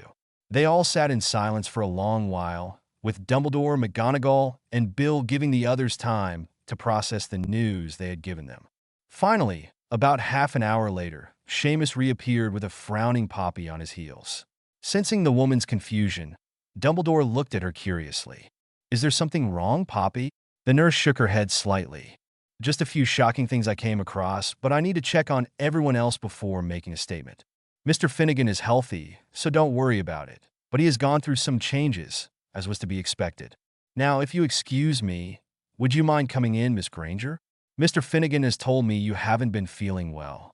Hermione came out some time later with strict orders to rest, and so one after another went in, sometimes alone and sometimes in pairs. Severus and Harry were the last ones to enter the room, and Severus watched as the nurse not only checked for the boy's physical condition, but his magical strength as well. Once she was done with the boy, she turned towards him, and he went through the same process. He frowned deepened as she finished with him and shooed them both outside. Everyone was still waiting for them in the large room. Harry and Severus took their seats and looked towards the nurse, who was right now pacing in front of them. Finally, it was Dumbledore who broke her nervous walking. Is there something wrong with them? The children looked at her a bit anxiously. They were all feeling all right except for starting to feel tired again, but there had to be something wrong for the woman to be so agitated. Snapping into attention, the nurse turned around and faced them. Oh, it's nothing to worry about, just surprising. Physically, they are in very good condition, probably better than they have ever been. Hermione and Harry still have a bit of the cold they caught a few days ago. I think that because of the lack of magic, it was worse than it usually is, but they will be fine with a few more days of rest. What really has me surprised is their magic. At first, I thought they had all just reached their majority. Minerva immediately looked up at that. They are still too young for that. Poppy nodded in agreement. Yes, but it's not unheard for. If I remember correctly, the headmaster went through it when he was 15. The old man nodded. That's right, Poppy, But it's very strange for it to happen before being 17, Poppy. I could accept one or two, but all 8 of them? The nurse smirked grimly. Actually, I would say all 9 of them. Severe's head snapped up. I already went thought my majority. The woman nodded. Yes, I know.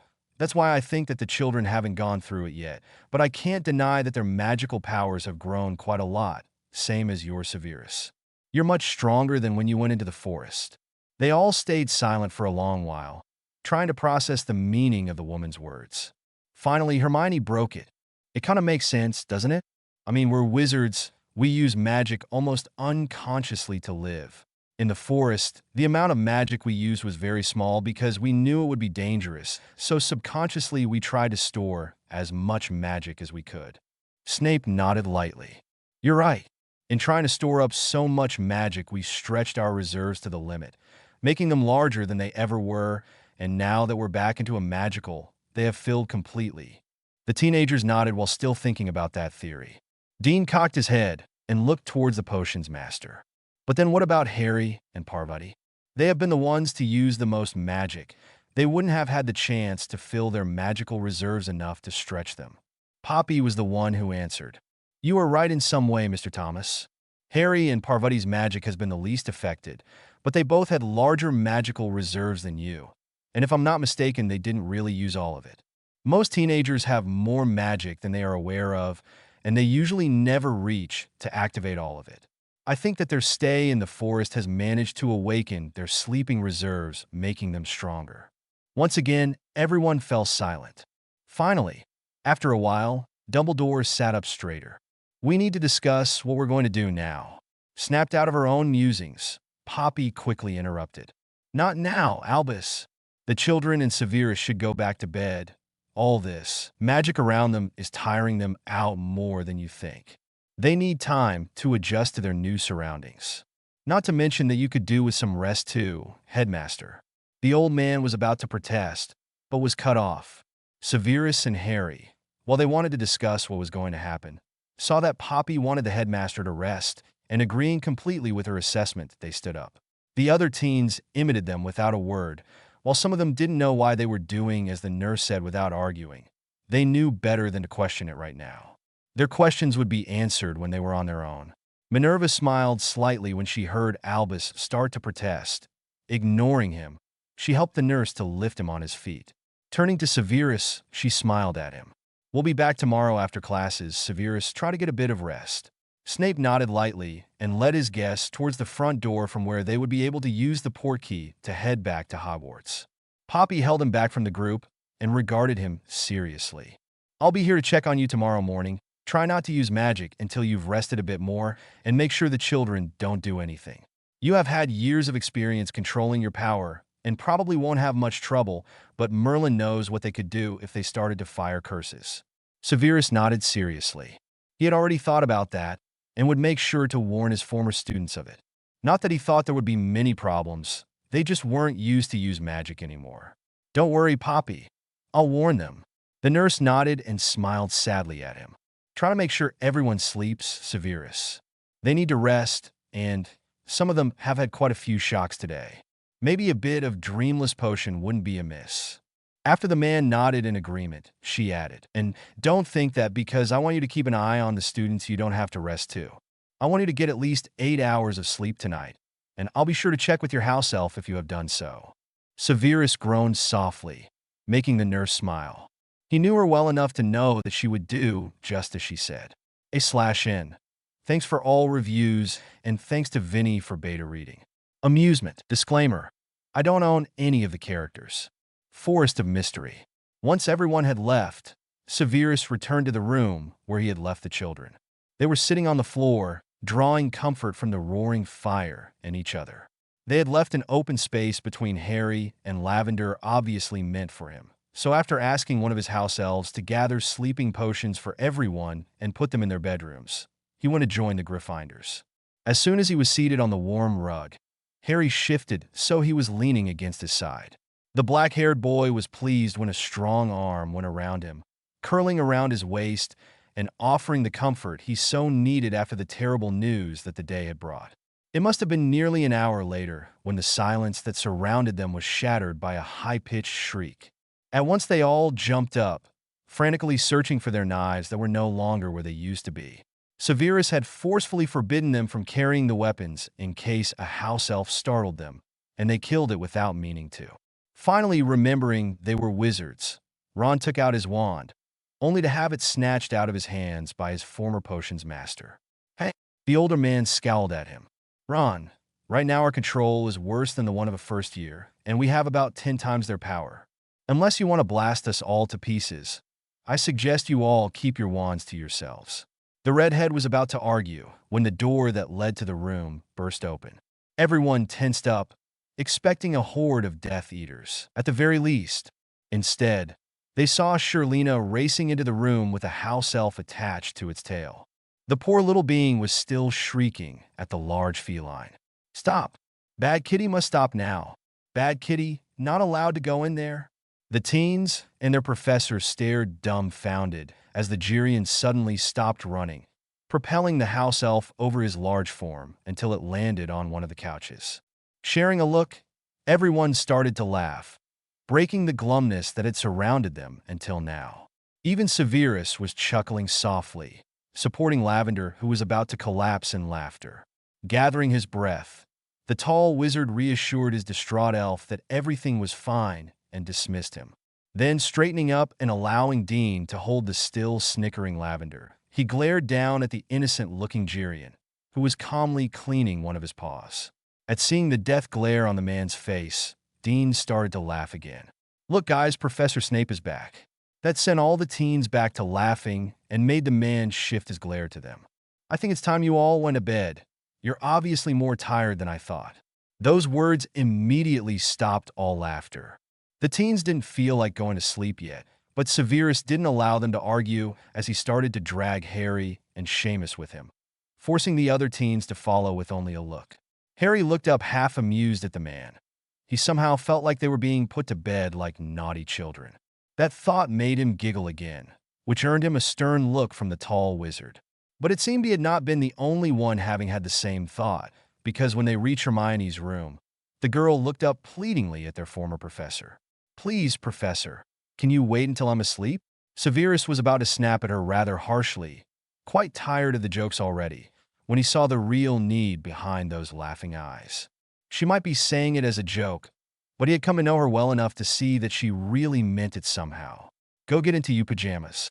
She was startled at his words, and for a moment, she considered telling him he didn't need to. And yet, the part of her that needed reassurance and that Severus had seen won over the one that said she was being childish. So without a look to her friends, she went inside. Severus turned slightly. His other former students were still standing near him, and all of them wore the same look Hermione had. None of them said anything, knowing better than to tempt the man's patience. But the fact that they hadn't moved to their rooms was telling enough. Sighing, the older man nodded to them. Go to your rooms, I'll be by in a bit. Hesitating, the teenagers nodded and moved, most looking like they wanted to protest, but yet weren't able to. A soft sound came from Hermione's bedroom, and Snape stepped inside. The girl was sitting up in bed, the sleeping potion in her hand.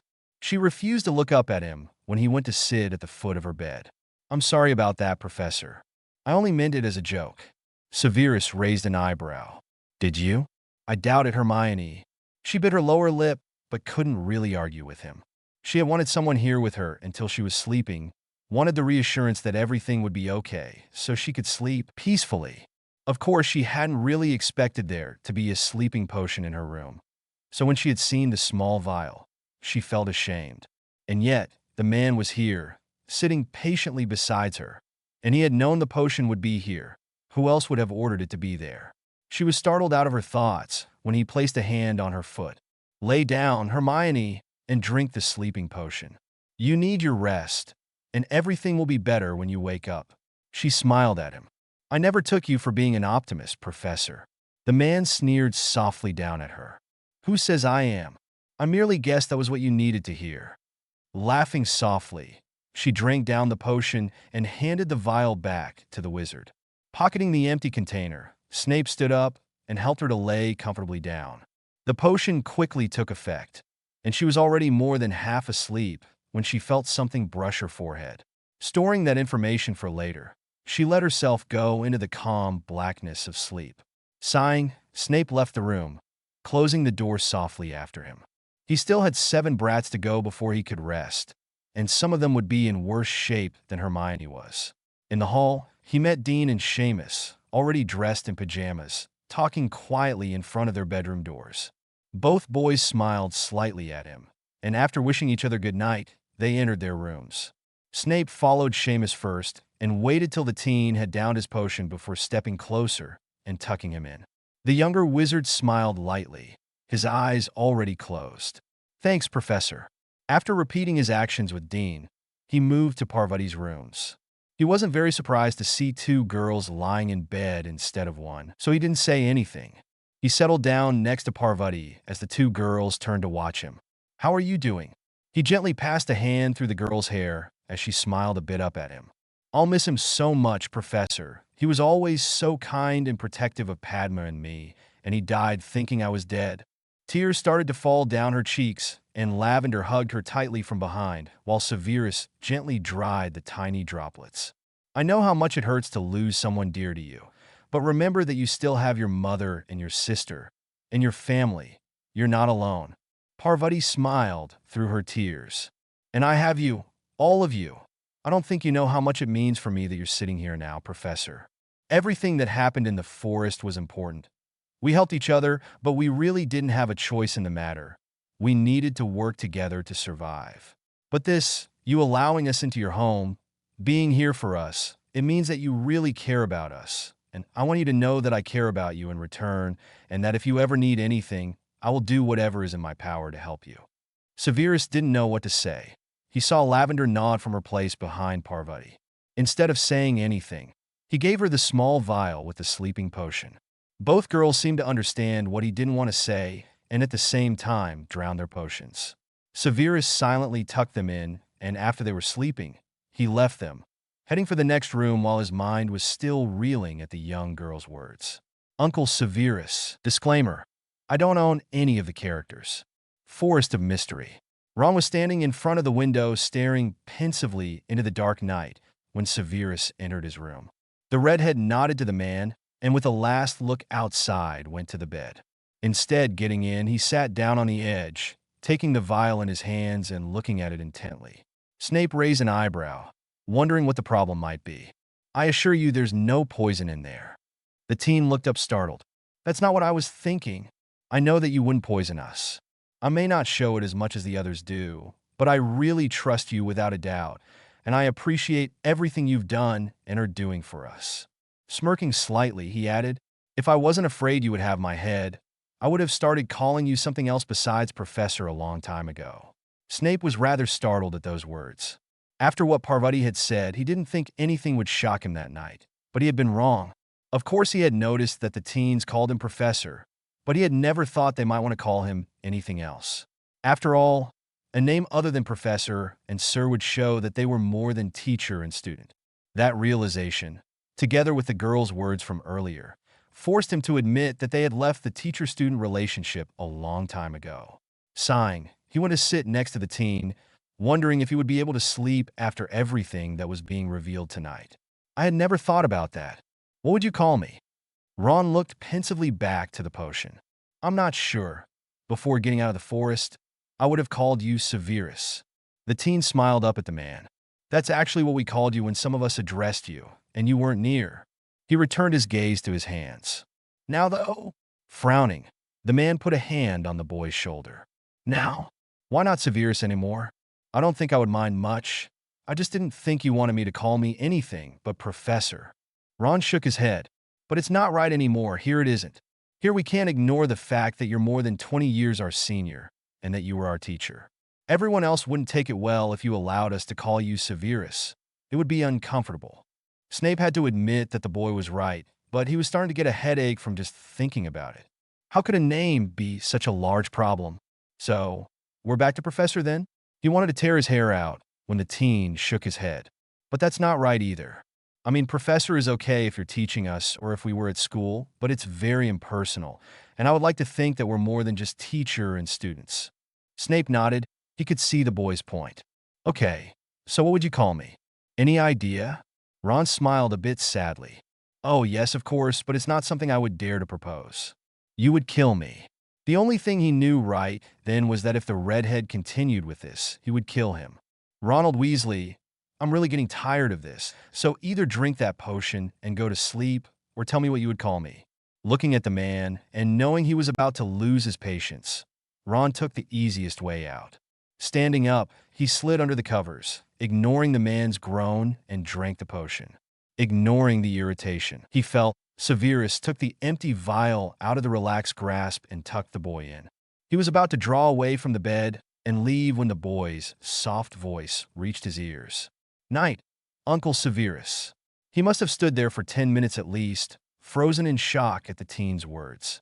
Finally, shaking himself out of his astounded feelings, he turned around and left the room. Uncle Severus. Now that he was over his surprise, he felt a small warmth fill him. If Professor had seemed cold and impersonal, Uncle Severus was filled with closeness and care. Neville was the next one, having decided to leave Harry as last.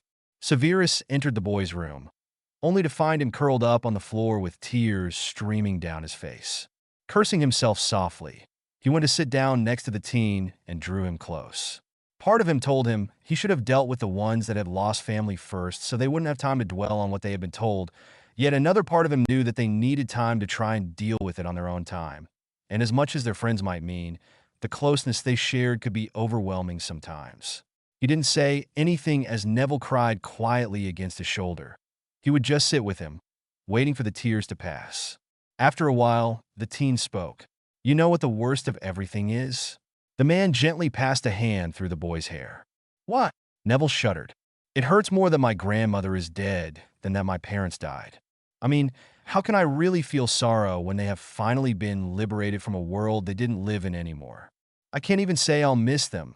I never felt as if they were my parents, just two wizards sitting there, looking at nothing. Severus sighed. He wasn't really surprised that the teen felt that way. There's nothing to feel bad about, Neville. You lived with your grandmother. She effectively became your mother when she started to take care of you, and no matter how stern she seemed, anyone could see she cared deeply about you. And you were very right in saying that what your parents had was no life. While I don't believe it's up to any of us to determine who lives and who dies, it will help to think that your parents are now better off. Neville didn't say anything, just leaned deeper into the man's arms. Slowly the tears stopped, and they were replaced with a more pensive look. Snape, who had noticed right away, waited for the boy to say something. When no words came, he decided to speak himself. Is there something else wrong? The teen looked up at him and shrugged slightly. I was wondering where I'll be going. I mean, I have other family, but they either have a family of their own or they are too old to take care of a teen. I don't want to be a burden to them, but the ministry wouldn't allow me to live on my own. Neville was frowning deeply, and Snape, while knowing that problem would come up quickly, tried to reassure him. I don't think you need to worry about it for now. If I have my way, very few people will know about us until the Dark Lord dies, and after that we'll see what we can do. While everything was not okay, the boy looked slightly reassured and allowed Severus to help him into his bed. After drinking the potion and wishing his professor good night, the boy drifted off, and Snape went to his last charge's room. Harry was already lying in bed when he entered the room, and while there were tear tracks on his face, he seemed to be calm. Severus knew he had taken a long time to get to his last charge, but he had also suspected that he was the one who needed to be alone to get rid of the pain and despair that filled him. No matter how close they had gotten during their journey, Snape knew that Harry felt uncomfortable showing what he thought was weakness. He had been fairly surprised when he had cried in front of everyone in the living room before, but the shock had obviously been too hard for him to rein it in. Silently, the man sat next to the teen and gently stroked his hair. How are you doing? Harry barely had the chance to open his mouth when Severus interrupted. And don't give me the fine crap. That got him a small laugh from the teen. Okay. I'm not fine, but I will be. Severus waited patiently knowing there would come more. Sirius was a good man, and I liked to have him around. He was one of the last links to my parents, and he was very funny to be with. And I will miss him. Snape frowned lightly. But, sighing, the younger wizard shook his head. but I wasn't that attached to him. How could I be when I barely knew him? It's not like Parvati that will miss her father terribly or Neville with his grandmother. Maybe it sounds cruel, but I won't miss him in my everyday life since I never got used to have him in the first place. Of course, I'm sure there will be those special moments in which I would want him with me, but I think it will have more to do with the fact that I'll miss my godfather than that I'll miss Sirius himself. Does that make sense? Severus nodded lightly. It does, child. And about the Dursleys? I somehow don't think you're sad about them. Harry bit his lip. No, not sad, more like guilty. They probably were killed because of me. The potion's master frowned. Maybe they were, maybe they weren't. When it comes down to it, nothing would have happened had Voldemort not wanted to kill them, so it's useless to blame yourself when there was nothing you could have done to save them.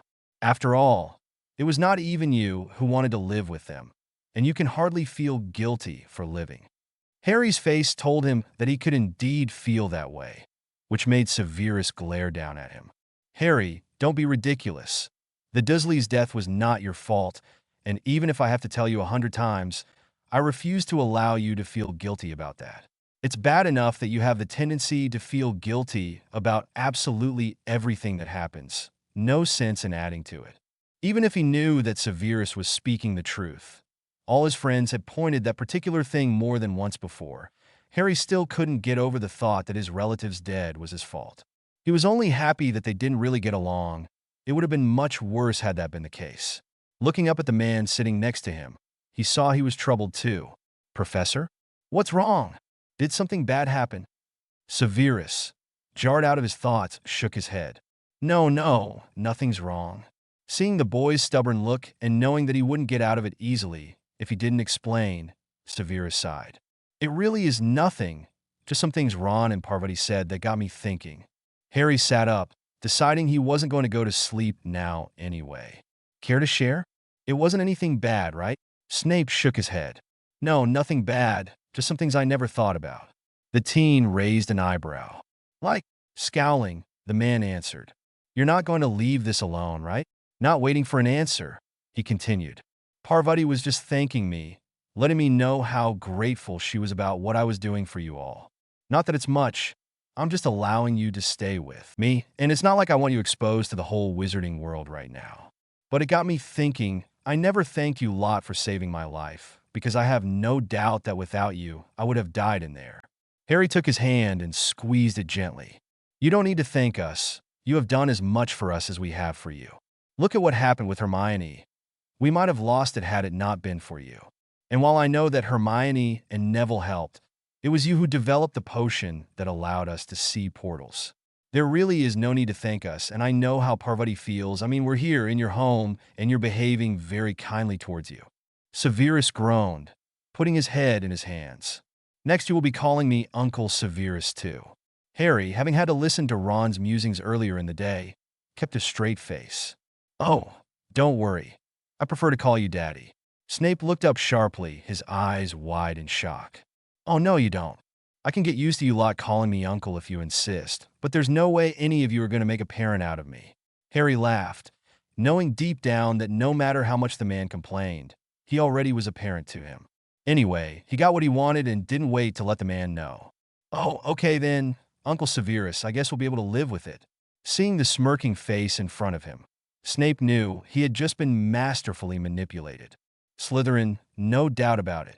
Harry chuckled at his mutters, but was glad that the man didn't seem to have more to add to the name thing. Deciding it had been more than enough for one night, Severus stood up and motioned for Harry to lay back down in bed. Silently, he handed out the sleeping potion before returning to his seat next to the teen waiting for him to fall asleep. Uncle, Snape put a hand through the teen's hair. Yes, I'm glad you didn't revert back to your potion's master persona. The man looked faintly amused. The thought didn't cross my mind, but it might if you start to misbehave. Harry laughed softly, but the potion was already taking effect, and his mind already tumbled into calm darkness. Night, Uncle. Sleep well, child. When he was sure Harry was deeply asleep, Severus went to his own room, got ready for bed, and not giving himself time to start thinking about everything the children had said, he downed the potion and fell into a warm, comfortable sleep. To be continued, /n. Thanks for all reviews, and thanks to my beta reader, Vinny. Lacking control. Disclaimer: I don't own any of the characters. Forest of Mystery. Severus was up very early the next morning. Over the years, he had built up a bit of an immunity for sleeping potions, so they didn't affect him as strongly anymore. After showering and changing in some comfortable clothes, the tall man checked on his charges, finding them all still asleep. After closing the last door, he made his way towards the living room, where breakfast popped up on the table as soon as he stepped into the room. After he settled down and started to eat, the paper appeared next to him, and he set out to have an enjoyable, slow morning. Nearly an hour later, his peace was interrupted, not by one of the children entering the room, but by the soft pop of a house elf that came to announce the arrival of Madame Pomfrey. Sighing, he put the paper aside and stood up just as another elf led the woman inside. "Good morning, Severus." He nodded at her while gesturing that she should take a seat. "Hello, Poppy. I trust everything is well." The nurse took her seat and smiled up at him. "Everything is fine, Severus. I must say that knowing that you and the children are not only alive, but also safe has lifted a big weight from us. I don't think I've seen Albus as happy as he was yesterday since you disappeared." Severus sighed, believing her words without doubt. "About that, Poppy, how is he doing? He looked horrible last night." The witch frowned lightly, concern covering her features. "The war has been hard on everybody, each loss weighing more on our shoulders, even though we have been able to keep things fairly balanced. Albus has been working himself to exhaustion, leading the school and the war at the same time, and it's taking its toll. He's not as young as he used to be." Severus nodded with a sigh, knowing that they were really lucky to have arrived at a time when Albus was still alive. A few months more in the forest, and they might have been too late. Shaking his head firmly, he pushed those thoughts aside and returned his attention to the nurse. "We need to do something about this war. It needs to end, and soon." The nurse nodded in agreement, but then adopted a sterner expression. "I agree, but none of you will be doing anything until I say that you're ready." Severus looked fairly amused at her words, knowing that if the children made up their minds, no one was going to stand in their way. Even so, he tried to pacify her. "We wouldn't dare to do something like that, Poppy." The nurse looked at him with a clearly disbelieving expression, but before she had a chance to reply, the door opened and Neville entered the room, rubbing his eyes sleepily. "Morning." The two adults returned his greeting and watched as the teen sat down and started to butter a slice of bread. Slowly, one after the other teenagers started to arrive, with Ron entering last. They all ate silently, taking their time and completely waking up. When he saw the last of them putting his cup down, Severus sat a bit straighter. "I trust you all slept well?" They nodded, even though Dean was still yawning, earning him amused glances from his friends. Placing his hands on the table, Severus regained their attention. "We need to start practicing with our wands again. Madame Pomfrey will stay with us in case something goes wrong, but we need to get you attuned to magic as soon as possible. It's just too dangerous to allow you to roam about without it."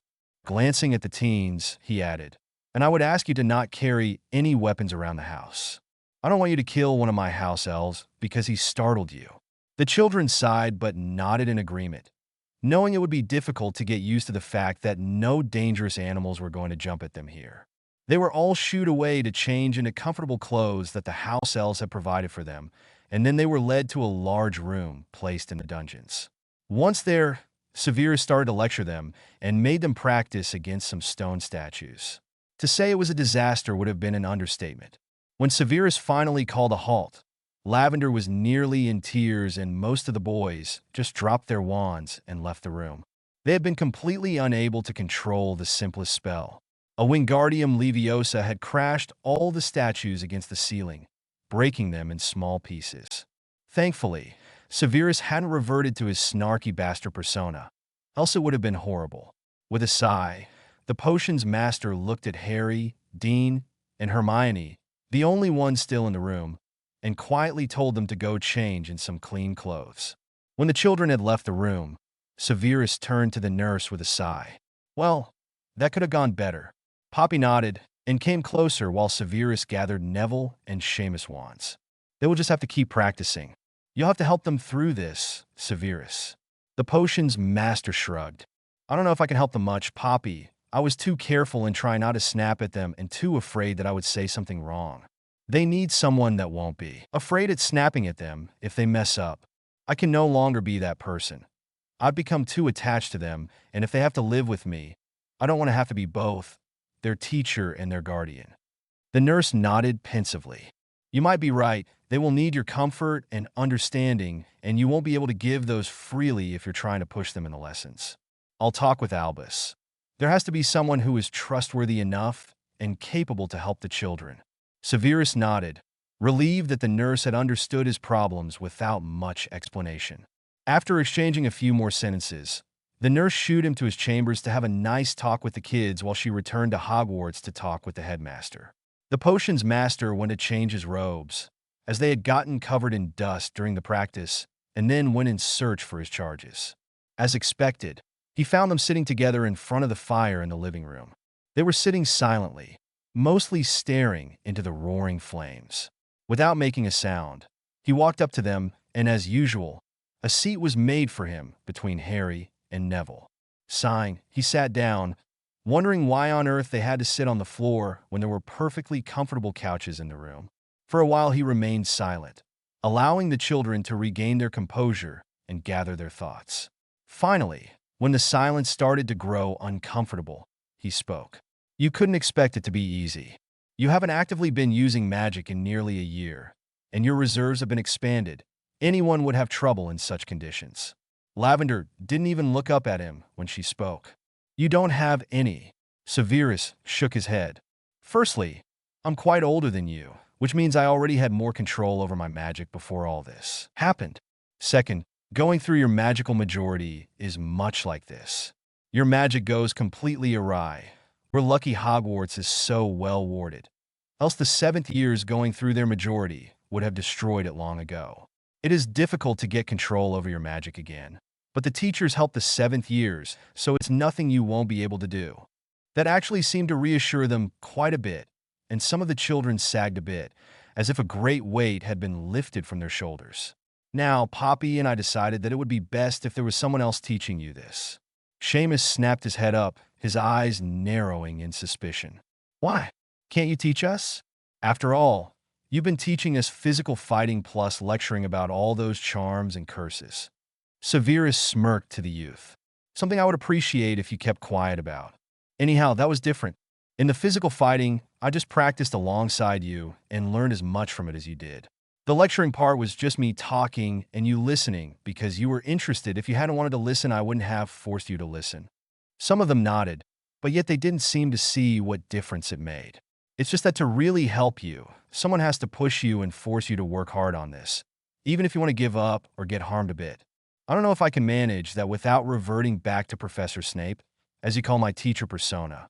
Besides, I want you to know that I will be here to talk to about anything that bothers you, including these lessons, and I know you wouldn't come if I were the one teaching you. Harry had to agree that the man had made a good point.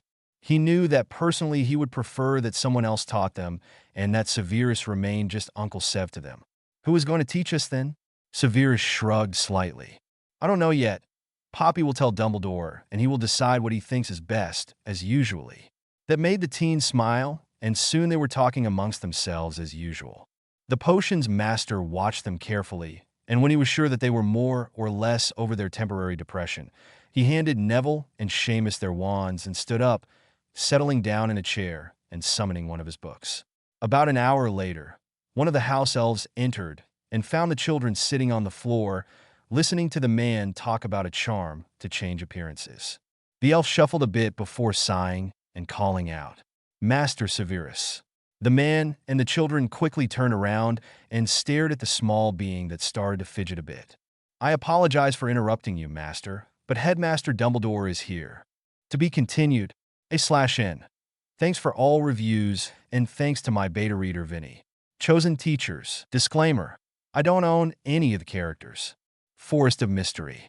Severus had half expected that Albus would come with half the order, so he was pleasantly surprised when only the old man and Minerva entered the room.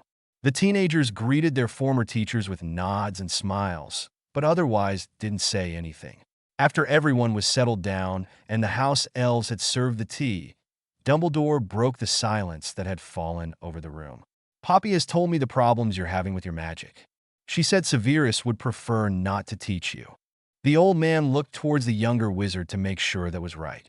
Receiving a nod in response, he continued, I have thought hard on that matter, and I think that there are some aurors in the order that might be able to help you. Severus frowned thoughtfully. Who do you have in mind? And are you sure they're completely trustful? We don't need such news to reach the ministry. Albus smiled slightly. I was thinking about Kingsley, Tonks, and maybe even Moody. The potion's master scowled darkly. I refuse to let that damned, paranoid Auro enter my house. And as for Tonks, unless she has become more graceful in the last year, I don't really want her around here either. The old man shook his head. Severus, you shouldn't hold these grudges against Alastair. You're both on the same side. The potion's master's face was a blank mask. I am willing to drop the mutual animosity as soon as he stops insulting me at every move I do and at everything I try to do. If you will remember, it wasn't me who started this stupid feud, but I doubt you will get the man to ever stop regarding me as a Death Eater, no matter that even Voldemort knows I'm a traitor. Dumbledore made to reply, but he was cut short by Ron. I don't think that's going to work either, Professor. If he insults Uncle Sev, he will find himself with a knife deep within his chest. The headmaster's and deputy headmistress' jaws dropped in shock, not only because Ron had spoken such harsh words defending the man, but also because the other 7 teenagers were looking as if they would gladly have said the same. It did not help the fact that Ron had called him Uncle Sev. Severus narrowed his eyes. Ron, no one is going to get a knife in his body. Even though I appreciate the sentiment, I don't want you to kill anyone. We're no longer in the forest. A few quiet darns could be heard coming from the teenagers, and the older man was hard-pressed to not let his amusement show. Unnerved by the talk, Dumbledore quickly tried to bring things back on track. So, if it's neither Tonks nor Moody, it will have to be just Kingsley. Do you think he will manage to teach the 8 of you on his own? The children watched silently as their potion professor's face became contemplative. Then, grimacing slightly, he told them what he had been thinking about. Why don't you get the werewolf here? The children know him, and he has taught them before. I'm sure he could help quite a lot. Albus and Minerva exchanged a quick glance while Harry did his best to suppress the excitement he was feeling at the moment. He knew how much Severus disliked the other man, but he wanted to reassure himself that his former professor was all right, especially after his godfather's death. Albus cleared his throat softly. I'm not sure if that is such a good idea, Severus. Remus has not really been himself lately. Severus felt Harry tense from where he was resting against his leg. In which way? Minerva shook her head sadly. He really lost it after Sirius died. We've been sending him on missions to keep him busy, but each time he takes more unnecessary risks. We had thought about making him stop with the work, but Poppy thinks that might just kill him as quick as any mission could. The potion's master sighed as his former students exchanged anxious glances. All the more reason to get him here, even if it isn't to help the children. We'll manage to keep him from harming himself, and I'm sure that seeing Harry will do him a world of good. Albus smiled slightly, glad that his younger friend was willing to help the other man despite the animosity they felt for each other. Thanks you, Severus. I'll tell both Remus and Kingsley this evening, but that still leaves us with the need to find someone to help Kingsley train the children. Rubbing his eyes tiredly, the potion's master nodded towards the redhead seated next to Lavender. Why don't you ask Mr. Weasley, Bill that is, to come? He already knows about us, and he probably knows 1 or 2 things about magical control. Albus nodded. Silently, he still thought that either Moody or Tonks would be a better choice, but he didn't think the children would cooperate with someone who didn't meet Severus' approval. This thought filled him with warmth. He was glad that his young protege had finally found some people who would stand at his side no matter what. They talked a bit longer about nothing really important, and finally, the headmaster stood up with Minerva at his side. I'm going to warn Kingsley and Remus. They will be here this evening after supper, if that's all right. Severus nodded his agreement and left with the 2 professors, guiding them to the door.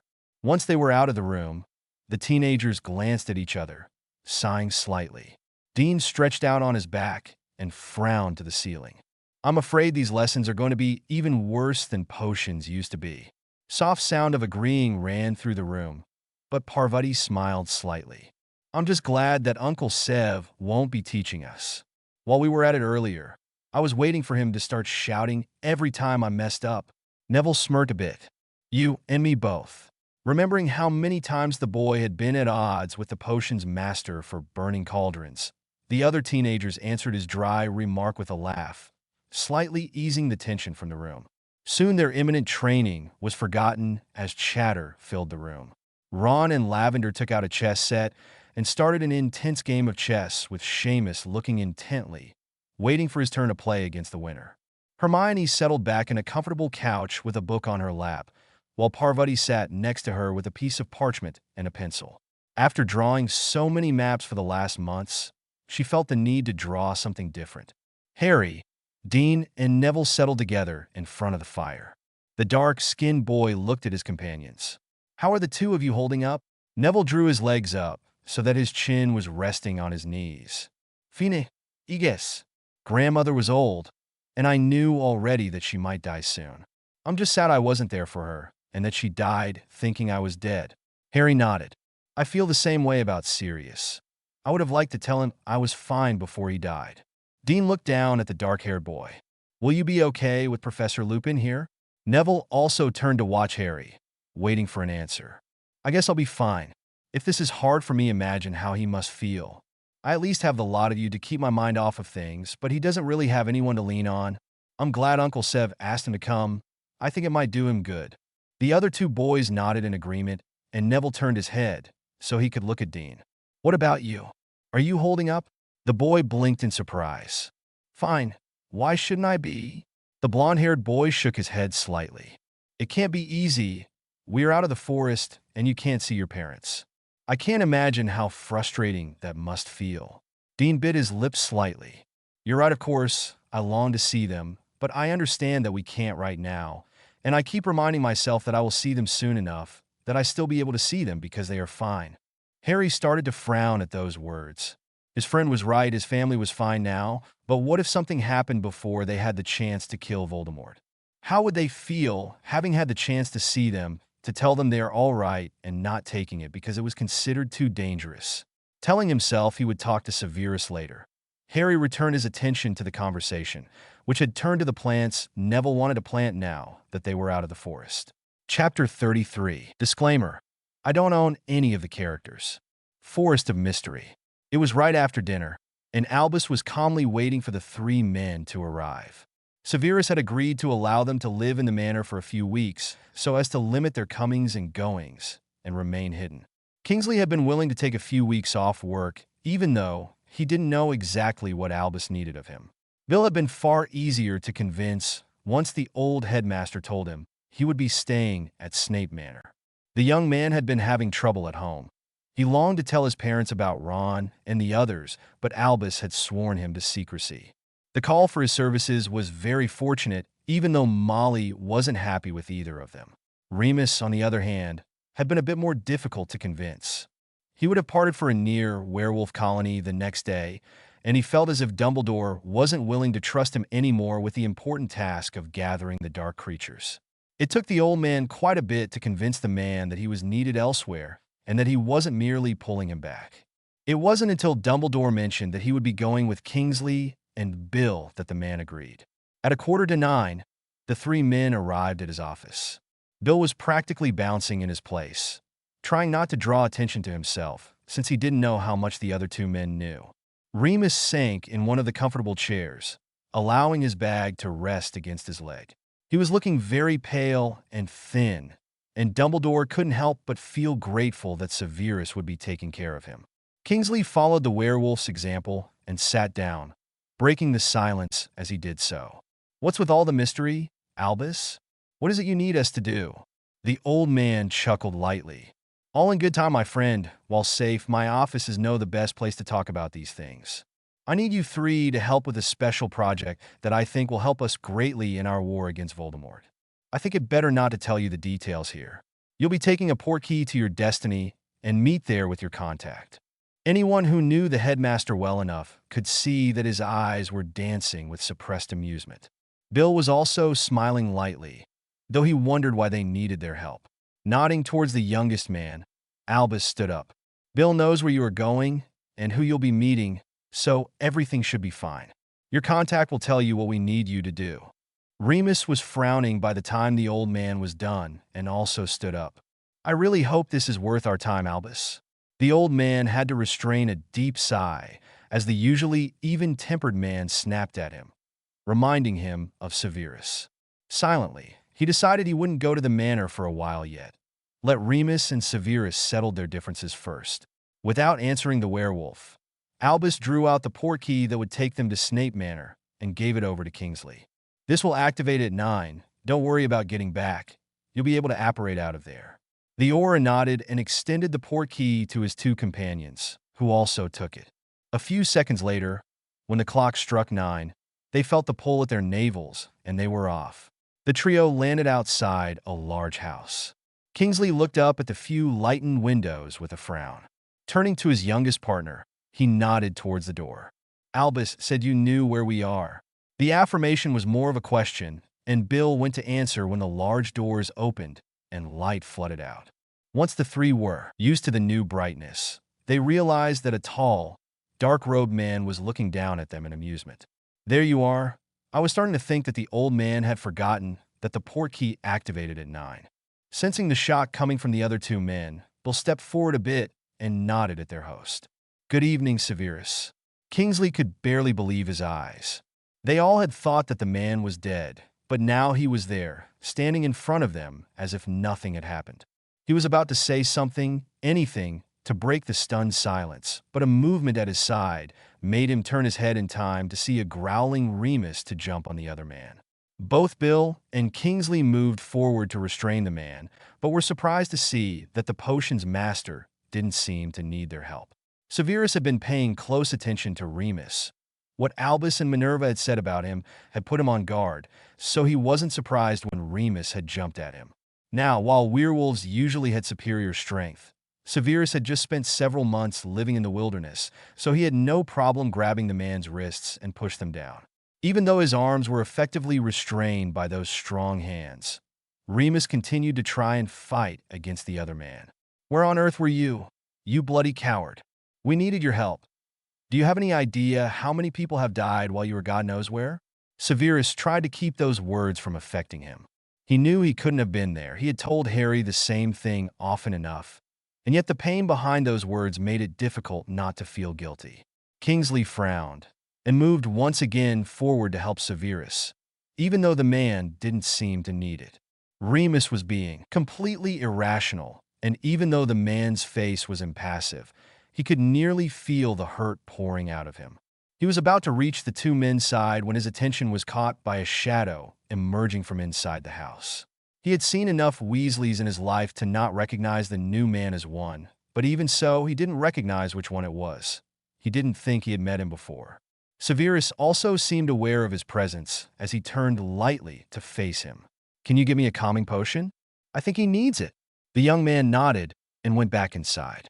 Kingsley noticed that Remus had stopped fighting and was now taking in huge gasps, his eyes fixed on where the young man had been standing. Severus found himself supporting most of the man's weight and slowly lowered him to the ground. Lupin, you need to calm down. Everything will be explained, but it won't make any sense if you're not rational enough to listen. Those words didn't seem to get through to the man, but he at least turned to face the wizard holding him. Severus. Surprised at being addressed by the other wizard, the man merely raised an eyebrow, waiting to see what his former schoolmate would say. The werewolf returned his gaze towards the door and shook his head. I'm going insane. Severus exchanged a swift glance with the Aurors still standing beside them. Not that I'm the best judge for such a thing, Lupin, but I don't think you're more insane than you were the last time we saw each other. A bit more emotional, but that is only to be expected given the circumstances. Lupin growled softly at him. Then could you explain to me why I just saw Ronald Weasley entering that house? Kingsley drew in a sharp breath and quickly moved his gaze towards the redhead, standing half forgotten in the shadows. He didn't seem surprised at those words and just returned the older man's gaze calmly. Facts were starting to come together in the Auror's head when Severus answered the question. You saw him because he just entered the house. Let's get you all inside and explain things since Dumbledore doesn't seem to have bothered doing it. Bill snorted lightly. No surprise there, Severus. You know how much the old man loves to put us in such situations. The potion's master rolled his eyes as he helped Lupin to stand up. No kidding. The only surprise is that he didn't come himself to witness it. Before one of his companions could answer, Neville stepped out of the house. Ron said you needed a calming potion. He handed the potion's master a small vial and stayed standing at his side, calmly holding his former professor's gaze. Severus opened the vial and gave it to the stunned werewolf. The man barely noticed the glass container and kept his gaze towards the boy. Neville. The Gryffindor nodded with a small smile. Professor Lupin, it's good to see you again. Suddenly something seemed to penetrate the stunned man's brain. You are fine. Neville cocked his head, wondering where that obvious comment was leading. Yes. Lupin turned to face Bill. And Ron is fine. The redhead nodded, clearly puzzled. The werewolf turned sharply to Severus. Where is Harry? The potion's master barely had the time to motion towards the house when the overexcited werewolf rushed past him and into the room, the calming potion falling out of his hands and shattering against the ground. Severus sighed softly. So much for a calming potion. Come on, we better go make sure he doesn't get lost in his rush. To be continued, /N. Thanks for all reviews and thanks to my beta reader Vinny. Chapter 34. Disclaimer. I don't own any of the characters. Forest of Mystery. When they reached the living room, they saw Remus hugging Harry tightly. The teenager was hugging the man back, gently patting his back as the werewolf seemed overcome by his emotions. At a silent signal from Severus, the other teenagers stood up and moved to the door, leaving the hugging pair alone. Just before closing the door after them, Severus put a calming potion on a table, making sure Harry hadn't noticed him doing so. Sighing, the dark-haired potion's master turned to his two guests and nodded to the stairs that led up to the rooms. Children, why don't you take Bill upstairs and show him his room? This way I will be able to tell Kingsley what has been going on. We'll be able to talk more calmly about everything in the morning. The students nodded lightly, and taking Bill in their midst, they led the way upstairs. Once they disappeared from sight, the professor turned to his companion. I'm sure that Harry will be able to explain everything to Remus. So how about we move this to my office? The Auror shrugged. As you wish. I have to admit that I'm very curious about what is going on since I assumed that were the members of the whole Gryffindor class that disappeared. Severus nodded and led the way to his office. Once there, he took 2 glasses and filled them with fire whiskey before settling down next to Kingsley. The Auror accepted the glass and waited patiently for the other man to gather his thoughts and explain. It took Snape about an hour to completely detail everything that had been going on. The Auror had mostly remained silent, asking a question here and there, but otherwise listening intently. When he was finally finished, Severus allowed himself to relax against the couch. Kingsley sipped his fire whiskey that had been refilled somewhere through the explanation. I have to say I am quite impressed about everything. I'm sure that your experiences in the forest are going to interest a lot of people. Severus shrugged. Maybe, but first we would have to be able to talk about it. And for right now, I would prefer to keep things quiet. The less people who know about us being here, the less problems we'll have. Kingsley nodded pensively, his mind already thinking about something else while he stared into the fireplace. Say, Severus, how do you think the forest would affect Voldemort in his new body? The potion's master remained silent for a long while, considering the question carefully. I'm not sure. His body is holding itself together with magic, without doubt, but the forest doesn't get rid of your magic the moment you step in. It just prevents you from refilling your reserves. And even that is relative. The place is not completely without magic. The portals are certainly created by magic. It's more like the magic is tied to the forest itself, and only a very small part gets out, which is the one that we can use. As for the effect it would have on Voldemort, as I said, I'm not sure, but I think that it wouldn't be different from the effect it has on another wizard, at least at first. I think that once he had used all his magic, his body wouldn't be able to hold himself together anymore, and he would die. Kingsley grimaced. Pity, it would have been the perfect solution. Severus shook his head. It still is a good solution, just as much as it would have been at any particular time. The only problem is to get the Dark Lord in there. And let me assure you, that would be quite difficult.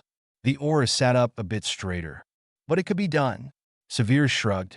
Theoretically, yes, but I would like to see you come close enough to him to do something like that.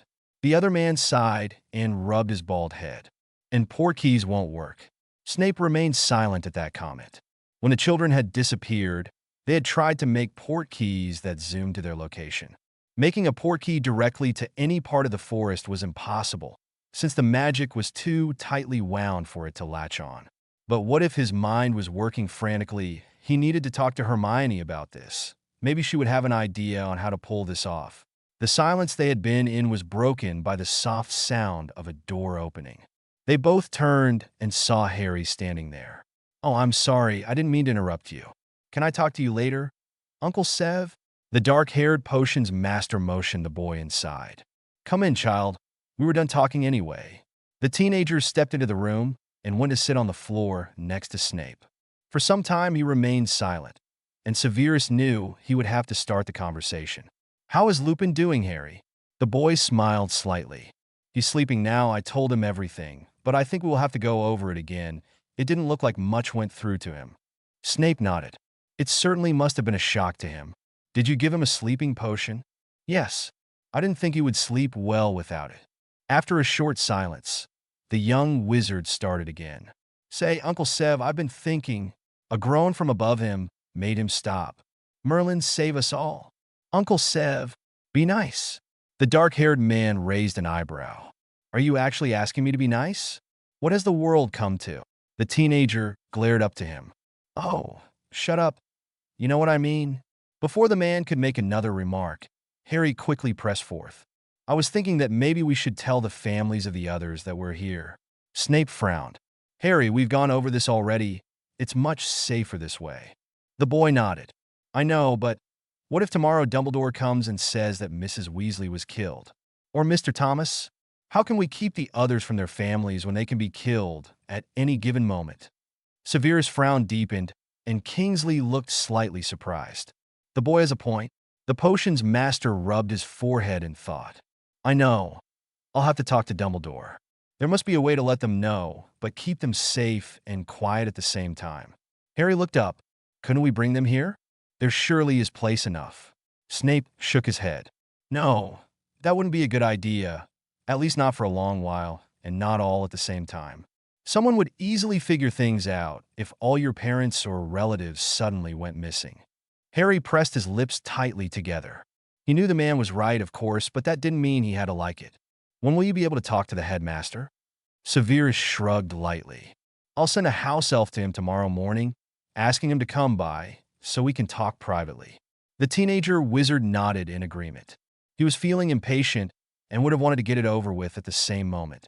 But one glance at his watch told him that it was too late to call the old wizard. The man was hopefully sleeping right now. That thought immediately led to a large yawn that made the Auror who had been talking with the potions master smile. "It seems someone is tired." Harry blinked up at him, trying to glare, but was interrupted by another yawn. Severus chuckled softly and gently prodded the boy to a standing position. "Come on, Harry, to bed with you. Today has been a long day, and tomorrow will probably be longer." The teenager groaned, but knew that the man was probably right. So with a wave to both men, he left the room to go to his bed. When the door had closed after him, Kingsley turned his face to Severus. "Interesting young man. I had heard you hated each other." Snape snorted. "That one was my fault for being childish. Not that I would admit it to any of them. But time alone with the kids and a need to survive do wonders to unrequited hatred. The boy only reacted to how I acted towards him. Change that, and the hatred disappeared very quickly." Kingsley nodded in understanding, and with a final sip to his glass, he stood up. "It's getting late. Can you show me to where I'll be staying?" The other man stood up. "Of course, come on." To be continued. /n. Thanks for all reviews, and thanks to Vinny for her wonderful beta reading. Chapter 35. Disclaimer: I don't own any of the characters. Forest of Mystery. The next morning, Severus woke rather early despite the late night. Stretching lazily, he went about his morning ritual before going to the living room. To his surprise, he was not the first one there. "Good morning, Hermione." The girl looked up from the book she had been reading and smiled to him. "Morning, Uncle Severus. Did you sleep well? I thought Poppy had told you to take it easy." The girl rolled her eyes. "Just because I'm up early doesn't mean I'm not taking it easy. After all, I'm sitting here and reading. How can that be tiring?" Severus chuckled as he poured himself a hot cup of tea. "Don't let her hear you say something like that. I'm afraid that Poppy thinks that being in bed is the only way to rest." Hermione muttered something under her breath about the nurse, but otherwise she went back to her book. About 10 minutes later, when Severus felt awake enough to have a coherent discussion, he approached the idea that Kingsley had given him the night before. "Hermione!" The girl looked up from her book once again, and when she saw his serious face, she put the heavy tome away and gave him all her attention. "What is it, Uncle?" The older man sipped his tea, gathering his thoughts. "I was talking to Kingsley yesterday. He's the man that came with Bill and Remus. After telling him about the forest, he started to wonder what effect it would have on Voldemort's newly resurrected body." Hermione frowned deeply. "Well, if we could make sure he used his magic, and if magic is really holding him together, and then I guess it might destroy him. Of course, I have no idea what would happen to his soul." Snape nodded in agreement. "His body is indeed held together by magic. I don't think he'll ever be able to change that. As for his soul, without the added magic that comes from him, it shouldn't be able to remain behind." The girl nodded and immediately latched onto the problem he had seen last night. "But how do we get him there? And how do we make sure he uses magic? His reserves are enormous. It would take a bit of time to get him to exhaust them. And how do we know he wouldn't manage to get out? As improbable as it sounds." Snape aside, "Those are the main problems. I know that making port keys to the forest itself is impossible because the magic is so tightly bound around the trees that our magic can't attach itself to it. But I've been thinking, what if we manage to somehow make some kind of focus stone in which we store magic? A focal point for port keys to latch on." Hermione looked deeply in her cup of tea, her mind flying over the different possibilities. "It would have to be really strong. The forest would dampen any outgoing magical energy, or maybe even nullify it completely, but I guess it would be worth a try. Someone would have to go in again to place the port key, and we would have to be there to make sure Voldemort really kills himself if we manage to get him in there." Snape shivered at the thought, but nodded anyway.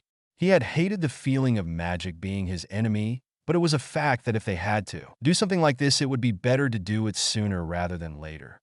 Their skills were now honed, and they would lessen the more time they spent safely outside the forest. "I think we should try. It might make things much easier." The girl nodded, already trying to come up with some kind of stone or other device that would be able to store such a large amount of magic. When Dean entered the living room, she immediately started to talk to him about her ideas. Severus watched in amusement as the boy simply nodded at her from time to time, while his face clearly said he didn't understand a single thing. Slowly, the room started to fill with sleepy people. Hermione had drawn Harry to his side and was talking to him softly. It seemed that at least the boy was awake enough to try and understand what his excited friend was talking about. Severus' attention was drawn away from the people moving around the room when someone sat heavily next to him. Remus looked completely out of it, due probably to the sleeping potion he had drunk the night before. Knowing how the other man felt, the potion's master made him a cup of tea, and without anyone noticing, he laced it with a bit of pepper-up potion. After all, they needed the werewolf aware of his surroundings. When everyone was in the room and had started on their respective breakfast, Severus spoke up and quickly explained why the three men were there. While the students finished their breakfast, the four men quickly made up their plans.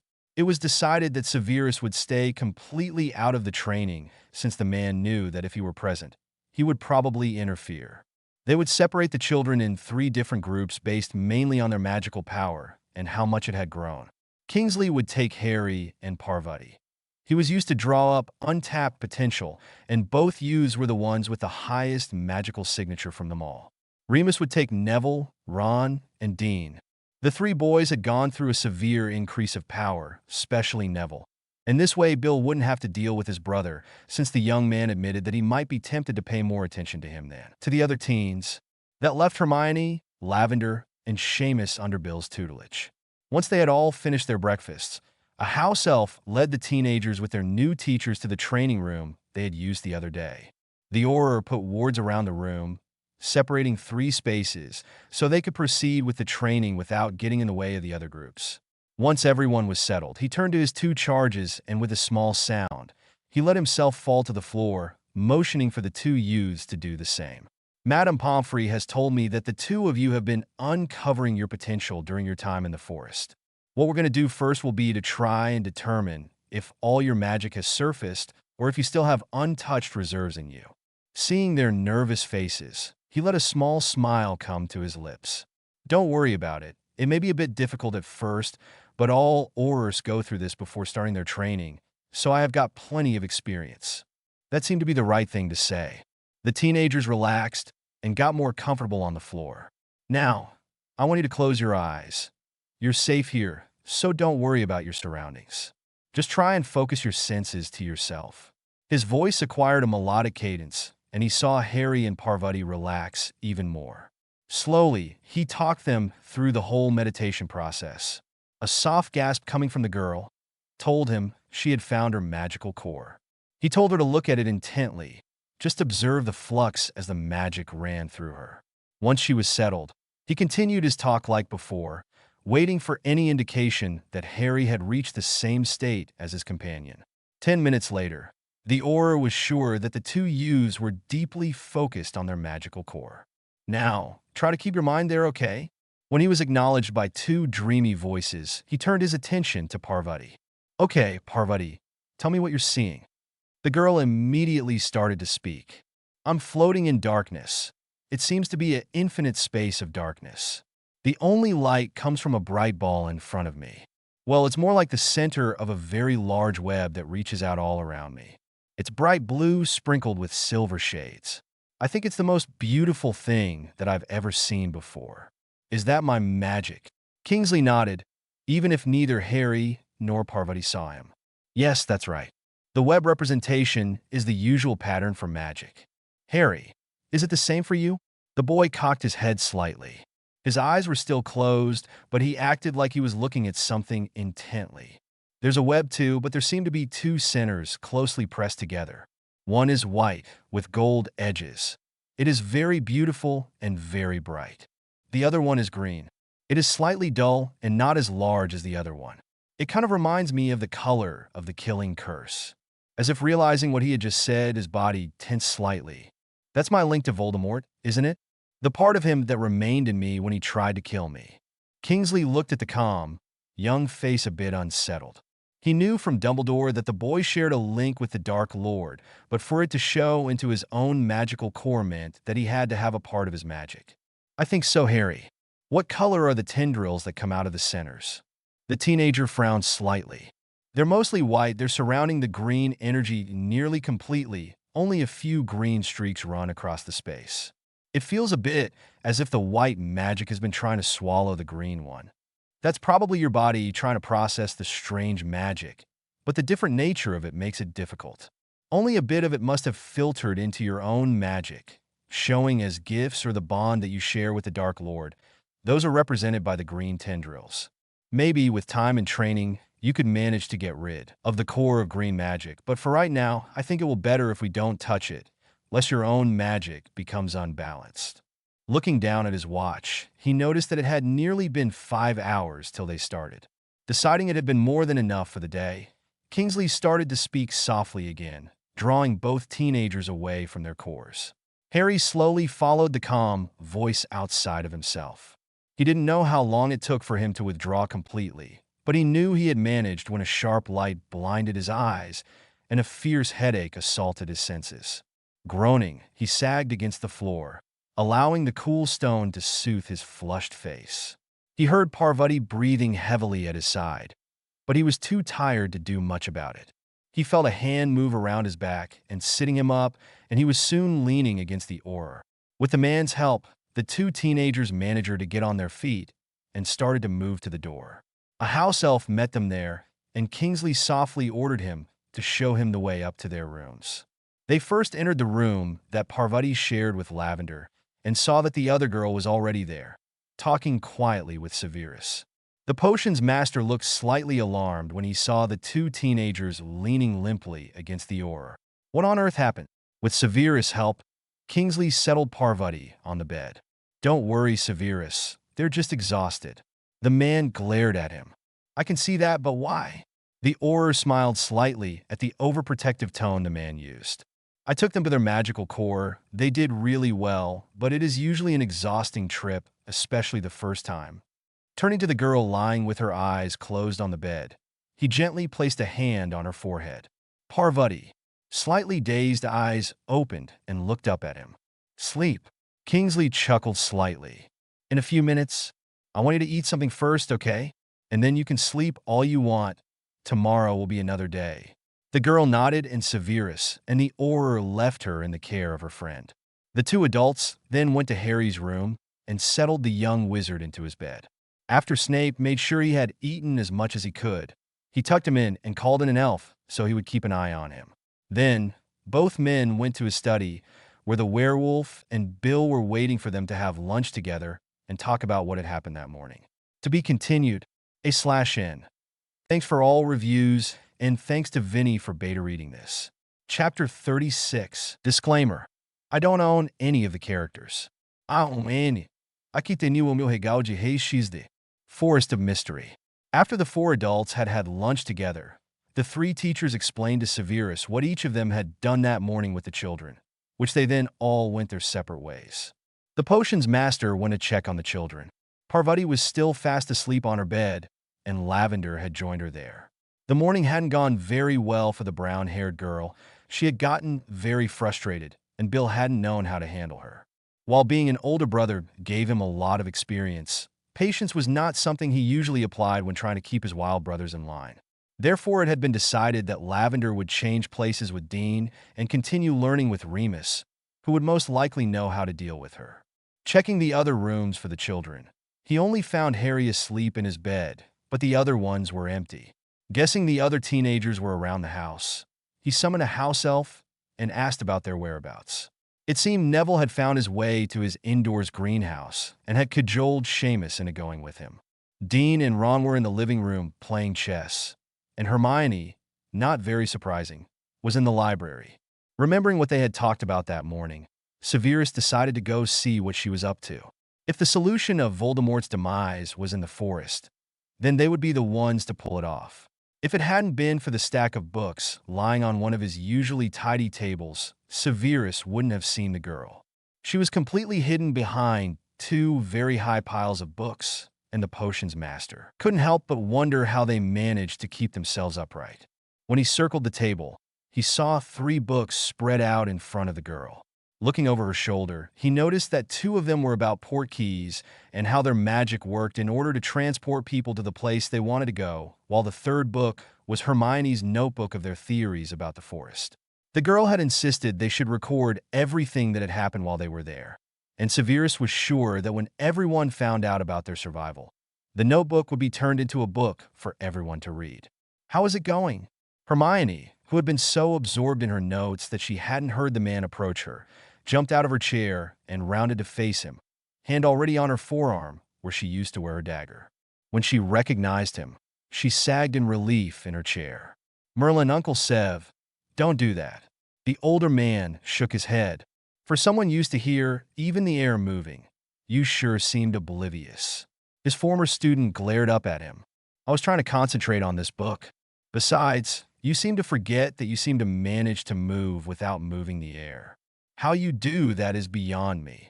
But if you were silent before we went to the forest, now you're almost undetectable. Snape's black eyes glinted in amusement. It had irked him the first few weeks in the forest that he couldn't approach any of the children without them noticing. After the annoyance had gone, he had worked on his movements to make them even smoother than they naturally were, and, while he couldn't surprise the children if they were alert, he managed to sneak up on them when they were engrossed in something. Deciding to let the matter drop, he nodded towards the books. How are things going? Have you found anything yet?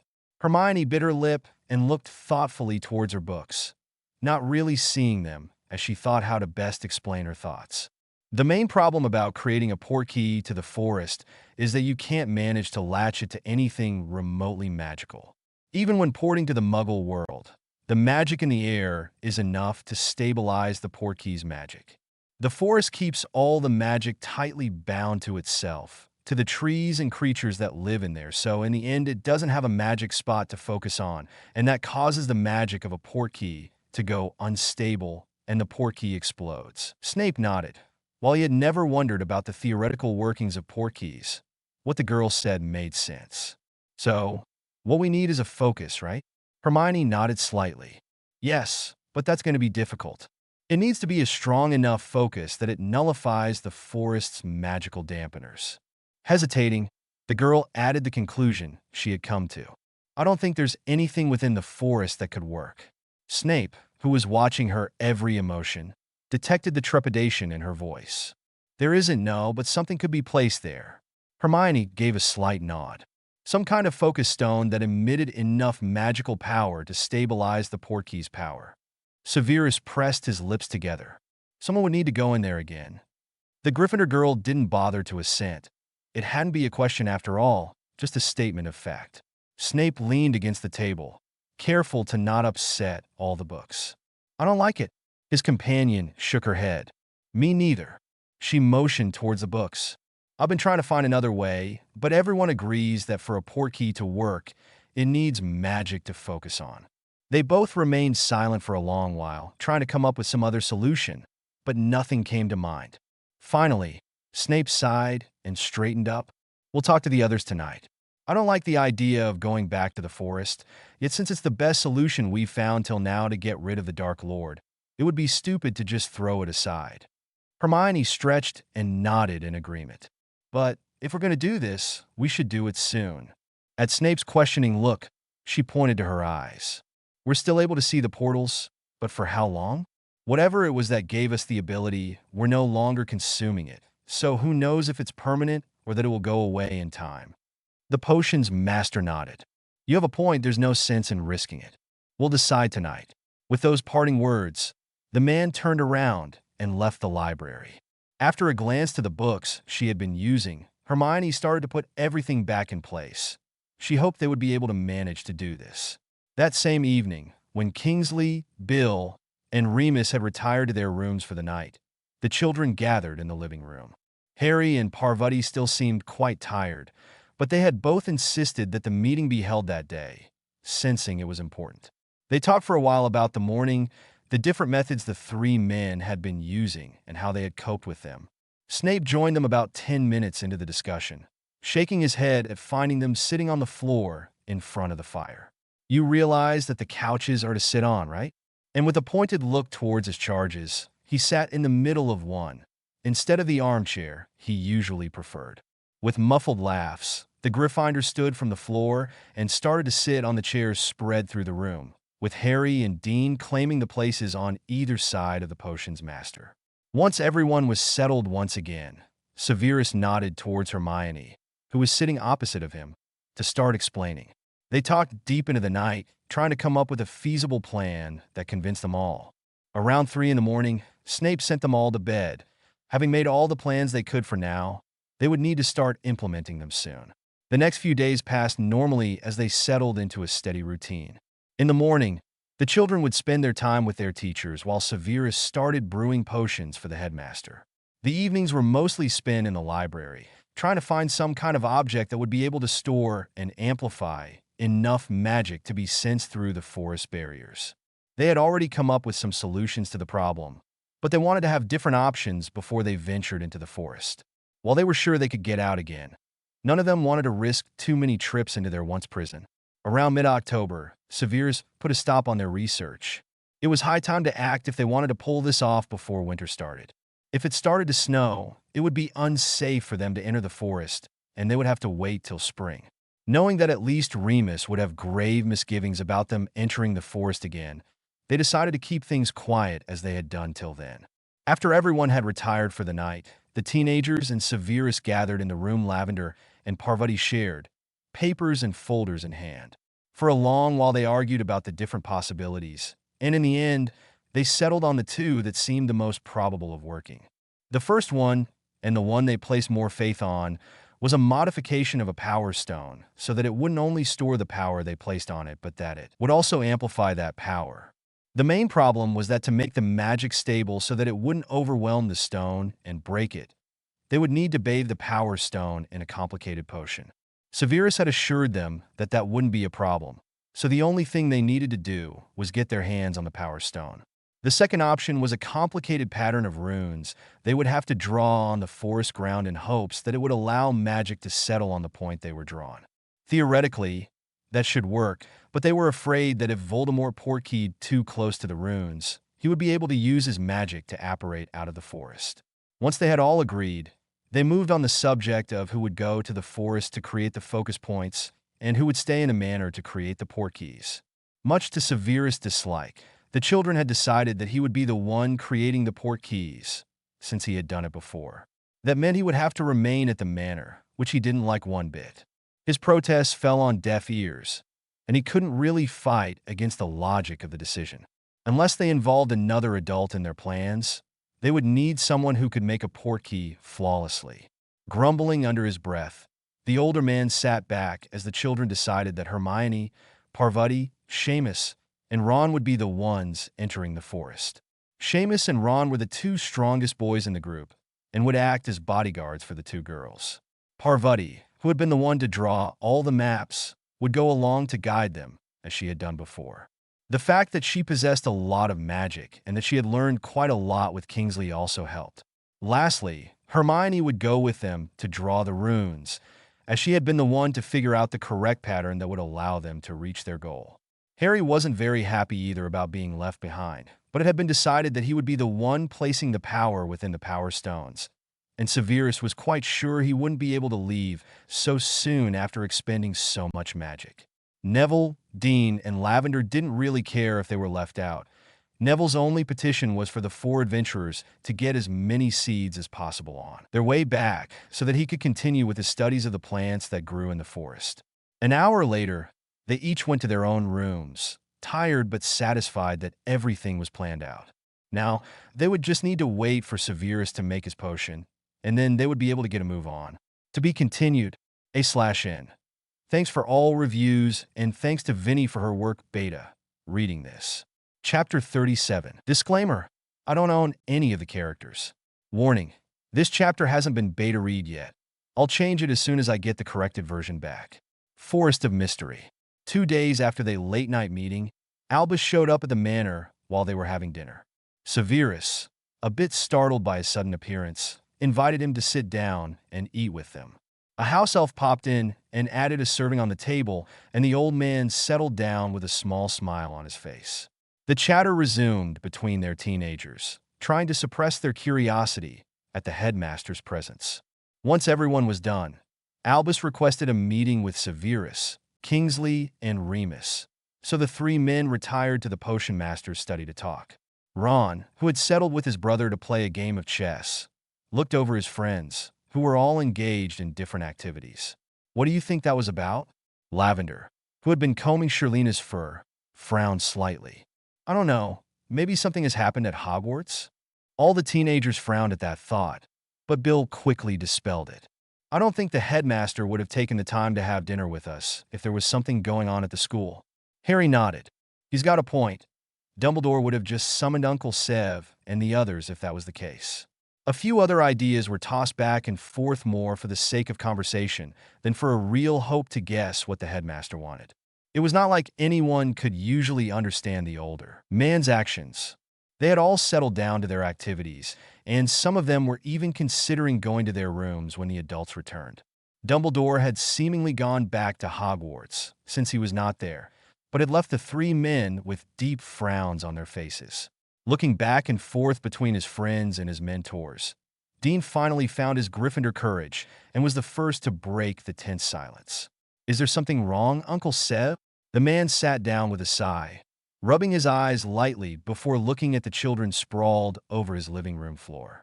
How many times have I asked you to sit on chairs?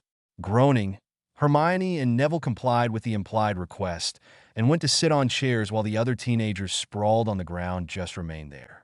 Seeing that it was not worth getting into an argument with the children and knowing that he was just trying to gain some time, Severus shook his head and let the matter drop, addressing the question he had been asked. There's nothing really wrong. Actually, I think you'll be quite pleased with the news Albus brought me.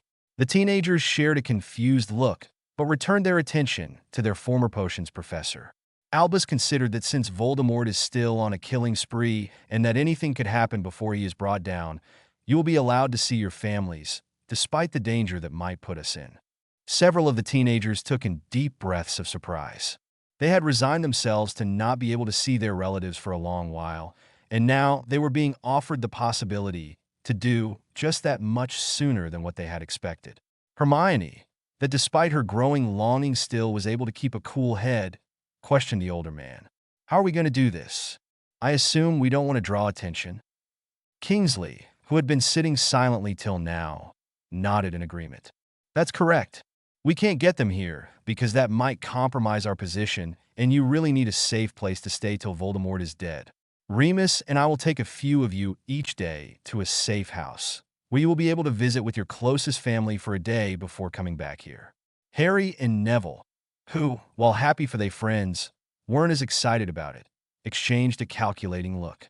That might be their chance. If they managed to arrange the different visits in a certain pattern, they would be able to sneak into the forest and out of it without anyone noticing. Severus seemingly had the same idea. The potions master took out a small paper and looked it over before talking again. We've already organized the order in which you will be meeting your family. Tomorrow, Ron and Hermione will go. Harry will go with them since I'm certain Molly Weasley will be upset if he doesn't show up. The smaller teenager rolled his eyes, knowing the man was probably right. Glancing at Ron to see if he minded, he was a bit startled to see a slightly relieved look on his face. Seeing the puzzlement in his friend's face, the redhead shrugged lightly. Don't think I won't be glad to see Mom, Harry. It's just that I prefer to share her enthusiasm, so that I'm not her only victim. That comment drew several laughs from his companions, especially from Bill, who knew exactly what the younger boy meant. After the laughter died down, Snape looked down at his list again. The day after that will be the turn of Seamus, Parvati, and Lavender. And after that, Dean will be allowed to see his family. The older man turned to watch the other orphan boy besides Harry. Neville was looking out of the window, not moving and seemingly not paying any attention. Neville. He had to repeat the boy's name again before he turned around to look up at him, a lost look on his face. While Harry was in his same situation, he at least had the Weasleys to visit, and he had been left with no one except for a few distant cousins he had barely met before. The potions master walked closer to him and put an arm around his shoulders. If you want, we can contact one of your cousins to visit with you. The boy shook his head. It wouldn't be the same, and he had no wish to feel their pity. The older man smiled slightly. Well, then maybe you would prefer to go to Greenstead with Bill? The boy's head snapped up, his eyes opened wide in amazement. Bill, who didn't know anything about this, just raised an eyebrow, waiting to see what that was about. He knew that Greenstead held one of the most important herbalism research labs with hundreds of greenhouses attached to the property, but he wasn't sure why they should go there. Neville was barely able to contain his excitement at the news. To Greenstead? Really? Severus smiled softly. The headmaster said Professor Sprout was in need to several new exemplars for her classes, but she didn't have the time to go to Greenstead herself in the middle of the school year. Albus thought you might like to go. He has arranged for you to meet Professor Hyder, who is one of the top researchers in his area. He will show you around, and you might want to show him your discoveries on the plants of the forest, without telling him where you've gotten them from, of course. Neville's pleasure-filled face nodded eagerly. He had always dreamed about going to the research center, and he was quite sure that the potions master had a hand in this trip. He quickly stood up and hugged the older man tightly, who returned the hug warmly. The other teenagers smiled relieved, having felt bad at their lack of forethought. Bill, on his part, shrugged lightly. He felt someone should have asked his opinion first, but at seeing Neville's face, he let it go. After all, he would have said yes anyway. The next day, Ron was the first one up, much to his surprise. He was nervous. Kingsley had told them they would not only be meeting his mother and father, but also most of his siblings. Percy wouldn't be there. Bill had told him there had been a fight between their parents and the other boy, and since then Percy hadn't been in contact with his family. Ron was a bit sad about it. The older boy was his brother after all, but he couldn't say he was surprised about it. The other one who would be missing was Ginny. She was still at school and could hardly miss a day of classes without raising some questions. He had been musing over the subject of Percy for about half an hour when he was joined by Neville. The other boy was still dressed in his pajamas and immediately served himself a cup of tea before nodding towards his red-headed companion. "Good morning, you're up early." Ron grunted, making Neville smile slightly. "Nervous?" The redhead rolled his eyes and nodded. "Yeah, my mother is going to go nuts." Neville smiled slightly. "I'm sure that despite that you are looking forward to seeing her." Ron nodded, a small smile now playing on his lips. "Yeah, she can be bossy and overprotective, but she is still my mom, you know?" A sad light entered the other boy's eyes. "Yeah, I know." A small touch to his arm drew Neville away from his dark thoughts. "Are you sure you're all right about this, Nev?" The other boy shrugged and smiled slightly. "I'm fine. The pain of not having parents will always be there, but it's not like I'm alone. I have all of you. You're my brothers and sisters, and we all have Severus. I'm sure he was the one to organize my trip." Ron nodded in agreement. "It seems more than likely." Neville looked deep into his cup. "I am fine. In fact, personally, I believe that Harry has it worse than I." Ron blinked and looked up at the other boy, a frown etched on his face. "Harry will be with us." Neville raised a hand lightly. "Don't take it the wrong way, Ron. I'm sure your parents will be glad to see Harry too, but that doesn't change the fact that they are your parents. Severus arranged that trip specially for me. You and the others are going to see your own families, but Harry will have to settle with coming second to you. I think that that might be harder than to not be there at all." At Ron's troubled frown, Neville patted his arm. "Don't worry about it. Maybe I'm wrong, but I think that that is how I would feel. I would just caution you to try and include Harry as much as you can today. You know how he is. If he thinks that he's in the way, he'll withdraw and sit in the smallest corner he can find to not draw attention to him." A voice joined them from the entrance. "Don't worry, Neville. We won't allow him to hide away." Both boys looked at Hermione, dressed in muggle clothes. She walked to their side and sat next to Neville. "You're both up early." Ron shrugged. "I was too nervous to sleep anymore. I was just rolling around in my bed trying to find a comfortable position, but it was no use, so I decided I might as well get up." The girl nodded in understanding. She had been reading in her room for the last 2 hours, so she knew exactly how he was feeling. Turning to their friend, she patted his hand gently. "Don't worry about Harry, Neville. We'll make sure to keep an eye on him. Besides, I would be surprised if Severus didn't show up at some point to make sure everything is going all right. The man is most protective of the two of you. He wouldn't have allowed Harry to come with us if he thought he might be hurt." Both boys nodded in agreement, slightly amused grins dancing on their faces. Ron was about to comment, but they heard voices approaching, so with a silent glance to each other, they let the matter drop. To be continued, /n. Thanks to all reviews. Chapter 38. Disclaimer. I don't own any of the characters. Forest of Mystery. Harry, Ron, and Hermione were gathered in front of a large fireplace with Remus and Kingsley. Bill had gone ahead to go gather his family and take them to the safe house while Dumbledore would take care of getting the Grangers to their destination. Once they were there, Fawkes would come to signal that everything was ready, and they would be on their way. Ron was pacing nervously, trying to find the right words to say to his parents, especially his mother, when he first saw them. Hermione, while not obviously nervous, was playing with his skirt, a sure sign that she wasn't as calm as she would like to be. Harry watched the two half amused, half concerned. Earlier that morning, he had talked to Severus, thinking it might be better if he just remained at the manor. After all, he felt like he was intruding on a family moment. The potions master had glared down at him in such a way that Harry was reminded just why the man used to terrify him. After the glare, Snape had told him in plain words that he was going since he wasn't planning on facing Mrs. Weasley's wrath if she didn't see Harry with her son. Both Ron and Hermione had fully agreed with the older man as soon as they had heard what their friend had been thinking. Finally, the matter had been settled when Hermione, seeing that Harry still had doubts, had put her best helpless face and told him she would really need his support. Harry had a chuckle at the memory. Even if he knew that he was being manipulated, he just couldn't say no when she pouted that way. Harry was snapped out of his daze when Hermione's voice broke the silence. "Ron, sit down, or your mother will get to see you with a nice black eye." The tall, red-haired boy stopped his pacing and blinked at her, his brain seemingly trying to process what the girl had said. Harry shook his head and tried to contain his chuckles. Luckily, Fox chose just that moment to appear in a burst of light, making Hermione jump to her feet as if something had bitten her. Harry and the two adults followed suit, and together they advanced to the fireplace. Kingsley smiled to the children. "Let me go first and give me 5 minutes. I think it will be better if they are at least a bit prepared for this." Hermione shifted nervously. "That might be a good idea, but won't Bill have done that already?" The bald Auror raised an eyebrow. Can you imagine him trying to explain something like this to his mother? Completely unable to go into details?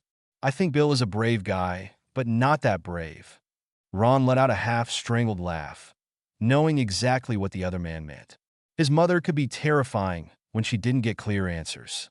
After nodding to the teenagers and reminding them to wait 5 minutes, Kingsley stepped through the fireplace, arriving at the safe house living room. All the attention was drawn to him almost even before he had fully stepped out of the fireplace. Molly and Arthur rose from their chairs and went to greet him. "Hello, Kingsley." After shaking Arthur's hand and kissing Molly on the cheek, the woman turned to a slightly younger couple. "David, Ashley, this is Kingsley Shakebolt. He's one of the Aurors working closely with Headmaster Dumbledore. I don't know if you've had a chance to meet him yet." The man, who looked quite a bit like Hermione, nodded his head to the Auror and went to shake his hand. "Yes, we met after the children's disappearance." His words caused a dark silence to settle over the room. No one had gotten over the children's disappearance. Bill shifted nervously, looking towards Kingsley. Molly, not noticing the glance, shook her head as if trying to dispel her dark thoughts. "So, do you have any idea why we are here?" "Bill only told us that Dumbledore wanted us to meet someone." Glaring at the direction of her oldest son, she added. He was quite tight-lipped about the whole matter. Kingsley smirked slightly as the red-headed man shifted nervously under his mother's stern gaze. "Don't blame him, Molly. He was under strict instructions to not let anyone know about anything before you got all here. It was not safe to talk in an unwarded place." Arthur sighed. Sometimes he got so tired of all the needed secrecy. "So, I assume it has something to do with you-know-who?" The Auror cocked his head slightly. "Not very much, but if the information was to come out, there would be trouble. As long as they remain hidden, we have an advantage over Voldemort that he would never dream about." Arthur and Molly exchanged a curious glance at the satisfied glint in the Auror's eyes. The woman crossed her arms and shot the bald man an exasperated look. "Are you going to tell us about this mysterious person anytime soon?" Hearing the fireplace come to life behind him, the man smiled and shook his head. "I guess you'll see for yourself." Stepping aside and watched as a female figure appeared in the room. He helped her to step out of the fireplace while watching the reactions of the people gathered in the room. His attention was drawn to Ashley and David. Polite curiosity was very slowly transforming into stunned recognition. Hermione's mother wavered in her place as her eyes were trying to convince her mind that what she was seeing was indeed real. David's hand came up to steady her, but a quick glance at her husband showed that his gaze was also intent on the girl. The girl moved to a side and watched as the hope that had started to grow in the other's eyes transformed into certainty when the fire flared again and the tall redhead stepped into the room. Molly, not knowing how to react, fell back into her seat while her heart tried to convince her head of what she was seeing. The moment the youth had stepped into the room, she had known for sure that he was her little boy. And yet, her mind was telling her it was impossible. Arthur put a comforting hand on her shoulder, and without removing his eyes from the two teenagers, he addressed the silent Auror. "Kingsley?" The redhead's voice wavered with uncertainty, filled with emotion, and the Auror knew he didn't want to voice the question for fear of the answer it would get. Knowing it was time to intervene, the bald man moved slightly, drawing the other adult's attention to him, even if it was rather reluctantly. Kingsley looked over them, wondering what he should tell them, but finally he settled for the simplest thing they would understand right now. "It's okay. It is really them." The words acted like a counter-curse. Molly jumped from her seat and threw herself to the youngest boy, who, having anticipated this reaction, quickly threw his arms around her neck and buried his face in her shoulder. looking for the comfort he had missed for the last few months. Finally understanding that this was really happening, Ashley did the only thing her overwhelmed mind could do at the moment and burst into tears. Hermione, who had been standing silently till then, immediately dropped on her knees in front of her and threw her arms around her middle. "Don't cry, Mum. It's all right. Everything is all right." No one besides Kingsley noticed as the fire flared green once again and another young man entered the room. Harry, seeing the emotion-charged people hugging each other, moved to a window and started to look outside. Looking at his friends at a moment like this felt like intruding, so he decided to keep himself away for the moment, trying to ignore the pang of loneliness that filled him. Kingsley silently moved to his side and leaned against the wall, trying to give the boy his silent support. He knew it must be hard for him to be there, and he also knew that voicing his worries would only bother the boy more. So the Auror remained at Harry's side, silently looking between the dark-haired boy and the two reunited families. He was soon joined by Remus, who had been the last one to step into the room. The werewolf silently put an arm around Harry's shoulders, willing the boy to remember that he wasn't alone. It took Arthur about 10 minutes to finally disentangle his wife from his youngest son. When the woman finally stepped back, sniffing quietly into her conjured handkerchief, Arthur grabbed his son's shoulders and met his gaze intently. The clear blue eyes regarded the older man calmly, waiting for him to speak, yet Arthur remained silent. He was trying to find the son he thought he had lost within Ron's eyes, but his son had changed. Gone was the brazen, carefree child he had known a few months ago. In its place stood a strong young man, one he knew he would be proud to call his son. Smiling lightly, he took Ron into his arms and hugged him tightly. "Welcome back, son." Ron had to press his eyes tightly together to prevent the tears from spilling again. He had been mentally prepared for an emotional encounter with his mother, but he hadn't expected it from his father. He hadn't been very close to him. Actually, he thought none of his siblings really was. Arthur had to work too hard and didn't have the chance to spend much time at home. They all knew the man cared about them all, but he didn't have many chances to express it. Hermione and David had moved from the floor and were now sitting next to Ashley. Both her parents were holding one of her hands tightly, quickly questioning her on her health while she tried to reassure them that she was doing well. They were all startled when Molly, who had been drying her tears, finally spotted the third teenager. Harry. The boy had barely the time to turn around before he found himself tightly hugged. Remus smiled slightly and stepped back, knowing the woman had not even seen him standing there. Hermione and Ron shared a slightly guilty look. Despite their reassurances that morning to Neville, they had completely forgotten about their friend when finally reunited with their parents. Hermione couldn't help but feel grateful for Molly's exuberance. It was just what Harry needed to not feel like an outsider. Harry, on the other hand, was standing very still, enjoying the hug, but not comfortable enough to hug the woman back. He glanced at Ron, wanted to make sure once again that his friend didn't have a problem with this, but his friend was talking quietly with his father. After a few minutes, he gently stepped back and was grateful when the red-headed woman let go of him. He was starting to get uncomfortable under her strong embrace.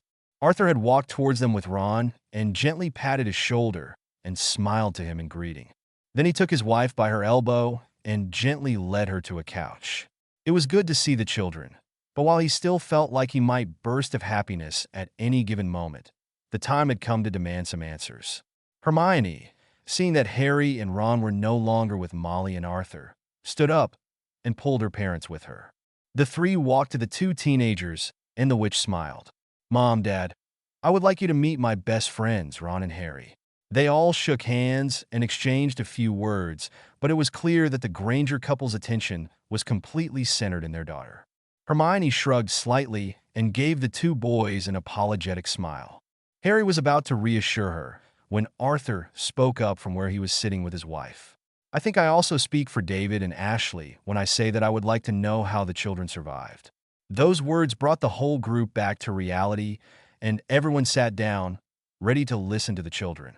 By silent agreement, Hermione started to speak, trying to make them understand everything that had happened during the last few months.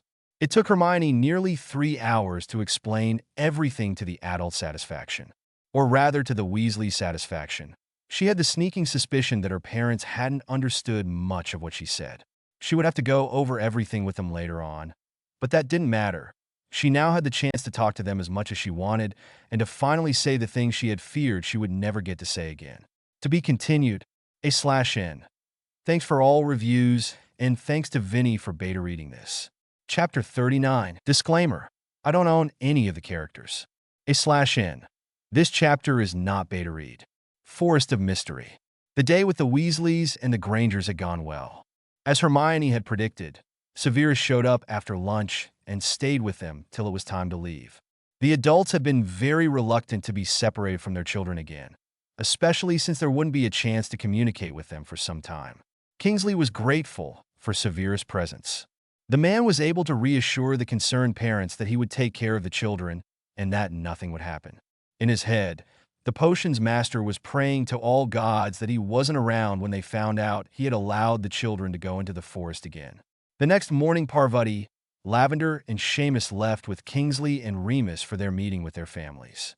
Hermione, Ron, and Neville convinced Bill to go outside with them and help them create a swimming pool in the backyard.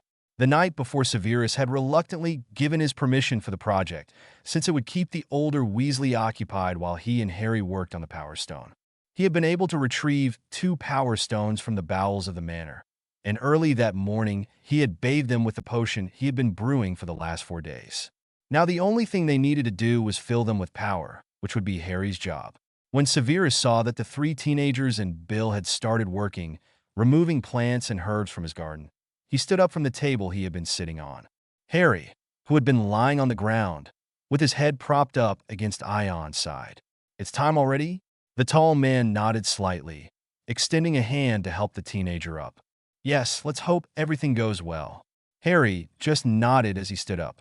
Silently, they walked to an empty room. The host elves had been ordered to remove everything from the room, knowing that if Harry lost control of the magic, it was going to lash out and destroy everything around the room. Once in there, Severus took a small box from his robes and opened it. There, resting against a black cloth, were 2 small, gray stones. Harry raised an eyebrow when he saw them. "They certainly don't look like much." The potions master shook his head and gently took one of them out. "You should know by now that appearances are deceiving, especially in our world." Harry shrugged slightly. He knew that well enough, but that didn't keep him from being surprised from time to time. The boy watched as the potions master gave him the stone, careful not to drop it. "So, how do I put my magic in here? How will I know how much magic it can take?" Snape closed the box, putting the second stone away for the time being, and looked at his charge. "The stones can store the full magic of a dozen wizards, at least, so don't worry about overdoing it. There's no way you will be able to put that much magic into them. The true problem comes with putting it inside. You will need to concentrate as much magic as possible in your hands before releasing it into the stone in one single blast. That is very important, Harry. You need to pour all the magic in one blast. The moment magic enters the stone, it will shut down, and no one will be able to put more magic in there for a while." Harry frowned, looking intently at the little stone he held in his hand. He had learned how to concentrate his magic under Kingsley's tutelage, but this would be the first time he released the magic he concentrated. The thought that the little stone would have to hold the power that he released made him nervous.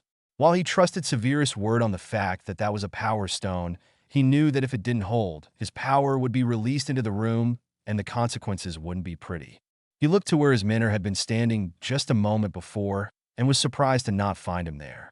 Moving his gaze around the room, he finally found the tall, dark form of the potions master leaning against the far wall, looking at him intently.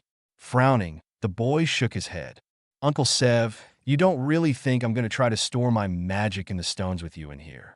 If I lost control, I could severely injure you." Snape scowled. He knew the boy was right, but was very reluctant to leave him on his own. "I would prefer it if you weren't alone while attempting this, Harry." The teenager's face softened. "I really appreciate it, Uncle, but it's really not wise. Please wait for me outside." Sighing, the tall man walked over to the closed door. "Shout if you need my help." "Understood." Harry nodded and waited till the door closed behind the man before returning his attention to the small stone he was holding. Taking a deep breath, He closed his eyes and started to gather his magic in the hand holding the stone. He knew he needed to gather a large amount of magical energy for it to work, more than he had tried to do so far. He stood there for nearly an hour, gathering his strength and holding the magic tightly wound to his hand. If he had had his eyes open, he would have noticed a bright light surrounding his hand. When he felt he couldn't control any more magic, he took a steadying breath, and with a single thought, he pushed all his magic inside the stone. As soon as the magic left his body, he was thrown back into the table from the backlash, and he crumpled to the floor, panting with exertion. Moving his head carefully so he was able to see the stone he still had in his hand, he became entranced with the beautiful sight. The previously gray stone had grown slightly in size and was now pulsing with an inner light that filled him with warmth. He hoped it would be enough to pierce the forest barriers because he didn't feel up to filling the second stone right now. He was so intent on the power stone that he didn't hear the sound of the door opening. Severus, who had been waiting impatiently outside the room, suddenly felt a great flash of power coming from inside, and he knew that Harry had managed to fill the power stone. He waited outside for a few minutes, wondering if he should enter the room. When no sound came from inside, he carefully pushed the door open and looked through it. He gasped when he saw Harry lying on the ground, and he quickly rushed to the boy's side. The potions master was very relieved when he saw that the teen wasn't unconscious, but the dazed look in his eyes didn't help much. Harry! The boy didn't move to acknowledge him, his eyes still firmly fixed on the glowing stone. Severus gently took the stone from the younger man's lax hand. Feeling the warmth produced from the gem leave him, Harry wanted to protest, but his voice was reduced to a weak whimper. He blinked and finally noticed the man kneeling beside him. For his part, the Slytherin had taken the box and locked both power stones securely inside before putting them in a pocket and returning his attention to the teenager still lying on the ground. He was relieved that the dazed look had somewhat left the boy's pale face. Harry! Severus put a hand gently against a clammy cheek, and Harry immediately moved, so he was leaning against the soft touch. I'm going to lift you up, all right? I need to examine you, but we'll be more comfortable in your own room. The teenager nodded his head lightly, not able to find his voice yet. Silently, Severus placed a levitation charm over the teenager and then lifted him into his arms. Cradling him tightly against his chest, they both left the bare room behind. Harry was dozing against him when they reached the room that the younger wizard had been assigned. Severus was a bit startled to see Hermione sitting in a chair, reading a thick book. The girl immediately jumped up when she heard them come in. Uncle Severus, did everything go all right? She moved worried eyes over her friend's small body. Is Harry all right? The older man didn't bother to answer her questions yet. Instead, he motioned towards the bed. Help me settle him down? I need to look him over. The girl immediately complied and pushed aside the covers so that the potion's master could lay the sleeping boy down. Once he was lying on the soft bed, Snape took his wand out of his pocket and started muttering spells over the teenager's head. Hermione shifted at his side, wanting to ask quite a few questions, but knowing the man's attention was entirely focused on the black-haired wizard lying on the bed. Once Severus finally stopped chanting, he called a house elf to his side and ordered it to settle the boy comfortably in bed and stay at his side till someone came to relieve him from its duty. Once Tolly nodded her head in understanding, the potion's master gently took the girl's elbow and pushed her outside the room. The pair silently moved to the library and settled down in 2 armchairs. Where is Bill? Why weren't you with him? Hermione pushed a bit of her hair behind her ear and started to serve the tea that had suddenly appeared in front of them. Ron, Neville, and Bill are still outside. They started painting the swimming pool. Ron suggested they do it the Muggle way so that they would take longer, and it wasn't long before they started a paint war. Severus nearly choked on the tea he had been drinking. A paint war? In my garden? If they have damaged anything, they're going to clean it up the Muggle way. Hermione chuckled softly. Knowing Bill had placed protection charms around the area, they were working just for that reason. Don't worry, Uncle, Bill has it under control. At his relieved look, she couldn't help but add softly. At least he did when I left. At his stern look, Hermione couldn't help but laugh softly and wave his worries away. It's going to be all right. But now tell me, did Harry manage to do it? And is he going to be all right? Severus gently took the precious box out of his pocket and opened it so that Hermione could see the two stones lying there. The empty Power Stone wasn't much to look at in comparison to the glowing gem. The Gryffindor girl smiled slightly. The light feels warm. Snape nodded. Harry really did a good job in filling the stone. The power it generates right now is large. I can barely imagine how it will feel once the potion is activated. Hermione nodded and watched as Severus put the box where it was. What about Harry? The older man smiled slightly at her concern. He'll be fine. It's the first time he has released so much magical power at once. It's to be expected that he is exhausted. I think he'll be back on his feet in a few days. They stayed silent for quite some while, quietly sipping on their tea. The peaceful silence was broken by Hermione. Uncle, the older man looked from the cup of tea he had been watching and turned his gaze towards the girl. What is it?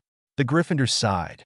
We've never actually discussed how we'll get the portkey to Voldemort. A small smirk grew on the man's face. Leave that to me. It won't be much of a problem. The girl looked a bit worried, but decided to withhold her doubts. The professor seemed to be very sure, and he mostly knew what he was able to do. If he said he could get the portkey to Voldemort, Hermione trusted that he would be able to do it. To be continued, /N. Thanks for all reviews. Chapter 40. Disclaimer. I don't own any of the characters. Forest of Mystery. Harry had slept peacefully during the whole evening and night. Remus had been especially concerned about him when he was told the boy wasn't feeling well, but Severus had managed to reassure him that Harry would be fine if given a good rest. The potions master had had to use the extra lessons as a reason for the boy's exhaustion, and he was quite surprised it had worked. He suspected that Kingsley didn't quite believe him, but so far, the Auror hadn't said anything about it. The next morning, Harry woke up in time for breakfast. Even though he felt like he could go right back to sleep, he knew he should go down and have breakfast with everyone else so to not arouse too much suspicion. After he took a shower and got dressed, he was feeling a bit more awake. He met Neville outside. The boy was nearly bouncing with energy, his face glowing with a brilliant smile. Harry smiled at the other boy. Ready for your big day? Neville rubbed his hands excitedly. I can hardly wait. I've been wishing to go there for years now, and to finally be able to, it's a dream come true. Suddenly, the boy looked a bit self-conscious towards his companion. I'm sorry. Harry blinked tiredly towards Neville. Huh? What are you sorry about? The other boy looked at the dark-haired wizard with a small frown. Today is a very important day. The others are going back to the forest. You can barely stand on your feet. And here I am, only thinking about visiting some place. Harry shook his head slightly. A place, as you called it, that you've wished to see since you were a child. He stalled the other boy's response by slightly raising his hand. Nev, today we'll all have a task to do, and yours is to keep Bill away from here. What does it matter if you get something in return? The other Gryffindor rolled his eyes. You always have to make sense, don't you? Harry smirked up to his companion. Of course, where would be the fun if I didn't? Neville was about to retort when Harry swayed dangerously to his side. Quickly taking him under an arm, Neville steadied the other boy against the wall. You should be in bed. Harry shook his head, trying to clear the dark spots dancing in front of his eyes. Are fine? Neville snorted and forced the unresisting boy to sit down on the floor in the hall. You're anything but fine. You should be in bed and resting, not wandering around. Harry leaned his head against the wall with a sigh. I need to go have breakfast with everyone. I bet Remus and Kingsley were suspicious yesterday when I didn't show up for dinner. Neville snorted. If they weren't suspicious then, they will be the second they take a look at you. You look like you're about to fall dead. The other Gryffindor chuckled weakly. Good thing I'm sitting then, isn't it? A deep voice interrupted Neville's answer. Your attempts at humor are getting worse. Neville turned around slightly, giving Harry a glimpse of his guardian. Severus was looking sternly down at them, a displeased frown marring his face as he walked closer. With a rustle of clothes, he knelt next to Neville and put a hand on Harry's forehead. May I ask what on earth possessed you to get out of bed? The dark-haired boy weakly tried to bat his uncle's hand away. I'm fine, just a bit tired. I thought it would be better to come to breakfast before Remus and Kingsley start asking too many questions and all our plans are ruined. The potion's master shook his head. And how are you going to convince them that you're okay and that they can leave without worries if you cannot even walk? Harry pouted. I can walk perfectly fine. I was just dizzy for a bit, but now I'm fine. Severus raised an eyebrow and silently stood, motioning to Neville to follow. The silent boy watched expectantly from his guardian to Harry, wondering if Severus was really going to allow the other boy to show himself like this. The potion's master silently extended a hand to Harry, offering to help him up. The Gryffindor stubbornly refused to take the hand and pushed himself up against the wall until he was standing. Shaking his head, Severus turned around and put a hand on Neville's shoulder to force him to walk at his side. They had barely taken a few steps when the former spy heard a soft gasp. He was just in time to turn around and catch Harry in his arms as the boy's legs gave out under him. Harry couldn't help but breathe quietly as his guardian scooped him up in his arms like a baby. Stubborn child, why do you never listen to what others say? Assuming it was a rhetoric question, Harry didn't bother with trying to come up with an answer. Instead, he leaned his head against the man's shoulder and closed his eyes. It seemed that the decision about what he would be doing this morning had been taken from his hands. He quietly admitted to himself that the other two men were right. He was not up to being around anyone. Neville silently opened the door to the other boy's room and turned the covers of the bed down so that Severus was able to put his charge down. The older man tucked the teenager in and turned to Neville. Go ahead to breakfast, but we'll want to leave soon. The other boy stayed still, frowning down at his dozing friend. Is he going to be all right? Severus sat down and gently passed a hand over the child's head. He'll be okay. He's just exhausted and will need to take it easy for a while. He snorted softly, adding quietly, and that's going to be the most difficult thing for him and for the rest of us. The standing teenager chuckled softly in agreement and turned to leave. When he had reached the door, he turned his gaze to the other two. Uncle Sev, the older man turned to the teenager and frowned slightly at the troubled look on Neville's face. What's wrong, child? The Gryffindor fidgeted a bit, not sure how to voice his troubles. While he got along fine with Severus, he wasn't as close to him as Harry or Hermione. Hearing the forbidding man calling him child in that affectionate tone made him realize once more how much they had changed in the forest. Seeing that the older man was still, patiently waiting for him to speak, Neville shook his head and turned his thought to what he had wanted to ask. Are you sure it's okay for me to go to Green State today? Shouldn't I help around here? Severus shook his head and walked over to him. Gently taking the boy's shoulders in his hands, he bent down slightly so he could look him in his eyes. You have just as much a right to have a special day as the others. Neville shook his head. They're going to meet their parents and their family. The older man squeezed his shoulders tightly. Just because your family is unfortunately not here anymore doesn't mean you should be excluded. When the boy made to protest, Severus pressed on. It's not only that, we also need to keep Bill distracted. And from what the headmaster told me, Professor Sprout really needs those plants. The fact that you will enjoy your day is just a bonus. Sighing, Neville nodded in agreement and allowed himself to be led outside.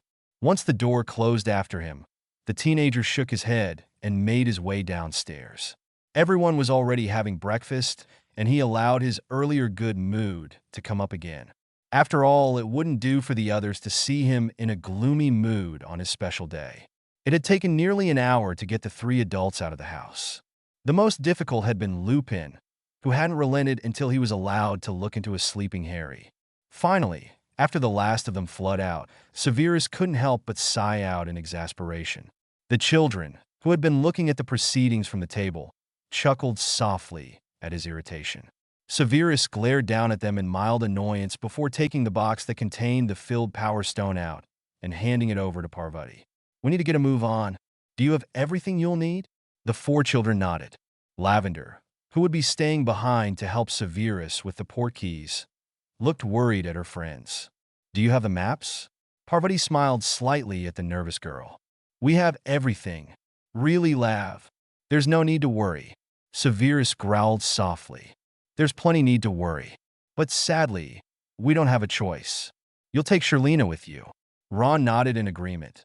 They had talked about everything before, but he didn't think that pointing that out would go over well to the worried man.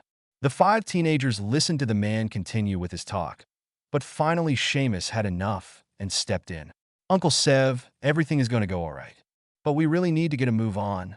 Severus pressed his lips tightly together, but nodded in agreement. Silently, he summoned a house elf to his side. Peppy appeared with a soft pop. Peppy will be away for most of the day. Harry is not feeling well, and I would like you to keep an eye on him. If someone were to attack you, your priority is to get him safely to Hogwarts, understood? The house elf's round eyes looked seriously up at him. Yes, Master Severus. Master doesn't need to worry. Young Master Harry will remain safe. With a nod to the house elf, the six of them walked out of the house. Lavender whistled sharply, and Kiera and Shirlena appeared from the garden bushes and ran up to them. Once the entire party was ready, Severus took out the portkey he had made the day before. It would take them to the same spot in which they had left the forest barely a few weeks ago. With a soft pop, they appeared at the familiar place. Hermione couldn't fight down a shudder as she looked at the brilliant white portal that rose in front of her. She never would have thought the day would come in which she would willingly enter this place. And yet, she had silently longed to see its beauty again. The forest was a very dangerous place, and yet it held many dear memories to her. Her attention snapped back to the others as she sensed Ron pick up his bag at her side. She also checked on her own bag. Her job would be to draw the runes on the floor in case the power stone didn't work. While she, Seamus, and Ron were checking on their equipment, Severus stood at his side, seriously talking to Parvati. You will need to bathe the stone with this potion. The moment you do that, the power from the stone will be greatly amplified, so be sure none of you are touching it. I'll be here, waiting to sense the power. You'll wait for half an hour. If I manage to create the portkey, I'll use it to get to you to make sure it works. If I don't appear within that period of time, let Hermione draw the runes and return here. Severus spoke again in a softer voice. Don't get too deep into the forest, and for Merlin's sake, don't get lost.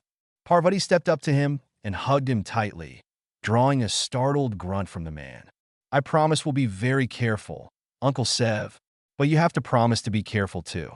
Don't use the portkey unless you're completely sure it works. We don't want to lose you. The older man nodded in agreement and stepped back, Lavender and Kiera at his side. With a last glance to them, the four teenagers and the other Jirian turned around, and with a deep breath, they crossed the barrier, back into the forest. To be continued, /n. Thanks for all reviews, and special thanks to my beta reader Vinny. Chapter 41. Disclaimer. I don't own any of the characters. Forest of Mystery. For the first time in her life, Hermione was quite grateful about the portals spread out through the Forest of Mystery. They meant that they only needed to walk for a few minutes before finding themselves deep within the woods. As soon as they had entered the place, they had made sure that the portal's layout hadn't changed during their absence. They were relieved to see that everything was in place, so they started to walk through the carefully defined path. They had spent a few hours last night, making sure they all knew the way out by memory, just in case something happened to the maps. Each of them also had a carefully made copy of the original maps, just in case that they lost sight of each other. Shirlena was bounding excitedly around, rushing through the trees like a small cub. But not even her antics could draw a smile from the tense teenagers as they hurried to the place where they would put the power stone.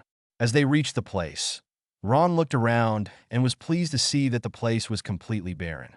They had chosen this particular part of the forest because it only held one portal, and it was completely empty. The only thing that grew in this part of the forest was large trees, so high that you could barely discern their lowest branches. No animals lived in this part of the forest, and there was no water to be found around. The portal was encased in a tree, so the probability of stumbling through it if you weren't able to see it was very small. The place was perfect. If Voldemort didn't die the moment he arrived here, it would not take long to get him killed.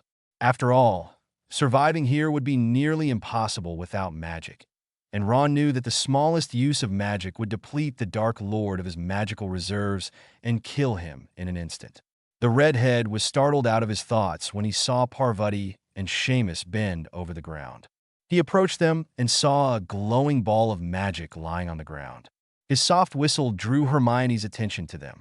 It's beautiful. Parvati nodded. It's also very powerful.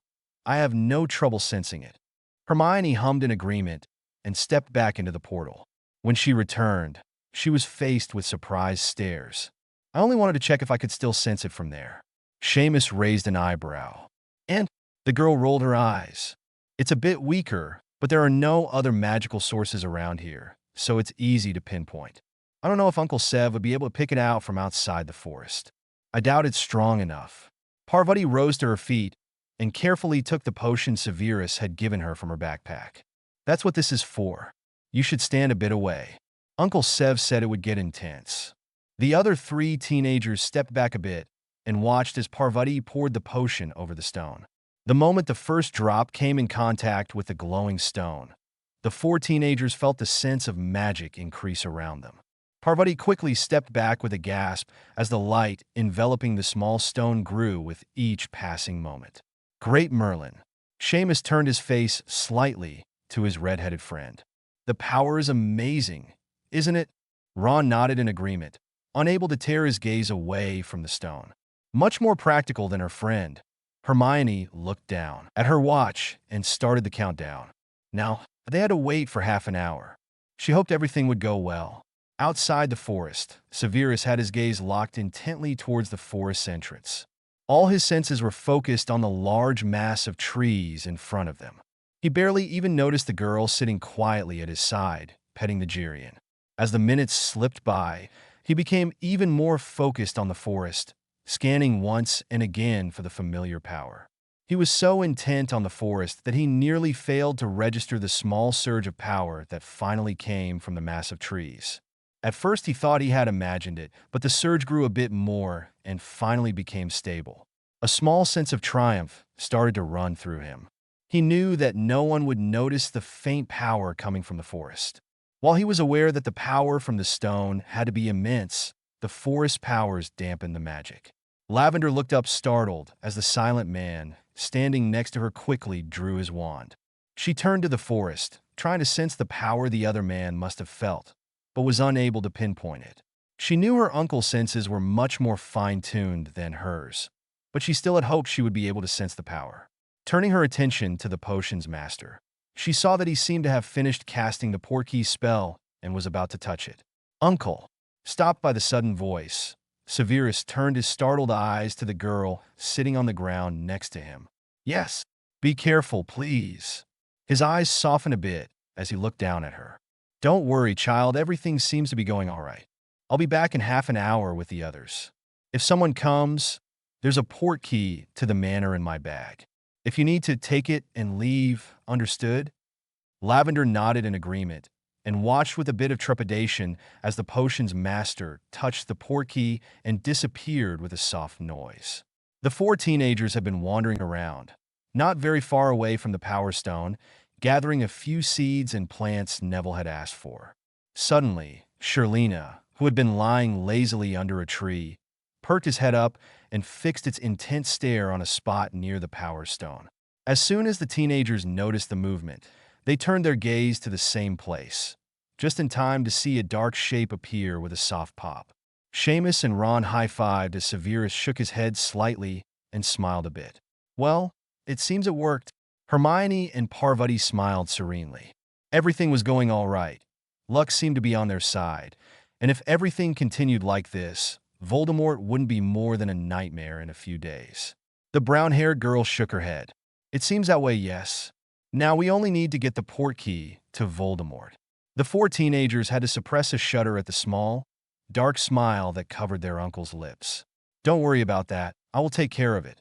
Seamus and Parvati glanced at each other, but chose to remain silent. They trusted the man to do what was best, but couldn't help but wonder just what was going through the man's mind. Severus' face relaxed to a more serene smile and motioned to the teenagers.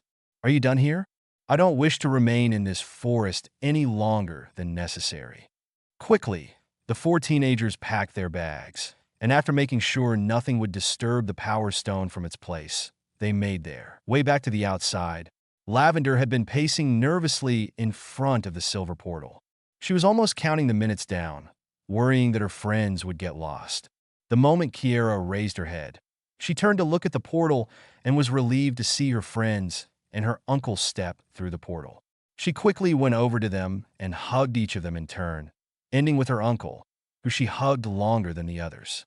"Severus, understanding her anxiousness, patted her back lightly. "It's quite all right, Lavender. Everything went fine. The port key works fine." Sighing, the girl nodded and finally released the older man.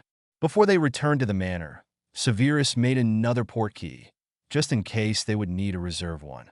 Once they had gathered everything up, they returned to the manor. Harry was wandering aimlessly around the house, Ion pacing calmly at his side. He wished he could have gone with the others to the forest. He hated the idea that his friends might be in danger, but he had to admit that he wasn't up to it. He had been sleeping nearly until noon. When he woke up, Peppy was at his side at once and held a steaming plate of food under his nose, telling him in no uncertain terms that he was to eat. It seemed that Severus had left behind firm orders to the elves to take proper care of him, and in the minds of the little creatures, eating was right at the top. So, not having been given an option to protest, he dug in while his mind tried to imagine what his friends were doing at the moment.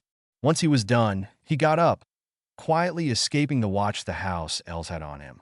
That had been nearly 20 minutes ago, and now he was walking around, trying to avoid the little beings to find him and force him back to bed once again.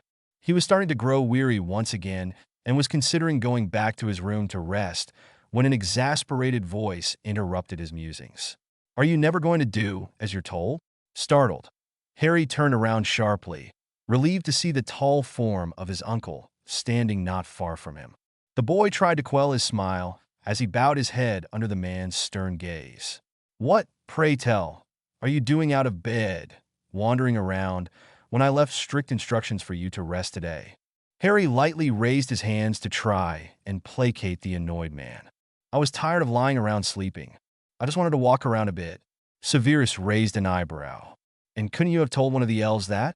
At least you would have had someone to watch over you in case something happened." Harry flushed a bit. "I had assumed you would have ordered them to keep me in bed." The potion's master grumbled under his head and motioned the boy to walk with him. "If I order someone, be it you or the elves, to do something, there is always a plausible reason behind it. I don't usually order things for the fun of it." The boy nodded in acceptance. "I know, Uncle Severus." The man's dark gaze settled on him. "So, why do you insist on disobeying me?" Harry opened his mouth to reply, but closed it once again, trying to figure out how to answer such a question. The man didn't insist on an answer as they walked towards the boy's room. Once they entered, Harry immediately scrambled into bed and turned his attention to the man. "Did everything go okay?" Severus was very aware that the boy hadn't answered his former question, but he let it go, knowing that he had given Harry something to think about. "Everything went all right. We have the port key." Harry leaned back against his pillows and sighed. "Now we only need to get it to Voldemort." Severus repeated what he had told the other teenagers before. "I'll take care of that."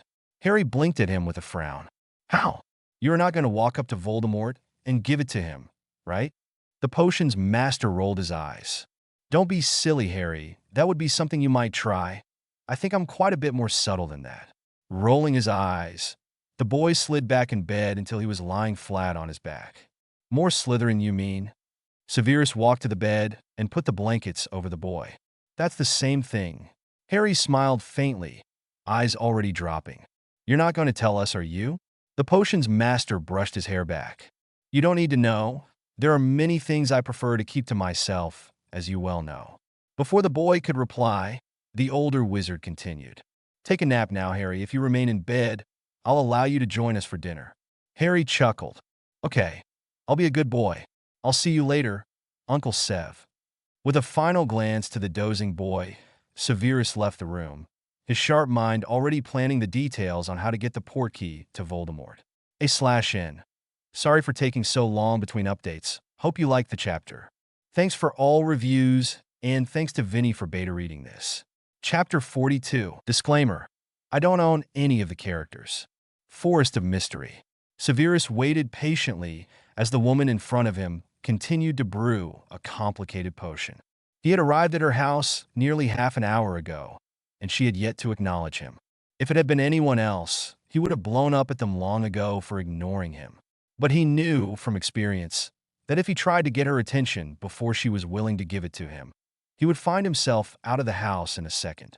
Stifling a sigh, he leaned back against the wall and watched her graceful movements as she added just another ingredient into the complicated brew.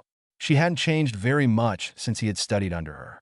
Her hair was still the same blonde color, and it was still braided in a long ponytail.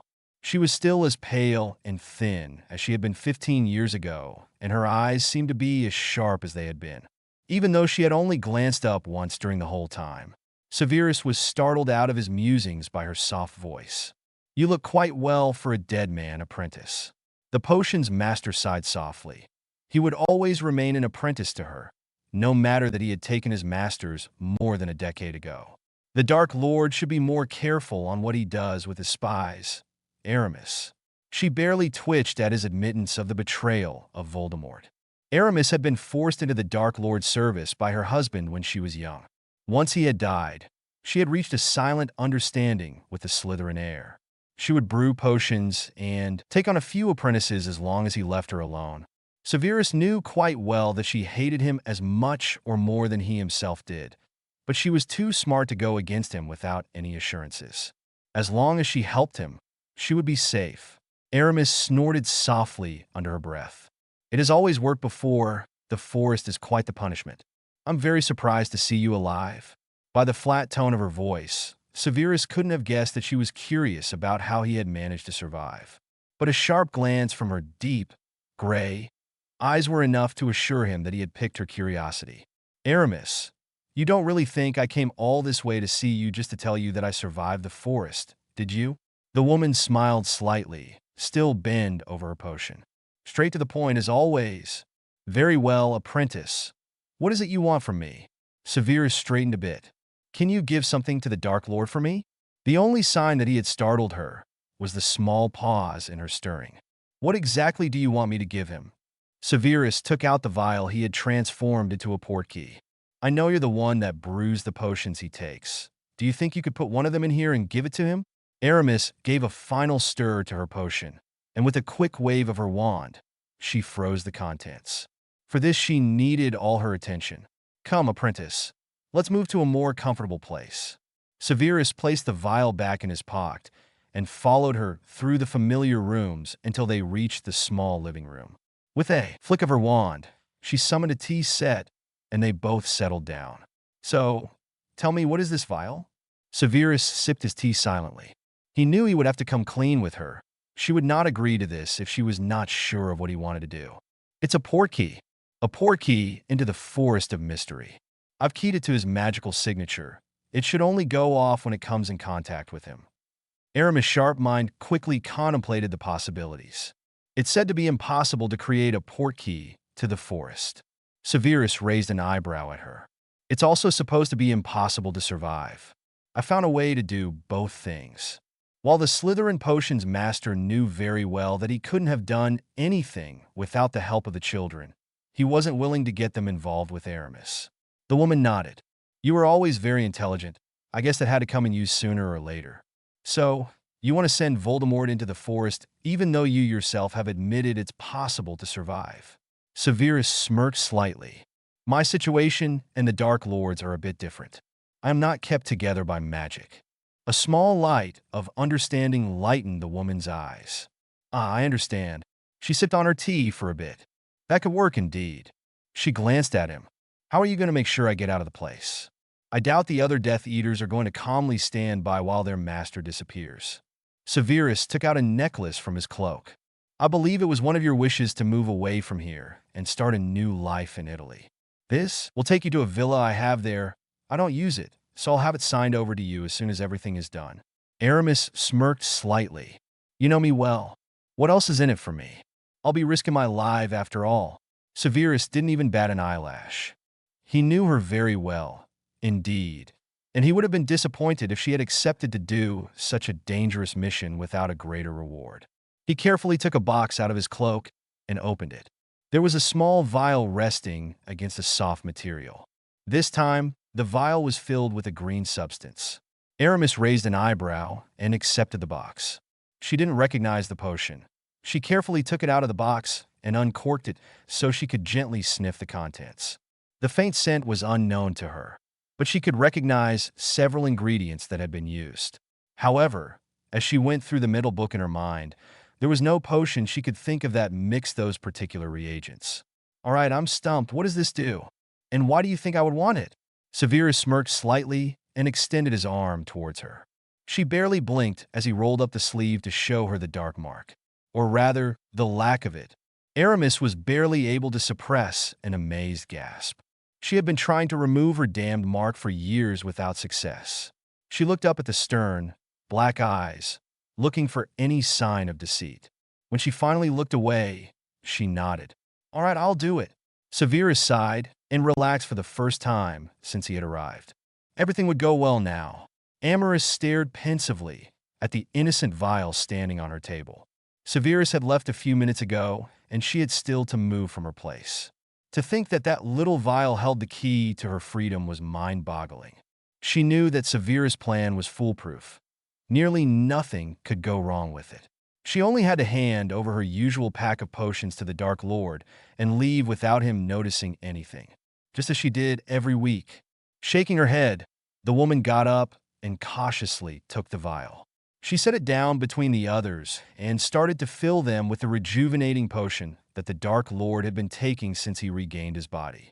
Once the vials were filled, she packed them in a small package and carefully stored it in her cupboard. She would deliver them in the morning, just like she did every week. With a last glance towards the closed cupboard, she left the lab. There were things she wanted to pack before making her escape. Harry sighed and put the book he had been reading away. He was bored out of his mind, but his uncle had told him he was to stay in bed today, and after yesterday's lecture, he thought it better to obey. If he only could think of some way to amuse himself. As if reading his somber thoughts, the door to his room opened, and Hermione and Dean entered the room. Harry's face relaxed into a smile at the sight of his friends, and he motioned for them to join him on the bed. Hermione sat down gracefully on the bed and glanced at him with a raised eyebrow. I have to say I'm surprised to still see you here, Harry. Dean nodded in agreement. Yeah, we were fully expecting to have to hunt you down. Harry rolled his eyes. Uncle Sev had a few chosen words for me yesterday. I thought it better not to try his patience for now. He is right about this, not that I'll ever admit it to him. The two other teenagers laughed at his resigned words. Dean shook his head. Then, if Uncle Sev is the only thing keeping you in bed, I better not tell you that he is not here. Harry narrowed his eyes at that. So, that's why I haven't had him in here to check on me all day so far. I was starting to wonder, where has he gone off? Hermione shrugged her shoulders slightly. No one knows. He left a message with Peppy, saying he had things to do today and that he would be back for dinner. But other than that, nothing. The dark-haired boy pressed his lips together. So, he is gone? Dean blinked at the two of them, not quite catching what they meant. Gone? Gone where? Hermione took one of Harry's pillows and whacked Dean on the head with it. Honestly, pay a bit of attention to the things happening around you. Uncle Sev said he would get the port key to Voldemort, and he has left this morning before anyone could question him. Where do you think he went? The boy's eyes lightened in understanding. Oh, I get it. Then, after a few more seconds of thought, he frowned. Won't that be dangerous? I mean, no one knows where he is. The only thing we know is that he's arranging for a way to get the port key to Voldemort. I don't know if I like him being alone like that. Harry was about to agree with the other boy when Hermione interrupted him with a firm voice. Uncle Severus knows what he's doing. I doubt he would put himself in danger. He seemed to know what he would do, so there's no need to worry. Harry sighed and leaned back against the pillows. It's not like we could do anything right now. Have Kingsley or Remus said anything about it? Dean shook his head. No, not really. They only insisted we should keep practicing with our magic. That's where the others are. We managed to finish the exercises earlier and decided to come find you.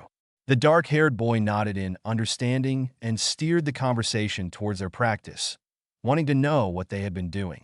Severus didn't make it back to the manor until just before dinner. After the talk with Aramis, he had taken a portkey to Italy to make sure everything would be arranged to receive the new potion's mistress. When he finally portkeyed back into the manor, he was met with one of his house elves, who quickly took his cloak. Where is everyone, Nancy? Everyone is waiting for you in the living room to have dinner, Master, except for Master Harry. He is in his room, as Master ordered. Severus raised an eyebrow and thanked his house elf before making his way to Harry's room. He knocked lightly on the door. When he didn't receive an answer, he quietly opened the door and smiled slightly when he saw Harry, leaning in a strange position against his pillows, his eyes closed and a peaceful expression on his face. He made his way to the bed and gently shook the boy awake. "Wake up, child, it's time to have dinner." Harry's eyes fluttered open, and he yawned as he settled his gaze on the tall man. "Uncle Sev, you're back." Severus was forced to bend down a bit lower as Harry wound his arms around his neck in a relieved hug. The older man frowned. "I told the house elves that I would be back by dinner time." Harry shrugged and loosened his grip a bit, so he was able to look the man in the eye. "You went to arrange for the portkey to be delivered. How could we not have been worried?" Severus rolled his eyes and straightened up, forcing the boy to let go of him. "It was hardly dangerous, Harry." The boy looked at him with a bit of annoyance. "And how are we supposed to know that? You refused to tell us what you had planned." The potion's master rubbed his face tiredly. "I didn't mean to worry you. I just got in contact with someone who was willing to slip Voldemort the portkey." Harry looked worried. "And now what?" "Now we wait. She should deliver it tomorrow. We'll see what happens then." Not giving the teenager a chance to answer, Severus drew the blankets down. "Come on, Harry. Everyone is waiting for us. We need to have some dinner." To be continued, A/N. Thanks for all reviews, and thanks to Vinny for her wonderful beta reading. The end. Disclaimer: I don't own any of the characters. Forest of Mystery. Amorous Operat to the Dark Lord's latest hiding place. She had the potions firmly packed in a padded box, making sure that nothing would harm them. She had taken a calming potion before leaving. She needed to appear as calm and collected as always, and she feared that the excitement she felt would sip through her occluded mind. The Death Eaters guarding the large throne room opened the doors for her as she stepped closer, allowing her to step in without pausing in her stride. Voldemort was sitting in his usual place, Pettigrew sniveling at his feet, and a few other Death Eaters waiting around him for instructions. Amorous was secretly relieved to notice none of the Death Eaters belonged to the inner circle. She would have to make her escape quickly, and she had a much better chance of doing so if there was no one really powerful around. Voldemort paused in his speech as he saw her approach. "Ah, Amorous, punctual as always." The woman knelt in front of him and offered the box with the vials. "Here are your potions as you ordered, my lord." Just like any other time, Pettigrew slid over to her and took the box. Then, he approached the Dark Lord and handed the potions one by one after having taken a sip out of them himself. Amorous always had to suppress a small smile at the ritual. Voldemort was nothing if not paranoid. The witch watched him passively as potion after potion went down the snake-like throat. When the third potion made it into the Dark Lord's hand, her hand closed around the necklace, ready to think the words that would activate the portkey should the vial do its function. As if in slow motion, Aramis watched as Voldemort's snake-like hand came forth and took the vial from the other man's hand. The moment the Dark Lord came in contact with the hidden portkey, a soft pop rang through the room, taking not only him, but also Pettigrew, who hadn't released the vial yet, to the Forest of Mystery. A sharp gasp ran through the room, but Aramis didn't wait to see what would happen next. With a muttered word, she also disappeared, leaving the Death Eaters in disarray, wondering what exactly had happened. Voldemort looked around, an enraged frown on his snake-like face. He didn't know what that woman was playing at, but he was going to make her regret it. At first, when he had touched the portkey, he had expected to find himself surrounded with Aurors, Dumbledore standing at the front of them.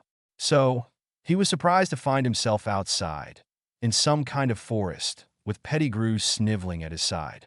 With a disgusted glance at his unwilling companion, he took his wand out of his pocket and tried to apparate back to his throne room.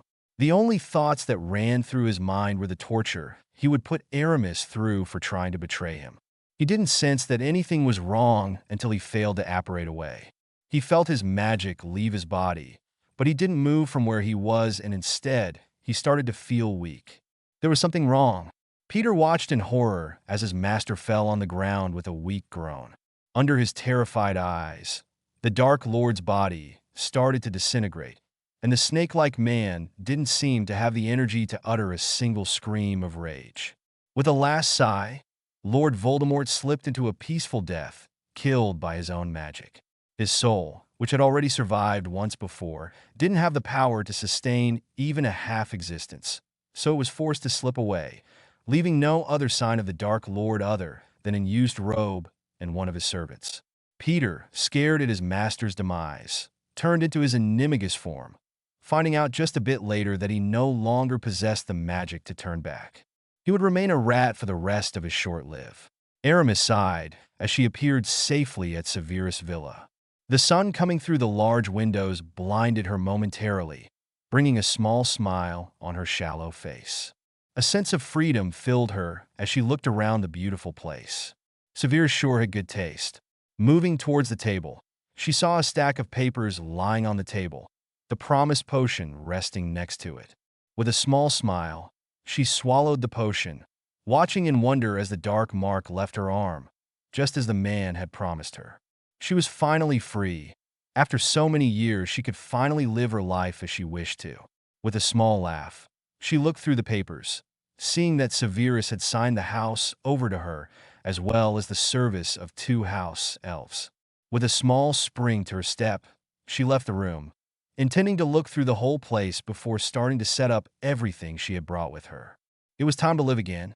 The children had been trying to get through the day as usual, ignoring the questioning looks Kingsley, Bill, and Remus shot them from time to time. None of them knew exactly the time in which Voldemort would be handed the portkey. Severus watched in amusement as the children darted through the house, trying to find something to occupy their time. Finally, growing tired of their incessant walking around, he called a house elf. "Nancy, please tell the children to get down here now."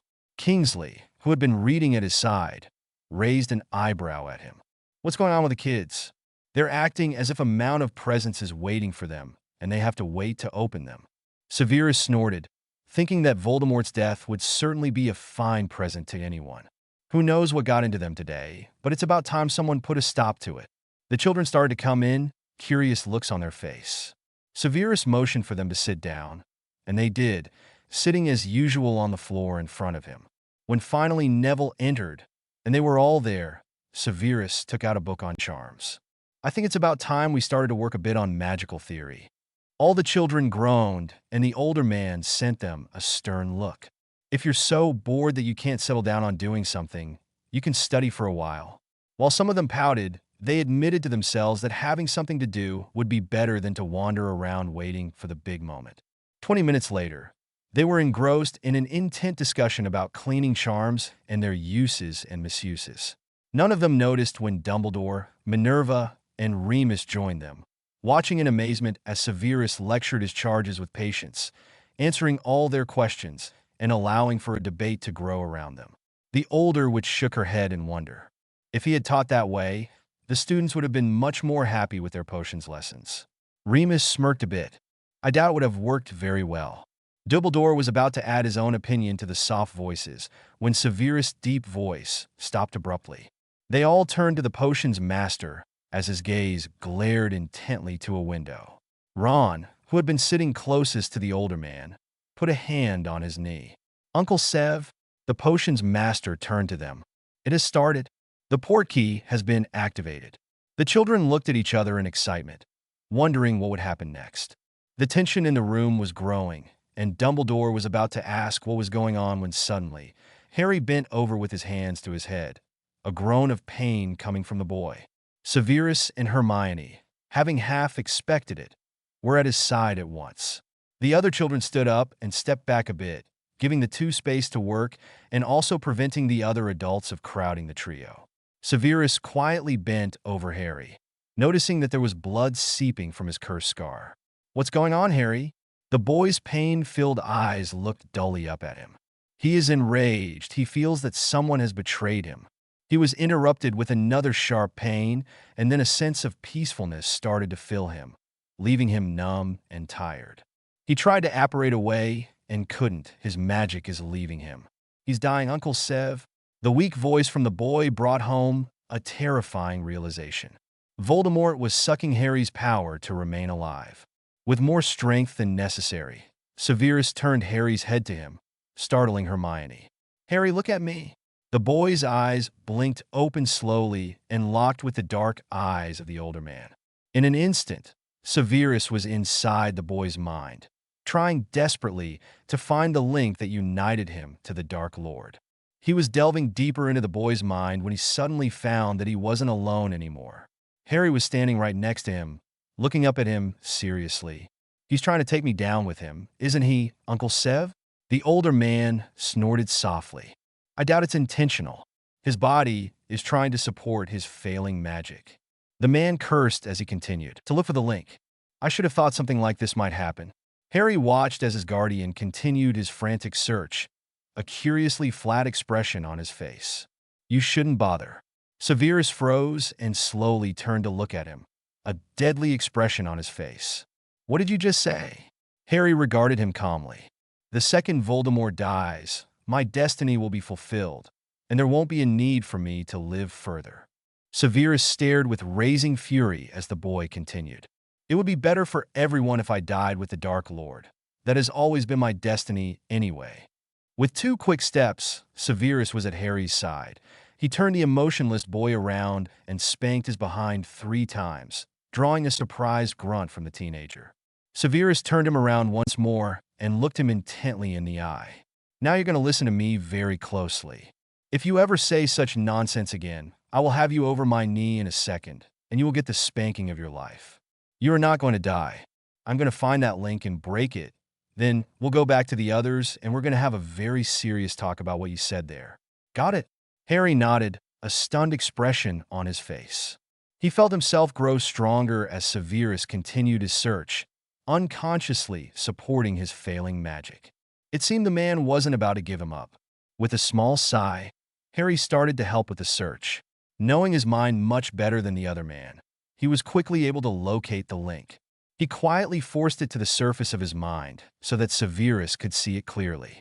The older man shot him a sharp glance, but without a word he started to work on dissolving the link. The potions master had thought it would be much more difficult to sever the link, but Voldemort's failing magic no longer had the strength to keep up its end of the link, so it was with a few tugs of his own magic that he managed to break it. With a sigh, Severus left the boy's mind. The Slytherin blinked as he returned to his own body. He noticed that everyone was staring at him intently, but he only had eyes for the boy lying in his arms. With a groan, Harry opened his eyes and brought a shaking hand to his forehead. "That hurt," Severus snorted. "No surprise there. We broke that link rather abruptly." Harry blinked up at him, as if surprised to see him there. Then he flushed deeply. "I can't believe you spanked me." Severus glowered sternly down at him. "Believe me that I will do it again if I hear you say such nonsense again. And then it will be in real life, not in your mind. Are we clear?" Harry looked down, faintly embarrassed, but also secretly pleased. Here was someone who really cared about him, and that would protect him, even from himself. "Yes, Uncle Severus." A soft cough startled them out of their conversation. Dumbledore raised an eyebrow. "Could someone tell us what is going on, please?" At the end of the year, Dumbledore couldn't help but look around the Great Hall in pleasure. The year had started darkly, the threat of Voldemort deeply entrenched in everyone's minds, and the fear of death spread heavily around the air. And now here they were. The Gryffindor house was once again complete, and Voldemort was dead. Looking around, he was a bit sad when he didn't see Severus at his usual place. The dour man had refused to return to teach at the school. Instead, he had spent his days building up a potions research business with a friend of his and fighting for the custody of Harry and Neville. The Slytherin had once again managed to get his wishes. His business was growing, gaining a very good reputation as the months went by. And this summer, Neville and Harry would go home to someone who cared about them. Dumbledore smiled slightly as he watched the Gryffindor's 6th years joking quietly with each other. He suspected Severus would have to deal with a few teenagers more besides his own charges. Oh, well, he would leave Severus to deal with them. He just needed to get ready for the next school year and maybe start considering retirement. He was starting to feel old after all.